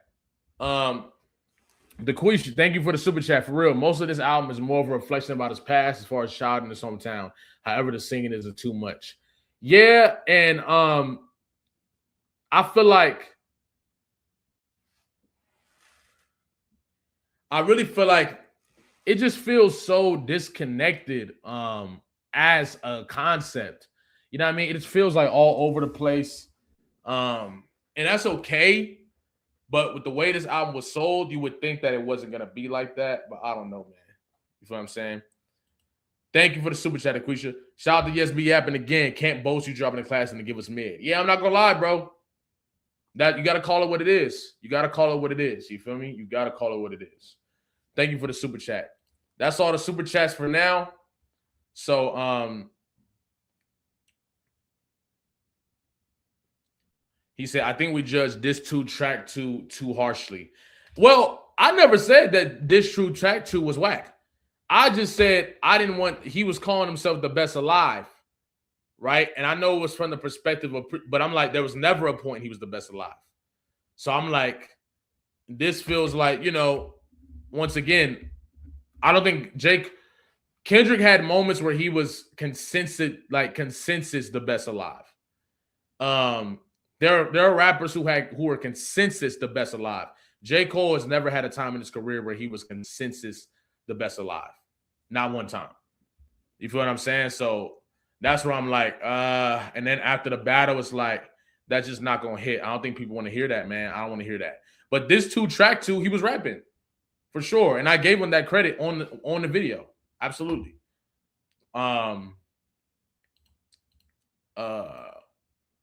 Now, Brawls, are you in here? Brawls, are you in here? If you in here, say something, bro.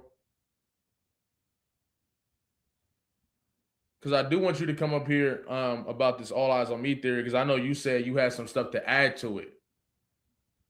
He's here. Okay. Pull up, man. Pull up real quick.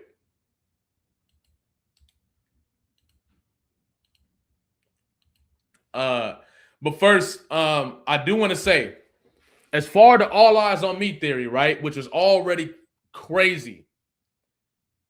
When we get to J. Cole's new album, right, he has, what's it called? The song, is it Old Dog? Old Dog, right? Where it's like kind of it's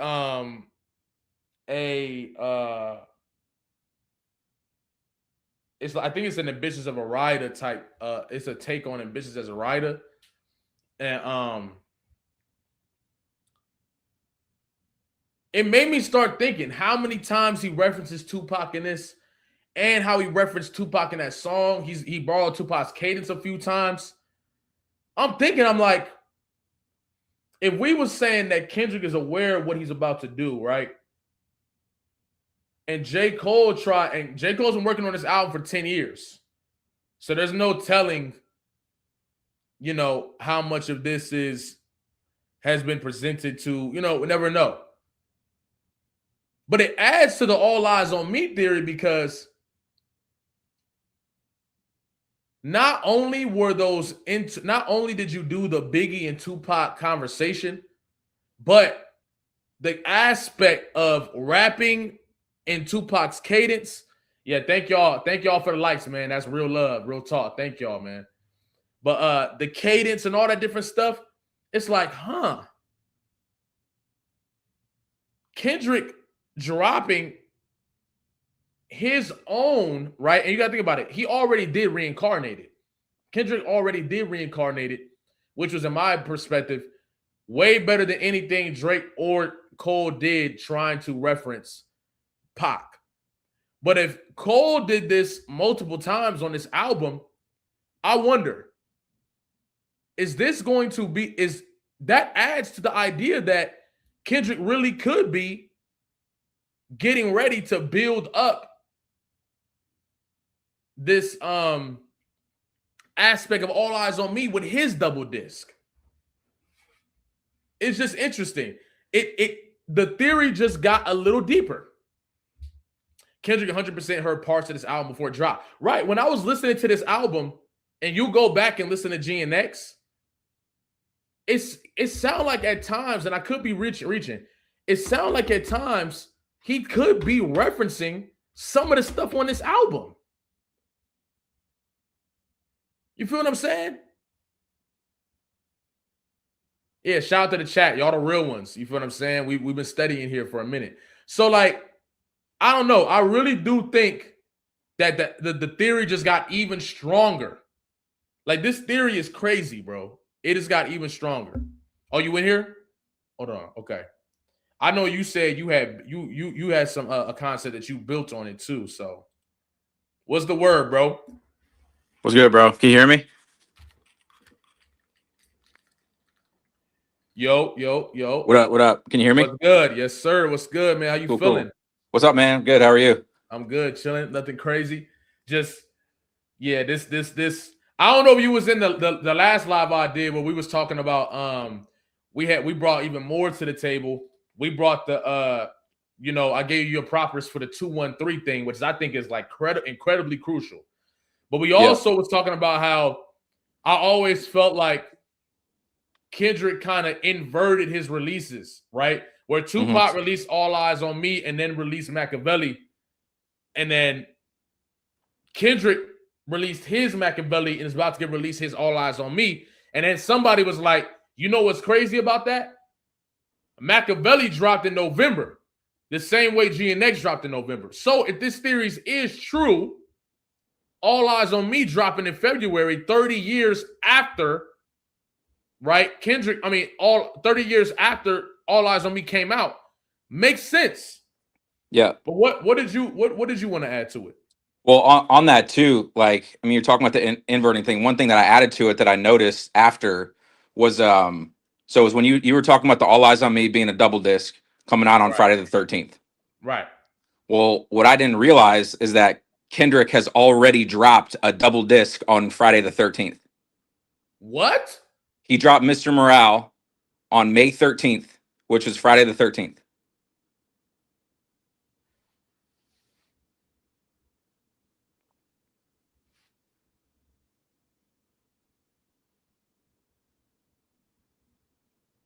I got some more, but I'm gonna let that sit with you for a second. Hold on. Yeah, hold on.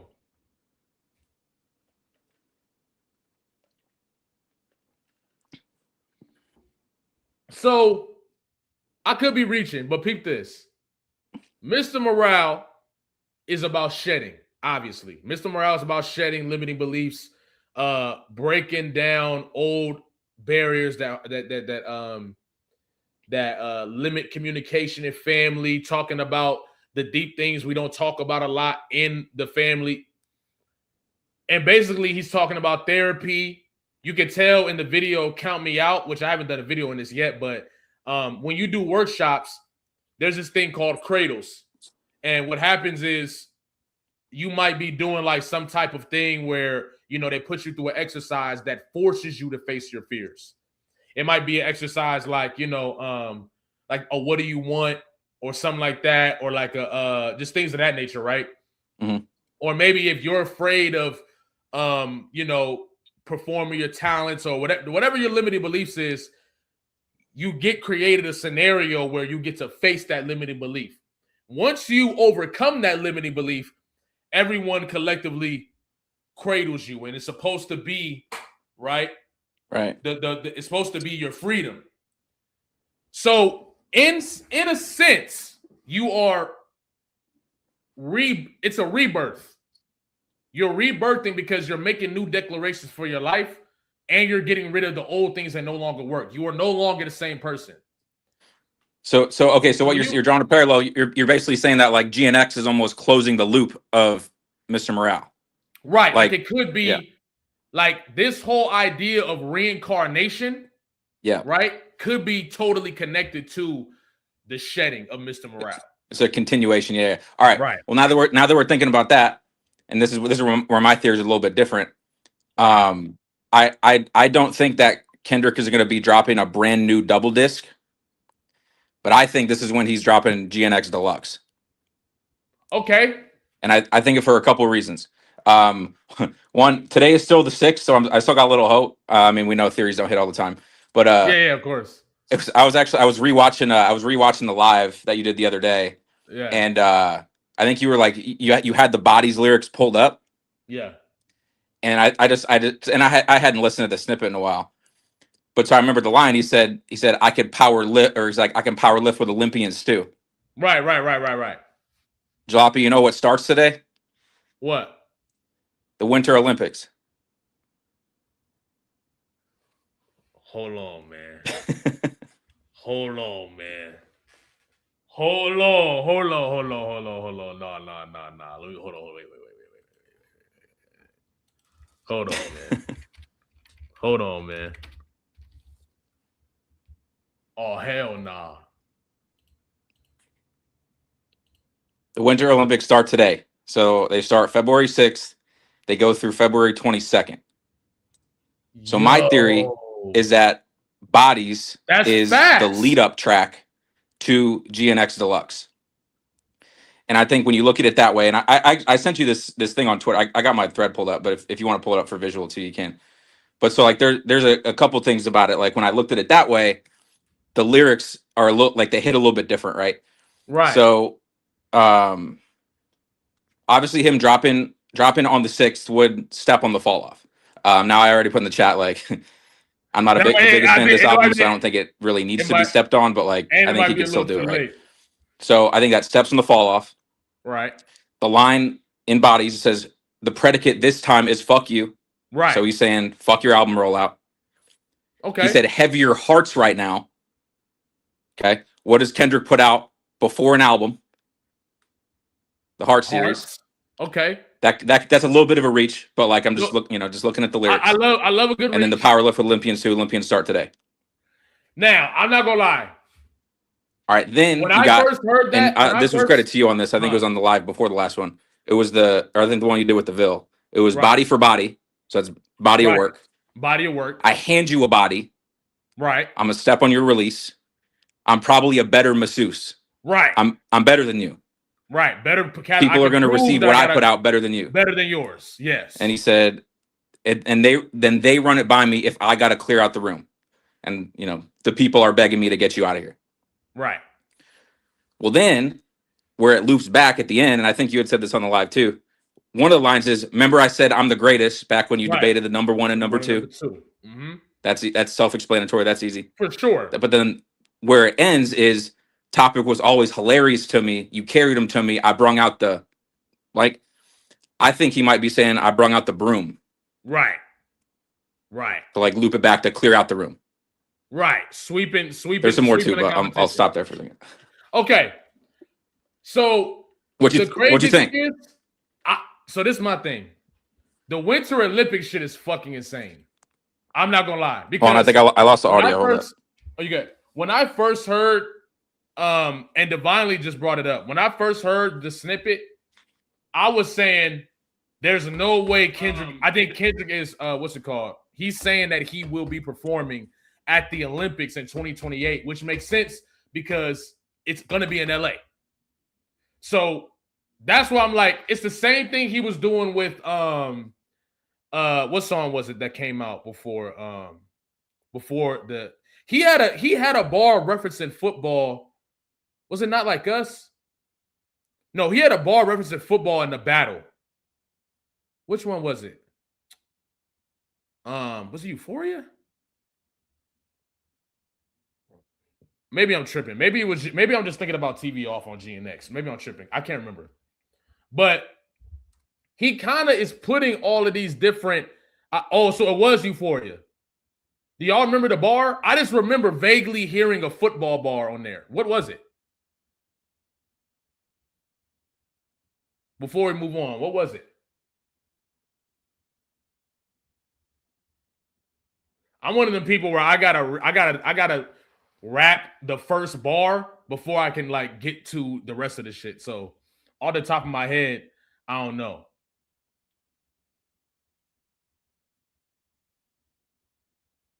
TV Off had a football bar. I can't remember the GNX football bar. I mean, Euphoria football bar. Maybe I'm tripping. Maybe it was just TV Off. But I noticed that Kendrick kept slipping in these little, like, you know, even all the way down to the, you know, endorsement deals that he was giving. Oh, yeah. Field goal punch y'all niggas, right? Field goal punch y'all niggas.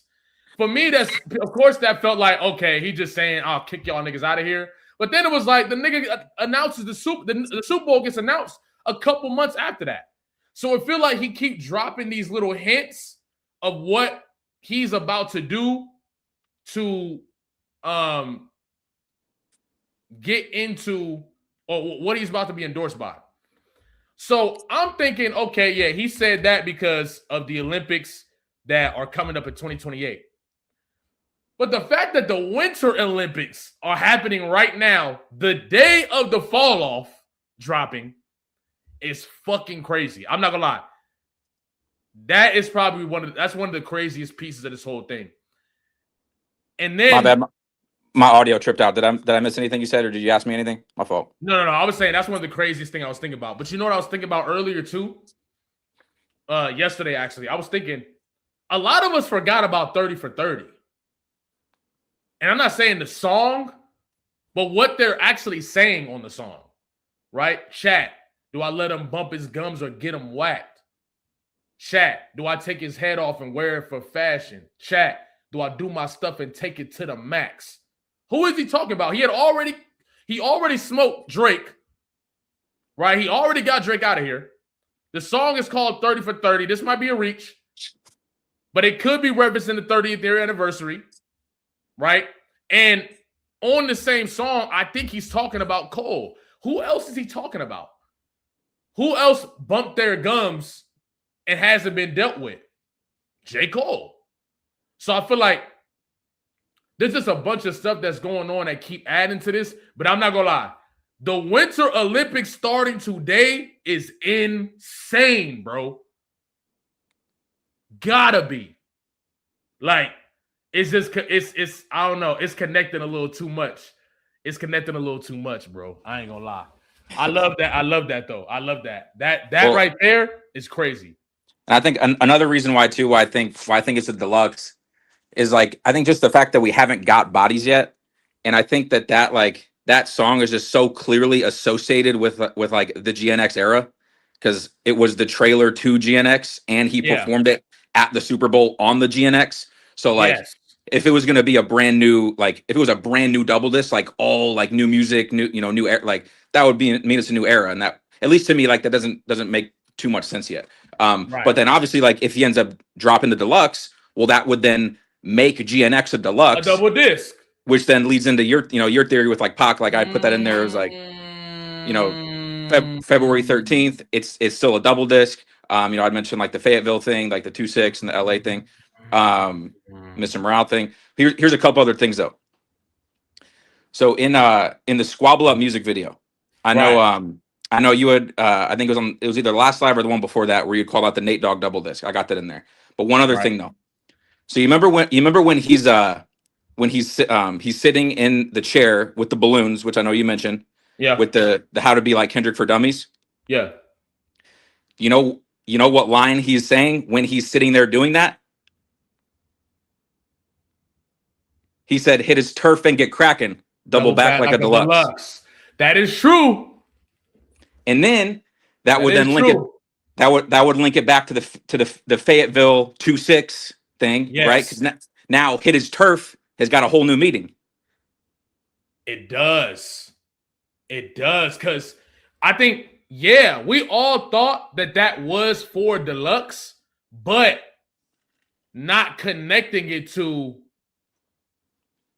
the release date. Because now, if he is saying I'll double back like a deluxe, but the whole time we're thinking like he doubling back to drop another deluxe just to step on the game again.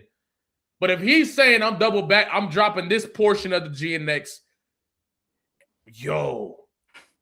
and then touring, because he keeps saying he's coming back, right? When he's on the tour worldwide, he's telling all these cities and all these different things that he will be back. Dropping the deluxe, right, would mean the songs are already done. They've been done.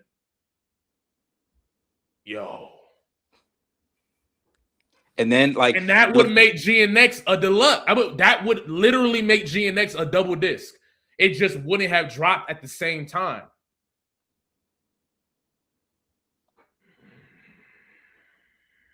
And then, okay, so now since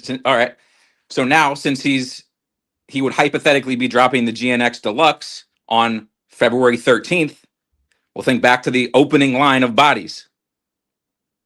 Reincarnated with love. Right.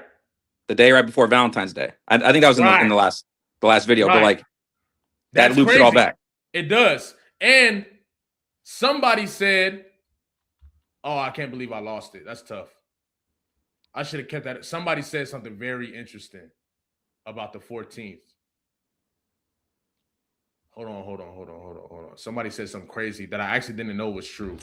I actually got to do my due diligence. Hold on. Let me do my due diligence first.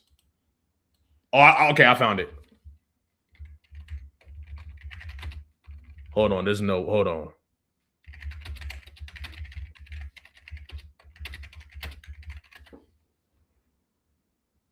Whoa, okay. Oh, no.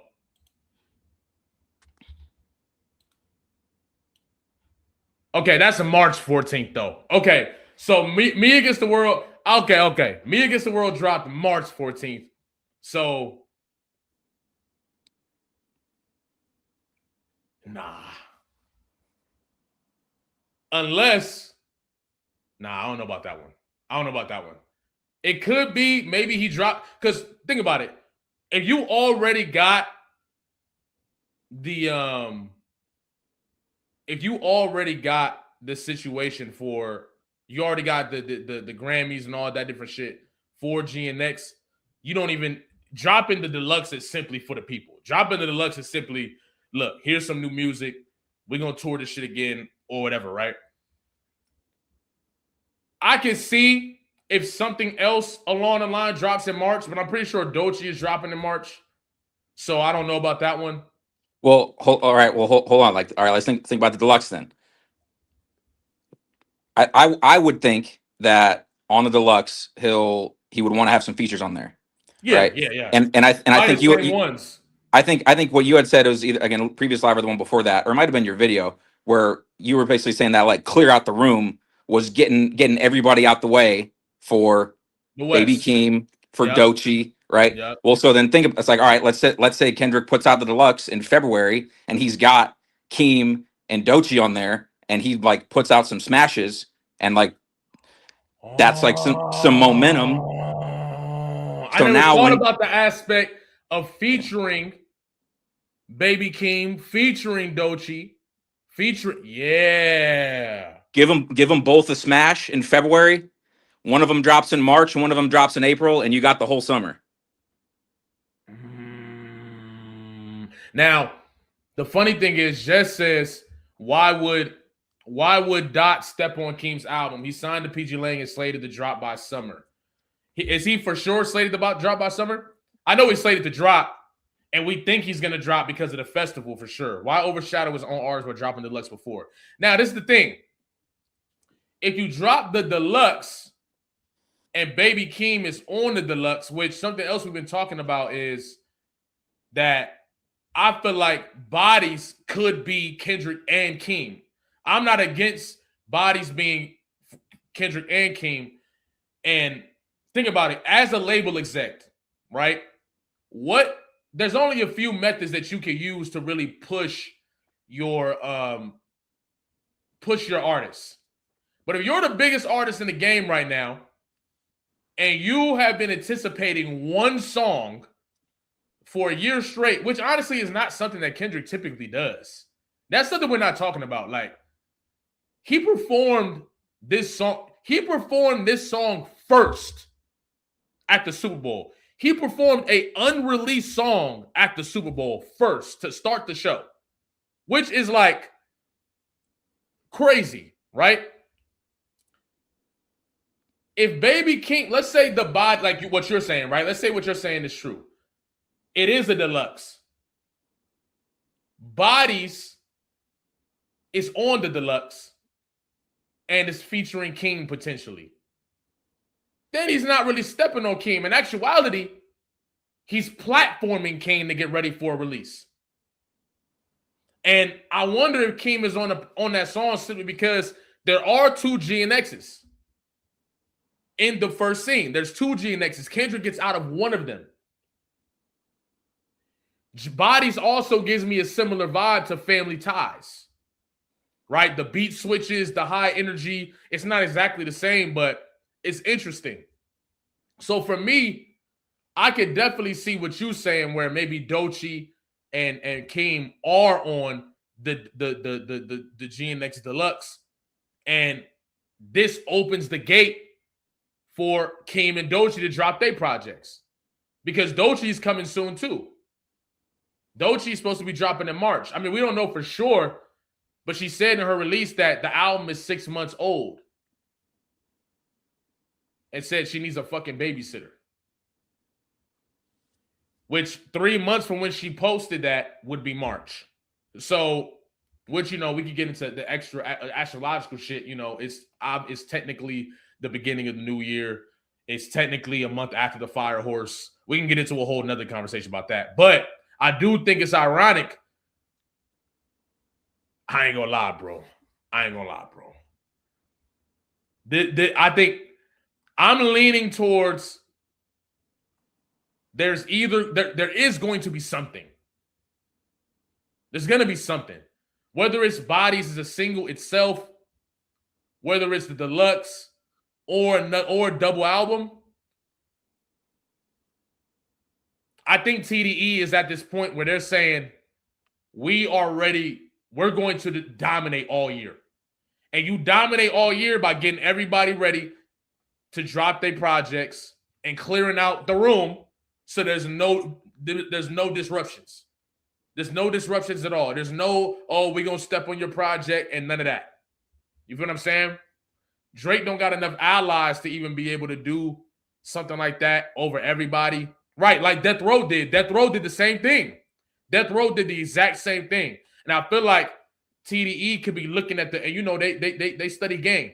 TDE could be looking at the blueprint and actually looking to deliver it the right way in this time.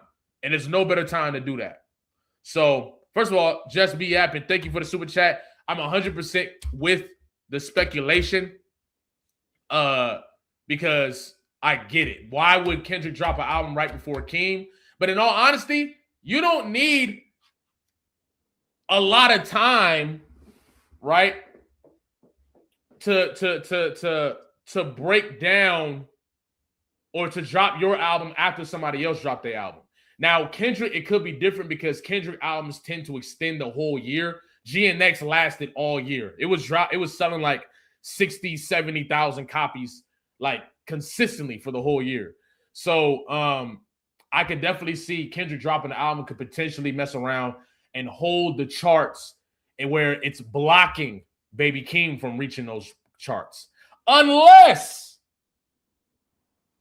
he's featured on Bodies. Then Keems gets his automatic number one, right? Leading into his project. Because whenever Bodies drop, it's going straight to number one. There's nothing to talk about. There's nothing in hip-hop that can stop Bodies from going number one. If Keem is on that album, you kill multiple birds with one stone. You get more momentum out, and you platform Baby Keem on the biggest record in the game at that time, which will lead into him dropping his project. I don't know, man. But shout out to Just Be Yapping. What you think about what she said?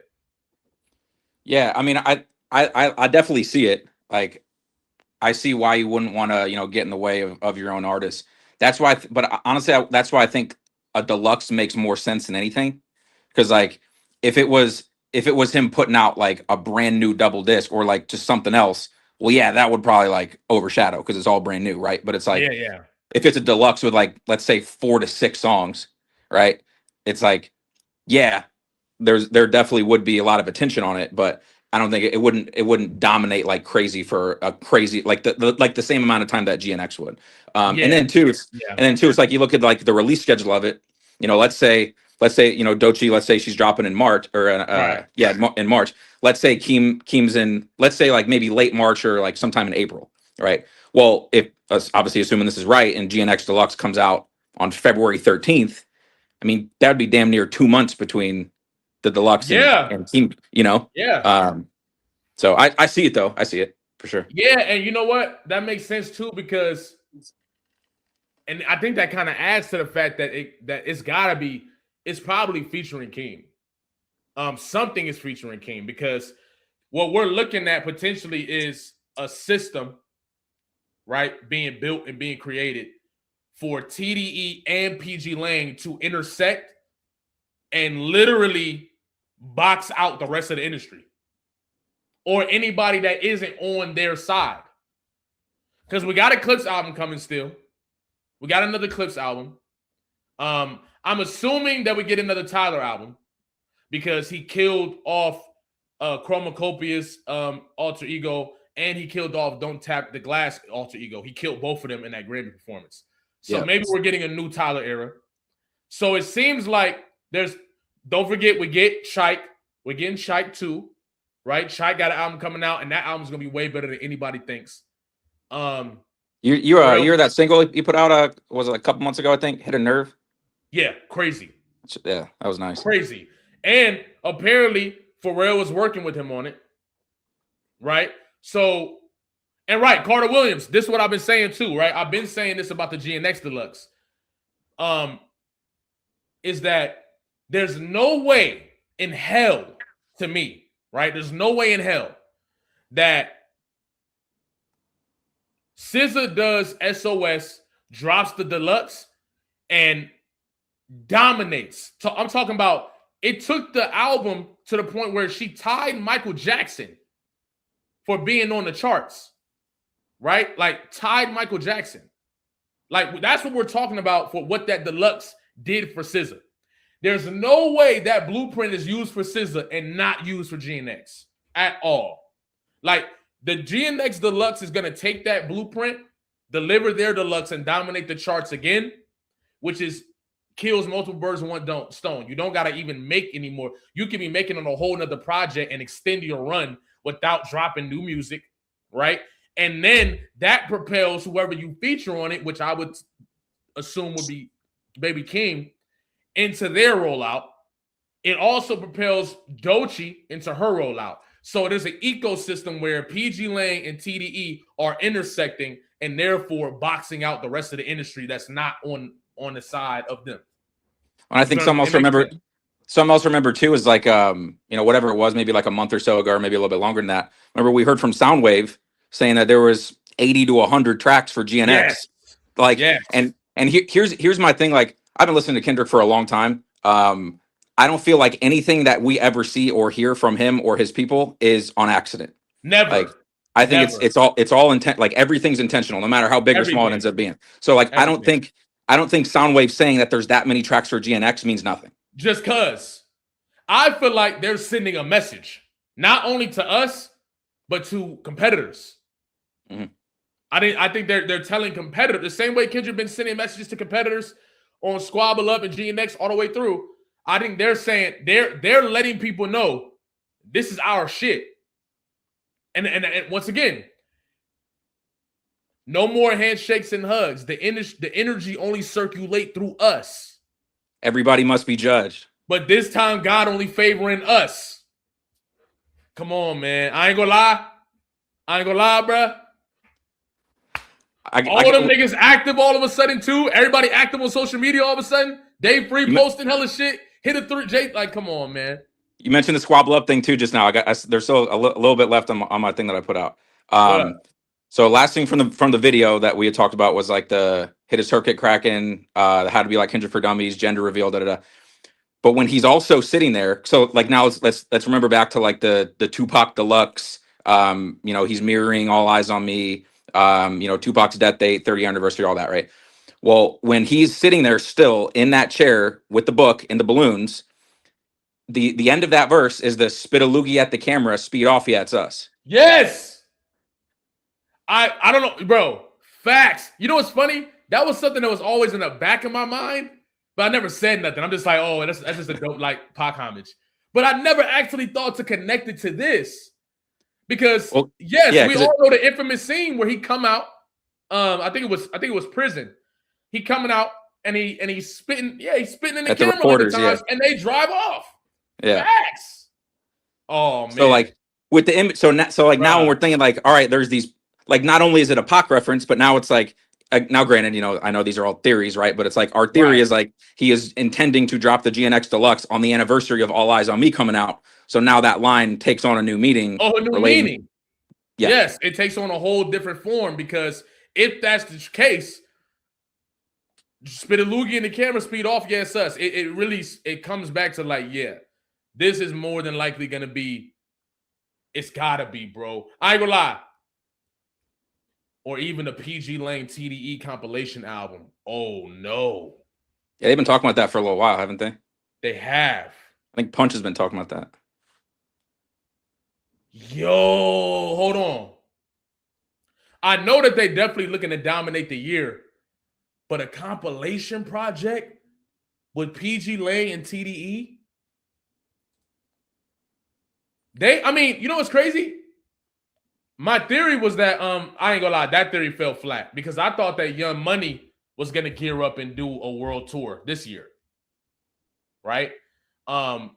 Nicki Minaj said she was gonna drop an album in March. Drake's obviously gearing up to drop an album.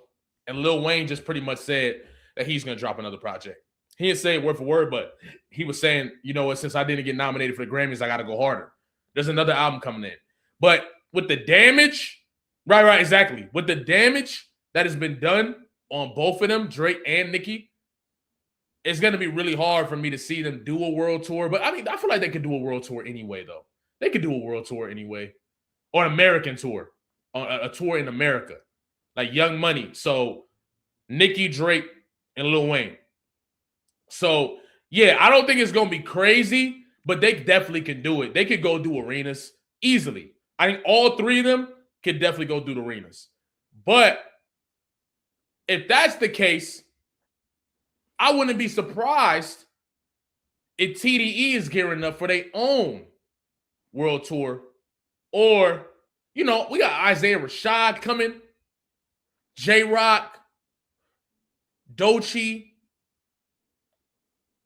Schoolboy not confirmed for anything. But Isaiah Rashad was performing unreleased music last year.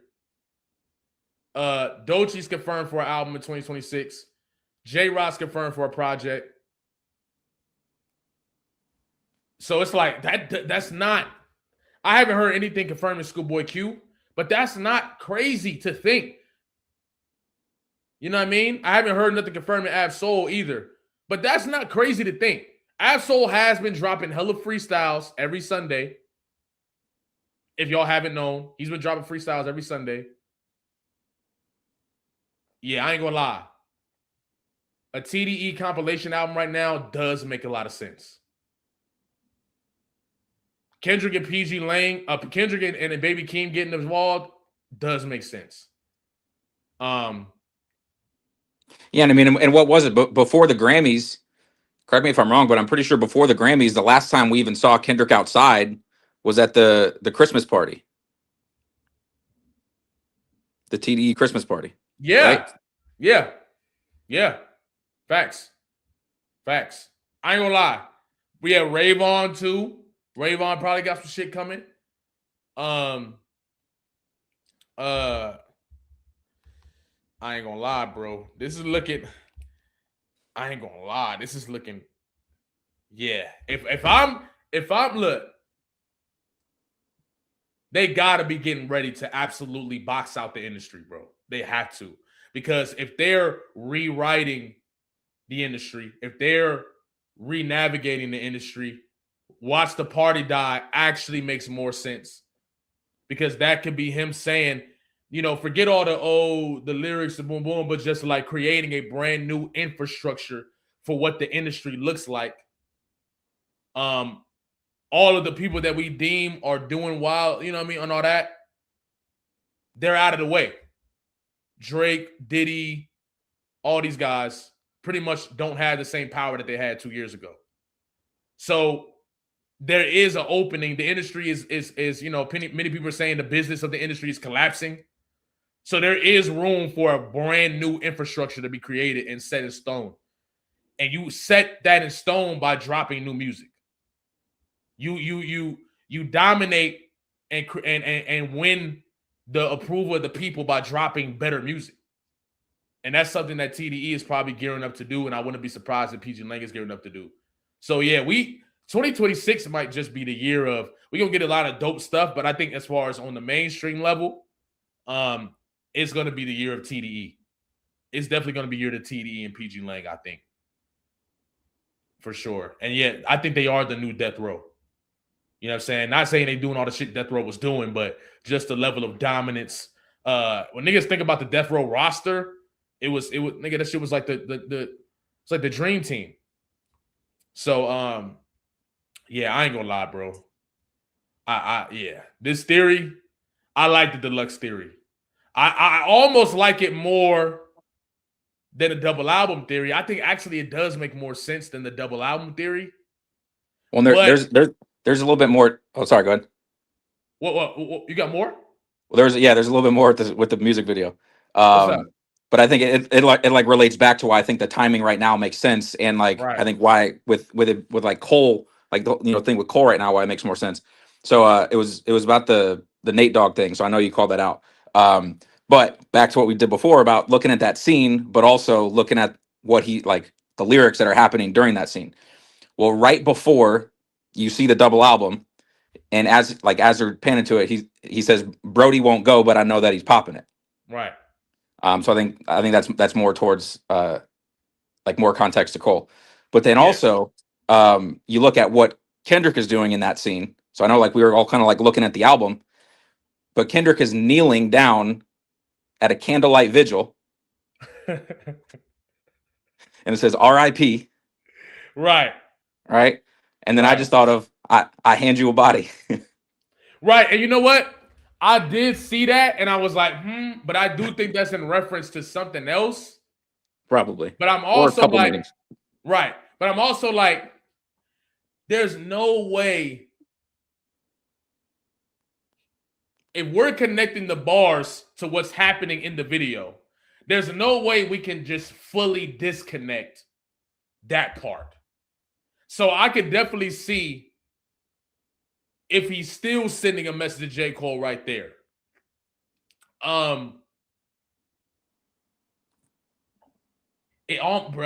It feels like Kendrick is like these. It feels like all of these niggas are about 10 steps ahead of everybody right now. And that's not surprising. Especially when we start talking about the people that we're dealing with. We're dealing with TDE and we're dealing with Kendrick Lamar. Like these guys are usually executing. They're executing things that have been planned years in advance.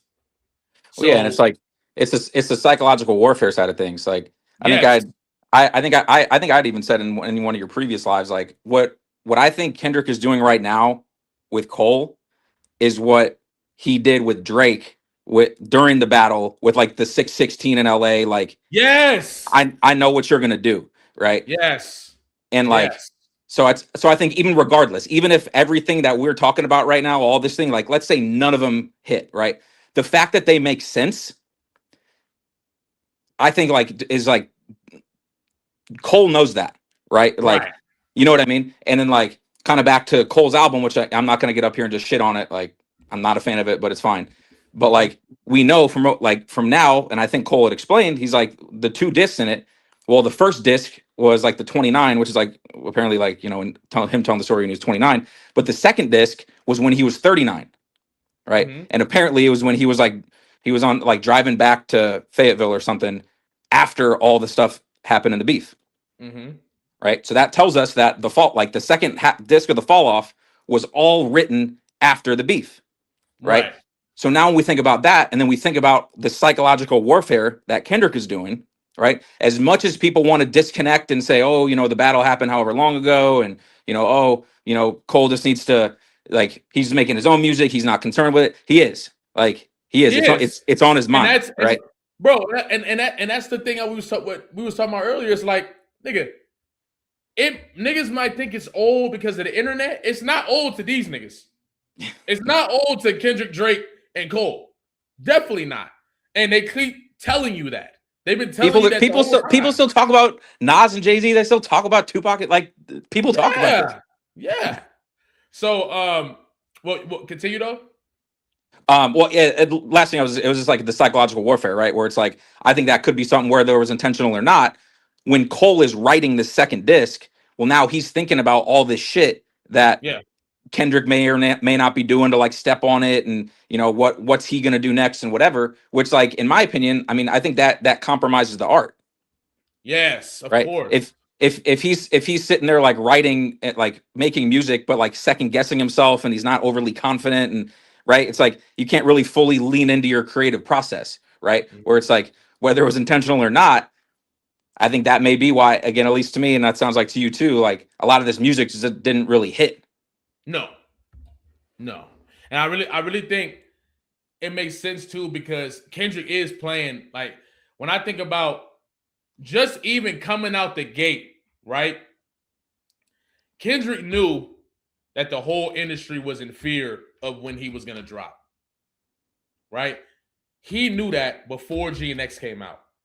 So him randomly dropping it out of the blue in November, which is really an area where artists typically stay away from, especially late November because of the holidays. You got like fucking Mariah Carey and all these different guys that dominate the charts during that time. So people usually don't want to drop during that time because they could get blocked from a number one. It's damn near impossible knocking Mariah Carey out of that. Yeah. So him dropping GNX out of the blue by previewing that GNX track, and then niggas go listen to it and it's not on there. He's playing a different level. He's operating at a different level of controlling the narrative and really directing the moves of his enemies, right? He's really steering them where he wants them to go. That's what it seems like. And it's a lot of the unpredictability and the and all that plays into that. So I 100% see what you're saying as far as he's playing psychological warfare with Cole, because I agree. I think that's what Squabble Up is about, especially when you think about somebody who doesn't want to battle you. It's like now you're sitting here thinking like, damn, like this nigga might diss me on the day I drop this album, or this might, you know what I'm saying, or whatever. So you might not really be as locked in. And I really do see that. And honestly, I think there's and I'll just go ahead and say the theory now, and it was the next topic. I think there's a potential that, considering the fact that J. Cole also isn't on good terms with Drake, supposedly, that this might not even be the real fall off. That could be cope. That could be cope. But in my mind, I'm like, there's no way that this took 10 years. Especially when I'm talking about like the lack of direction, the lack of cohesiveness, the lack of all of that stuff. It's like this just doesn't feel like. And then people are talking about Daylight's supposed to be on the project. Where was Daylight? Nowhere to be found. Maybe he didn't put the song on there. Who knows? But it's just like, why? Why did the fall off? Did he just overthink himself into, releasing it in this way?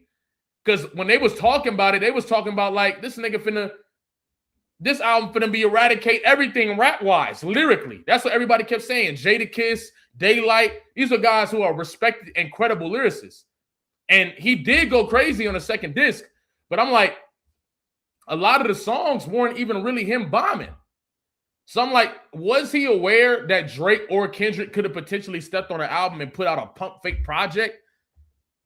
Who knows? Yeah. I don't know. I obviously got a few takes on it, and like, granted, I've listened to it twice now, but it's still, at the end of the day, like, it still hasn't been out for 24 hours yet. So like, I think there is going to be some time and all that, but like, I think my biggest takeaway on it is like, it just didn't meet the expectation of somebody who is supposed to be one of the greatest.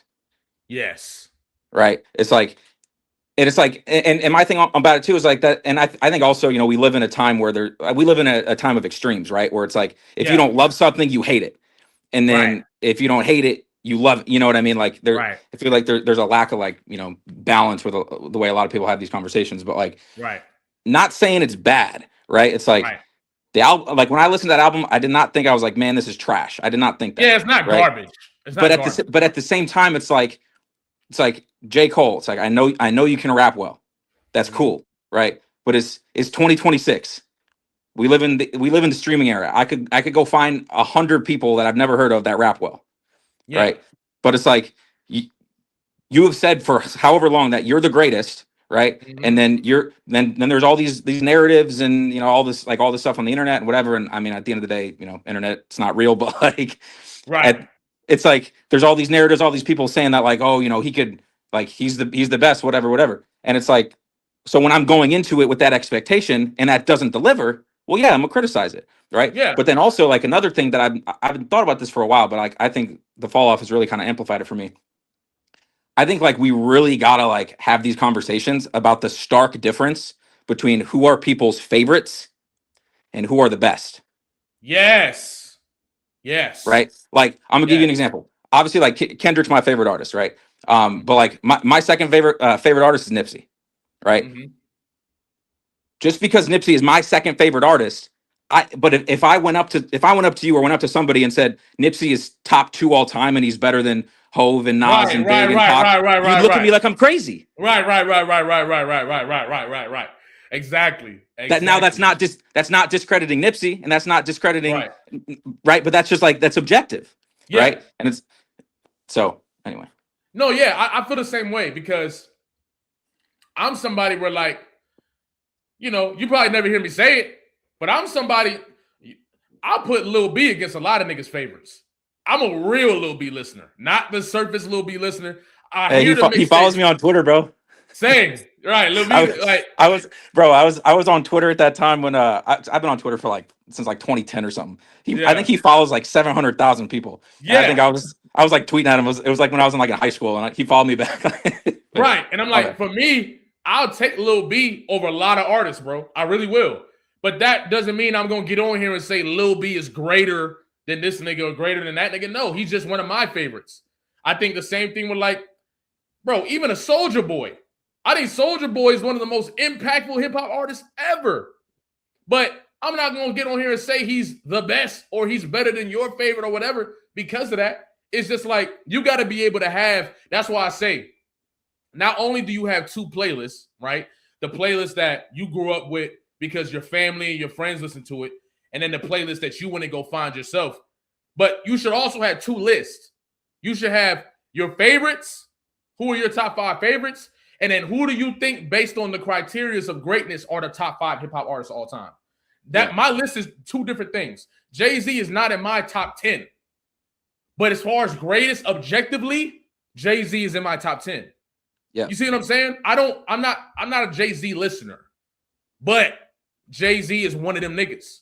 And you can't deny that. You feel what I'm saying? So that's really my thing. Like, I 100% agree with what you're saying, because I think people do get that mixed up. And we get in debates with people and they think that, you know, that I'm operating in the same way. And it's like, no, I don't think that way just because you do. I think Kendrick is actually the greatest in this generation. I've been thinking that. As a matter of fact, The Battle pushed him up more on my list. And then GNX pushed him up again. And that's where now he's in this top 2. But that just happened. Before that, Kendrick was probably my top 5. You know what I'm saying? And I think it's like to your point earlier, it's like it was a battle about legacy, right? And it's like, and I think that the what the battle did is like, okay, before the battle, if you're like a big Kendrick fan and you were just talking objectively and you were saying, oh, hey, I got Kendrick top 5 over Pac, you know, Jay, Big, not like whatever. Some people would be like, I don't know. Right. It's like, now he could still be your favorite, but like there was still that like, you know, okay. Nothing clear.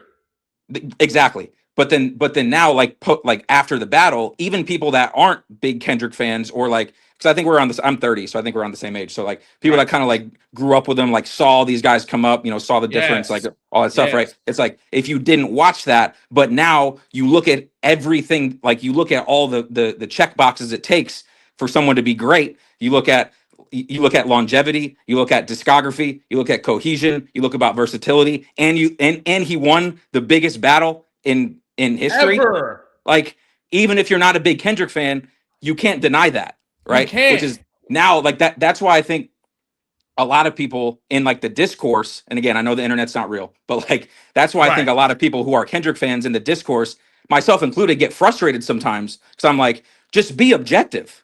Like, exactly. It's like I can understand if J. Cole is your favorite, right? I can understand if like that's who you've listened to, like if that's who you listen to over, you know, if we're on the same age, like you listen to them growing up, like that's your favorite, cool. That's fine with that. I can understand if like you're somebody who likes, you know, Drake or whoever, right? It's like music subjective, but like, bro, you got to look at this shit objectively. But people don't. Like they just look at like, oh, hey, you know, and then they start looking for all the excuses and the justifications, you know, doesn't say he's actually a battle rapper, or oh, the industry's against him, or like, oh, what do you expect from him, or, you know, and it's like, I don't know. Anyway, it's like, bro, no, like you hitting all the points, because I think it's perfect, because it's like people try to pretend like, and that's my thing. A lot of shit is getting rewritten. And it's because of the internet. It's because of that same thing, right, that I don't subscribe to. It was 2 years ago. Stop talking about it. That's why history gets erased and rewritten on the internet, because the internet wants to move on the second that they want to move on. And anybody who isn't willing to move on, there's something wrong with them, or they're doing this, or they're whatever. When in reality, we're talking about a battle that is 12 years in the making. For 12 years, these niggas have been sending shots, been talking about what they're going to do when it's time. All of them, J. Cole included. They all been talking like that. So when it finally takes place, everybody involved understands the magnitude of this moment, which is why we like, bruh, and you got to remember this. And this is why I made the videos I made in 2025. If people go back and watch my old videos, they're aging like wine, because I knew people would rewrite the history, right? When you look at what was actually happening during the battle, you realize that Kendrick was the underdog. Kendrick was the underdog, the severe underdog. And not only was he the underdog, there were a bunch of things that were put in place to make sure that he didn't win. The niggas forget about the AI shit. Do you remember what after Drake dropped push-ups? I think, or maybe it was after J. Cole apologized. All of them fake ass, it was after push-ups. All of them fake ass tracks that came out, There was like a 2-week, there was like a 10-day span where there was a bunch of fake Kendrick tracks coming out, and people were running around saying, "This is Kendrick's diss track. He's lost. He lost. He's trash." Yeah. Bro, there were a whole bunch of propaganda by every media pundit you can imagine saying Kendrick was scared, saying Kendrick was about to run away and not come outside. Drake even got on Taylor Made talking about, no, you following through. And everybody ate that shit up. Really, that was Drake's the biggest misstep in the battle was his lack of confidence. If he doesn't drop Taylor Made, the battle probably looks a little differently. Kendrick still wins, but Drake probably doesn't get fucking bodied like that, right? But he set himself up because he was impatient, and people don't understand that all of that was used to doubt Kendrick Lamar. So when drop, right. So when Kendrick actually comes outside, I remember, nigga, there were voting polls coming out saying push-ups was better than Euphoria. And that was before niggas recognized that all these niggas was being paid and bots were being pushed around. So people couldn't even tell what was going on. So it's just to remember that Kendrick Lamar not only won the battle, he defied the odds. And they're rewriting the story so that he doesn't get that tag on winning that battle. Instead, he was the industry guy. He was the guy that was supposed to win the battle. He was used to beat Drake because the underdog story, it sells to the people too much. The people buy into the underdog story. So you got to make him look like he was the big dog. But we were all there. And that's the problem with the internet. You feel what I'm saying? Like, yep. So all of this, including the conversation around J. Cole and the apology, is to rewrite the history, to give these two guys the chance to reclaim their greatest of the generation spot. Well, I think another thing too, when we're thinking back to when the battle was happening and like the revision of it, to this day, you could still go to like the video, like the YouTube videos of the actual tracks or like the reactor videos, whatever. To this day, there are still people that say like, "Oh, Cole was the biggest winner here. He was the smartest one because he backed out. Like, you know, he saw where it was about to go." And all, like, and I know because I mean you were there, like we were there, like we remember the memes going around of like people putting him in the fucking garden and like with the bike and like all that shit, right? Yes. So like, and but that like that was intentional. Like again, we were there. Like in reality, like he put out 7-minute drill. People did not like it. They were poking holes in it, and like it did not get a good reception. And then you add that, then you add that, like that's the reason why and also, I mean, kind of separate thing, but I don't buy that bullshit thing about that Schoolboy Q phone call. I don't buy that at all. No, I don't buy that at all.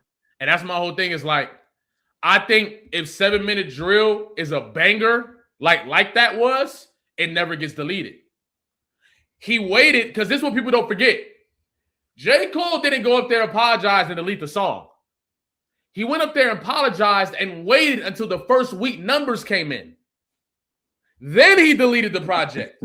But he waited for the first week numbers. So anybody talking about, oh, no, I think it was, no. J. Cole deleted the song because he didn't get the reception that he wanted. And I always use this metaphor. It's like that one game. It's like that one game people play where they're standing behind the table and they slap each other. Whoever get knocked out first loses, right? J. Cole, Kendrick smacked J. Cole, and he was dazed. He got ready to smack Kendrick, and Kendrick ate that shit. If you get hit again, it's over. J. Cole quit before he could get slapped. And that's what it was. Another thing, too, that I think a lot of people forget is after the battle, and this is, I think, adds like to me, like where Port Antonio feels so much more grimy than it actually is. After the battle, and I don't remember exactly when, but Cole turned around and went to go collab with A$AP Rocky and Future. Not even just them. He collabed with, bruh, I think it was so many niggas that Drake had an issue with at that time that he went and collabed with. And then followed that with Port Antonio. Yeah. J. Cole is a different nigga, man. I'm not gonna lie. Like, and people not being able to see it is crazy. So it's like, and to me, like all this leads back into the music, like with the Falloff. And I'm like you, bro. Like I went into this album like I wanted to like it. Like I used to listen to J. Cole. Like I think Born Sinner is a very good album. I think Forest Hills is a very good album. Like I've followed him. I've liked him. But it's like when you see someone that moves like that, I can't trust what he says. And it's like I can't, you know what I mean? It's like I can't really put much stock into it. And if I can't put any stock into the story that you're telling me, and I'm sitting here listening to it, doubting if the authenticity of it, like I can't fully experience the music. You know what I mean? Mm-hmm. Yeah, bro. The 20v1 narrative, exactly, bro. Niggas forgot about everything. Kendrick had to fight through a lot of bullshit. And he didn't get on Twitter or Instagram trying to rewrite narratives. He just dropped songs. That's it. J. Cole and Kendrick and Drake was both doing some wild shit. Like, and I'm not gonna lie, when it came to the Falloff too,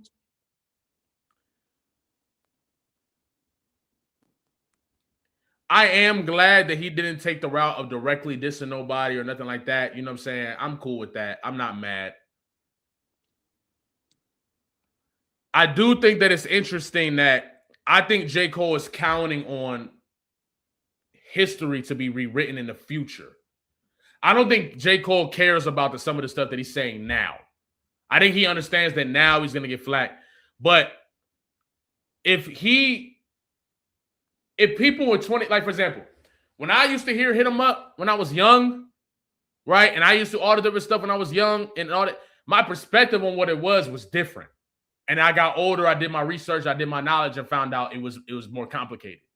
I feel like 10 years from now, if you listen to Port Antonio and you didn't see what happened, right? And you didn't get to see what was going on, and then you got all this rewriting the history from Drake's camp saying Kendrick is this, whatever. In the future, the people who weren't there are going to view that shit way differently than we do based on the context of what's being said in these songs. So J. Cole getting on there saying, I used to say I was the best, or hip hop was telling me and Kendrick and Drake that we were the best. All this different stuff, they're going to be J. Cole fans in the future who look back to him like I look back to Nas, or I look back to Tupac, or I look back to whatever and say, oh, so J. Cole was the best at this time, or he was or whatever at this time. He actually did back out of the battle because of A, B, and C, right? Not realizing you didn't see Mike. You didn't get to hear Mike delete later. You didn't get to see how people was talking. You didn't get to see that he waited a week to delete the album. You didn't get to see when Port Antonio dropped at the height of the bot narrative against Kendrick. You didn't get to see all of that. So you're not going to really have the context. So that's what I think J. Cole is is rooting for, is the fact that he might not get this stuff now, but maybe in the future, people will rewrite the history and depict him as something different. And that's what I think J. Cole is trying to go with it, because there's no other explanation. I mean, I damn near don't even think this is the real album. I really don't. I don't know. I really don't, man. I really don't. But that's my perspective. I ain't gonna lie. But shit, let me read one more. This last little. I appreciate you having me on, bro. I got a dip. Oh yeah. But... Hey, bro. You in the Discord? Yeah, I think I am. Okay, yeah. Come rock with me on some of these streams some more. I'm gonna have some more people who are in the Discord just come up and be, just regulars. You know what I'm saying? Coming up here, we talking about certain shit, whatever. Feel free. You know what I mean? Whenever you free, you see me come up here, you want to pull up. If you in the Discord, you know what I'm saying? That's one thing I'll start doing. Having the people that's in the Discord, that's been in the Discord, that's been tapped in, you know what I mean? Come fuck with me on some of the streams so we can just have conversations, agree or disagree type shit. You know what I mean? So yeah, it's super cool. Yeah. Appreciate you having me on, man. Of course, I'm gonna catch you, bro. See you, bro. But I do gotta call it very soon. Okay, I gotta leave in a second. Let's read this super chat. Jalopy, listen back to this past hour and explain how you're not describing a weenie. I'm not gonna call J. Cole weenie. I just think that he is not the battler that he wants everybody to be. And yeah. That was a great look. That was a great section. That was a great section for sure. But yeah, I'm not gonna lie. I think I'm gonna call it right here. Another great stream. I the situation with Ty was kind of crazy. I know that went longer than y'all would have wanted it to be, but I did just want to have like a debate. I was thinking like maybe it would calm down as we went further. So that's why I left it on. But I'm definitely gonna keep having people come up. I'm thinking having people come up, like 3 people a stream. I'm thinking of even doing like maybe doing a show with some of my people in the Discord. That'd be crazy. That'd be fire. Yeah, that'd be fire. Because it's been a lot of great, I loved what Brawler had to say. I loved what Jalen had to say. Just very articulate, very getting a point across. Especially my guy Jalen made some great points about the art between Kendrick and J. Cole and able to really like identify that and break that down. That was dope. So yeah, I think I'm gonna start doing that some more. But yeah, I ain't gonna lie.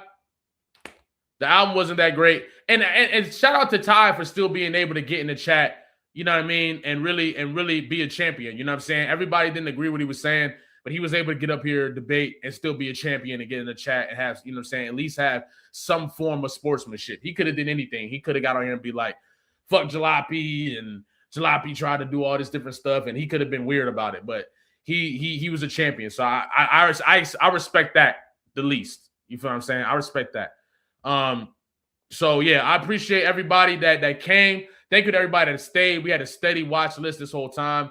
Y'all have no idea how much I appreciate y'all, man. And yeah, bro, this year I'm just focused on just dope breakdowns, which is coming to you soon. Give me about, I want to say, I'm actually about to go film something right now, some little tester stuff. I won't spoil, but I got some dope stuff coming for y'all this year. And I'm just focused on trying to make this stuff more fun, more interactive, more of a great time for all of us. And it's making this shit open. Like, I want y'all to come over here and really feel like you're talking to the homie. You know what I mean? If you call me a journalist, that's great. If you call me this and that, that's great. I'm not really here to uphold an image of, I really just want to come up here and do me. Talk how I want to talk, say what I want to say, do what I want to do with y'all, and that's it. You know what I mean? And call it a day. The labels and all that, that's up to y'all. That's up to everybody else. I just want y'all to come talk to your homie, have a good conversation with your homie, whether we agree or disagree. You know what I mean? Shout out to everybody that's listening to Fuck Ice. You know what I'm saying? Thank you to everybody that's been listening to that drop. If you haven't heard it, please go check it out. I'm actually 99% sure you would enjoy it. And the reason why is because 99% of people that hear it enjoy it. I posted across multiple platforms. It's getting the same response. You know what I'm saying? The only people that have critiques, it's not really critiquing the music. It's more critiquing, like, they might not agree with the message, but that's what hip hop is supposed to be. You know what I mean? So I think y'all would enjoy it. Go check it out. Yeah, you know what I mean? I'm going to catch y'all, man. Y'all have a great goddamn day, all right?